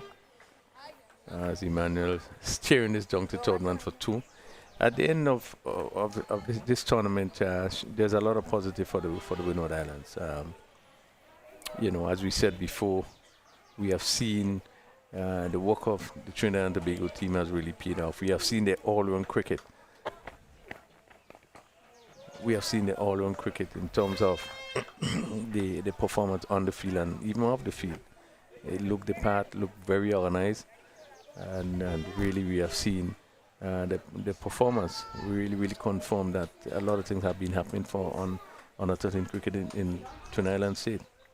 Yeah, I think what is, as we see Cahill Thomas in again, good delivery. What is really evident, and I think what is responsible for the level of confidence that we're seeing, and you look at almost every player out there, they have a level of confidence. In speaking to a couple of the members of the Trinidad and Tobago teams, even some of the parents, what you would find is that they play a lot of cricket at the under 13 level. So they get to showcase their skills ever so often, and that's one of the best ways you can get confidence. As 2 runs is being picked up by Emmanuel. He really is the person out there, the lone person who's really trying to more or less save face for the Winward Islands. Joseph tried his best. Davis also showed that he was willing, and now Emmanuel is making an effort.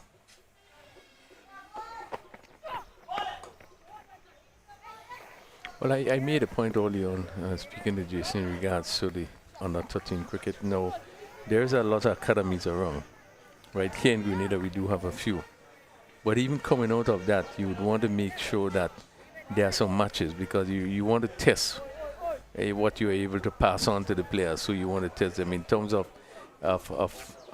match practice, you know, in terms of understanding the game. Matches are critical to see where you are when you are beginning to do your work. I think this is a thing that we haven't been seeing around, you know, despite the academies they having around. Not so in Trinidad and Tobago, there's a lot of matches. You know, I was told that these guys go around the region and play, and I mean, they will go to St. Kitts, they will go to Antigua. So they have experience in going and play, and even sometimes maybe playing against persons at bigger persons. So that in itself, you know, would help. It would develop. It would strengthen these youngsters. So when they come out to play as a team, it's like you're playing against an experienced team, as we would have seen here, in terms of the game sense that's been shown by the players. Yeah, I quite agree with you. They do look a pretty experienced bunch of cricketers. As we see another wicket going down. Ball just pitching and trapping the batter in front. So we'll have a replay of that. Let's look at it there now. Seem to have gotten an edge. Does seem like it came off the edge of the bat. Let's look at it again. He's in front of the wicket, yes, but yeah, definitely an inside edge back onto the pad. Clearly he was in front of this stumps, but from our vantage point, we can pick up the inside edge. Yeah, well, it seems as though that he was kind of concerned about that. You could see he's just kind of open his hand in terms of concern about that. But again, that's part of the game. You sometimes get it wrong. Again, it's good bowling by Katwari. Yeah, you're able to pitch on a good length, and he on his back foot, playing back, and that ball came into him there and really, for obviously hit in front. But whether or not he got a bat on it again is they are in the right position to make those decisions. So one more wicket, 89 for 9. The Windwards just about seemingly getting to the end of the inning. Again, the bowling of the Trinidad players have been really exceptional. There's a lot of variation in the bowling. We see the left arm orthodox, he's bowling Chinaman. We've seen the leg spinner. We've seen the seamers who have been able to bowl good line and length. Not very fast, but really good line and length. And really have been an uphill task for the Winwards. Yeah, again, it has to go back to being confident and assured in terms of what it is you're out there to do. And the less matches you play, the less you would get that sort of experience and that know-how, the confidence that is needed. And you look at the Winward Island players and you can tell that they still need to understand the dynamics of, playing matches and so on. And then again, the time that they spend together as a unit is very important. Now, this Trinidad and Tobago unit, they came together 6 weeks before now to prepare for this tour. Yeah? And so these are the things that would help to build their confidence, able to really follow that directive of the coaches. The coaches have time to really input into the boys. Boys, this is exactly how we're going to do this, And the Winward Islands, they haven't had that opportunity. They came together, had the camp for just about a week and a half, and into this game. So it means that the different territories, the boys have just a short time to really acclimatize and get to know one another's strengths and weaknesses. Yes, and I guess that's the challenge we have for the Winward. But I do believe that this a lot of positive there is going to rub off as we complete over number 26, and the score remains 89 for 9. Yes, making the point that I think a lot of positives will come up from this. As I think we said very early, having an under 13 tournament, and it's a plus for our development of our cricket. Previously, we would have under 15 and upwards. So to start on under 13, a good opportunity to start to build from a younger age, and this would only spells that it should be a plus for the development of Winward's cricket. And we have players ball hit to cover and being dropped there. Short delivery bowled by Bashu there and hit straight to cover. Yeah, Bashu should have really had a wicket there. And was it firmly?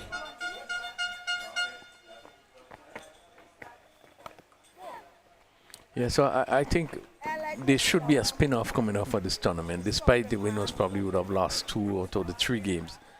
But, they should be inspired for more cricket to happen in the winners at the under 13 level. We in Grenada certainly would love to see a lot more done in terms of development of this young cricket. I know that something is happening in Dominica.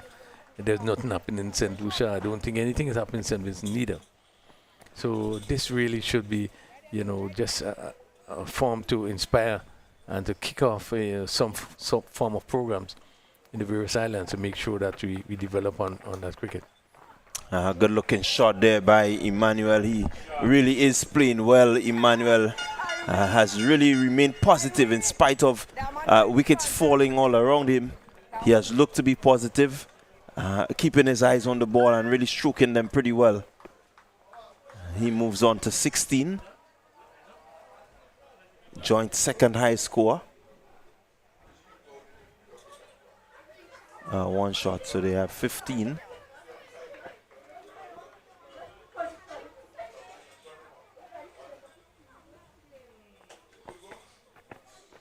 Pitched again and looking to just turn it. But quite rightly, a lot of positives. The boys, you see a lot of the potential that they have. You look at the bowling unit and you see how well they bowl. They can move the ball both ways, and so there, as you said, rightly said, there is some positives that they can take off. But it just exposes the amount of work that needs to be done. Yeah, and I think one of the feature of the tournament is the support of the parents. As we look to or look just to our left, just as we see the parents. This one lifted well. It goes for one. They're running, and he's going to be run out. Really not the way that you wanted the game to end, but Francois has been run out.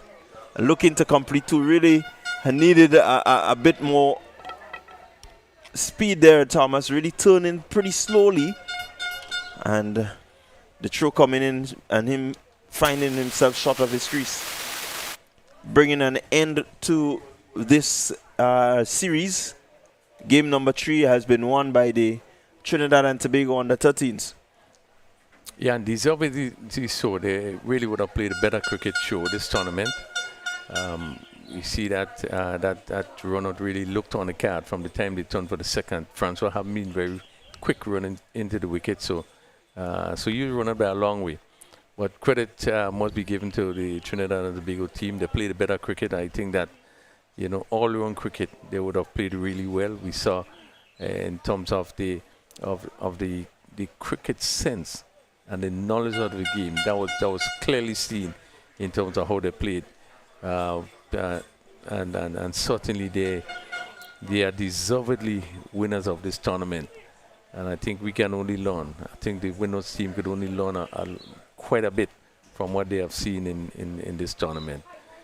Pleasing to see the support as making a point to the parents coming out, and they have been integral in terms of what has been happening to the players being selected. You could see the joy, you could see the support, and that goes all with the development of our cricket. The parents getting involved, and really is a key factor. And certainly it has been really an outstanding tournament, despite we had some rain. But we were able to have 3 matches being played. And I think more or less, besides the first game, I think we had a lot of cricket being played, and credit had to be given to both teams. The Windwards, I think, also need some credit in terms of trying to make sure something happened in terms of our development. And I do believe that this is going to kick off from here. We're probably going to see it happening in the rest of the islands, knowing that there's a return, meaning that the Windwards will be going down to Trinidad probably in about a year time. So certainly there's a lot to play for. And even though they would have lost, but they don't need to keep their head low. But really, it's a lot of positives that came out of this tournament. Yeah, quite rightly so. A lot of positives. Let's just quickly give you a synopsis of what took place in this second innings. You had the Winward Islands coming to defend to get 145 for victory. They were really restricted by some good bowling from the beginning. To run through the scorecard for you, the good scores came from Jason Joseph, the captain. He had 26. You also had Nyan Davis. He had 16 from 17. Jean-Claude Emmanuel, he batted for a while, just tried to keep things together. He had a score of 16. These are basically your double-figure score. Niken Justin, he also had 10. Outside of that, the others really single-digit figures. Nothing really to write home about. Bowling for the Trinidad and Tobago under-13s, Guerrera, he had 6 overs, 2. And the pick of the bowlers, Katwaru, picking up 3 wickets in 4 overs. Yeah, just 9 runs, and really he had a good spell, and Bashu coming in just for 1 over. So it was a real all-around bowling performance by the Trinidad team. What they did well was kept things very tight. So they didn't really release the pressure in terms of free scoring, but was able to keep control right through. So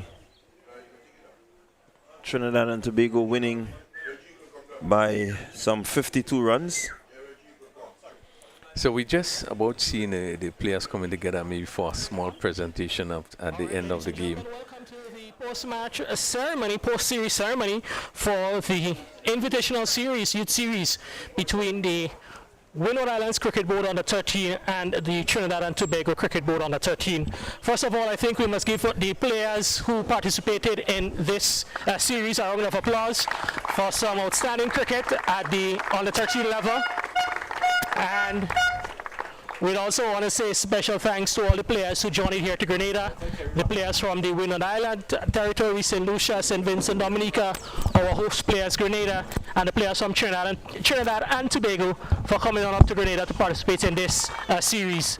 We thank you very much, and kudos to the Trinidad and Tobago under 13 team for emerging victorious in this remarkable series. We know it has certainly been a pleasure to host under 13 cricket in Grenada at this level, and we are very pleased that we are able to contribute to a successful tournament. We hope that all players and everyone involved in the tournament had an enjoyable time here in Grenada, and we certainly look forward to seeing more of you and hearing more good things of you as you continue in your cricket career. We want to thank the Ministry of Sports, the ground staff, umpires, and game staff for their contribution to ensuring that this tournament is a success. First of all, we'd like to present some individual awards, and we have two MVPs, the MVPs from the Winward Islands team and the MVP from the Trinidad and Tobago under 13 team. First of all, we're going to start with the MVP for the Windwards, the host team, J. Sean Joseph, and relax Mr. Steve Mahon, former lead selector for the Winward Islands, to assist us with the presentation.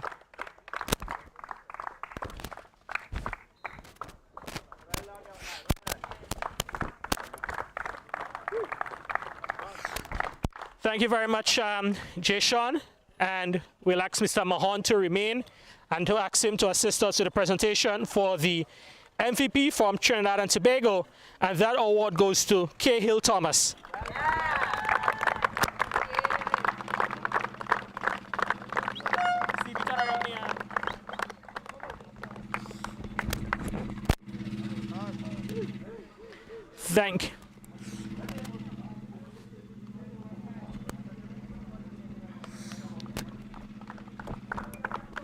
Thank you very much, and now we're going to go ask the President of the Grenada Cricket Association and Director of the Winward Islands Cricket Board, Mr. Johnson Richardson, to assist us with the next set of presentation medals to the victorious Trinidad and Tobago under 13 team, winners of the Youth Under 13 Youth Series. And we will start at the bottom of the list. Varun Mahidio.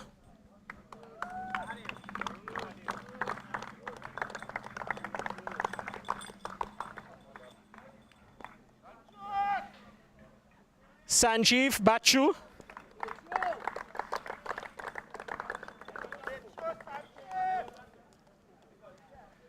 Savir Rambaran.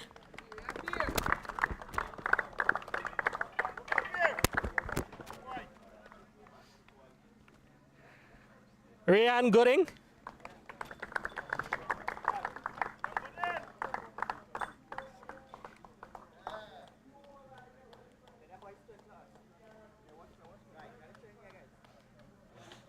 Nityum Mongru.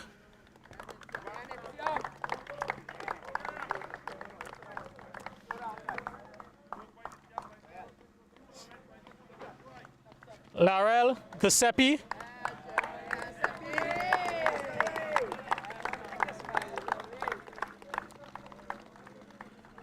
Kavid Katwaru.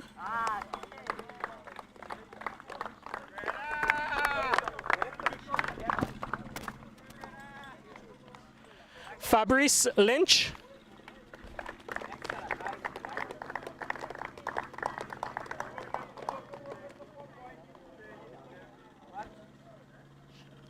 Ishahan Dio Prasad.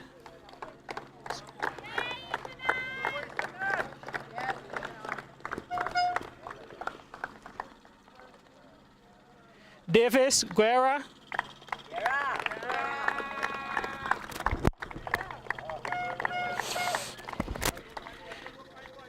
Cristiano Bihari.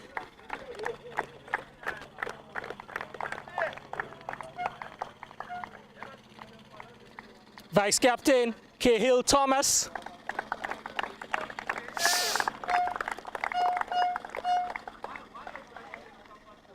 And the captain, Kishav Mongru.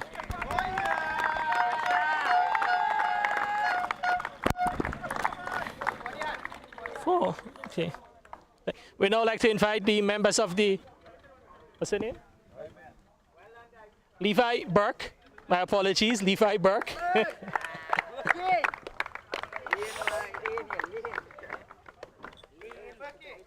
And now I'd like to invite the members of the management team, coach, managers.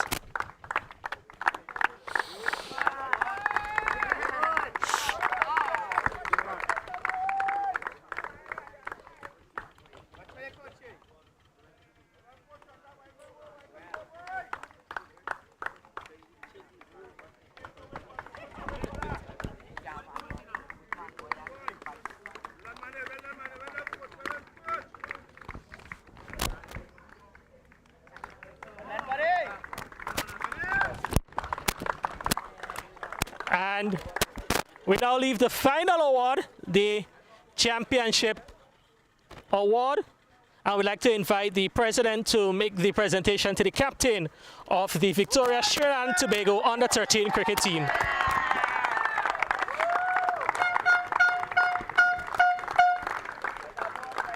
So before the players go off to have their photo opportunity, everyone involved in this tournament, we say thank you very much.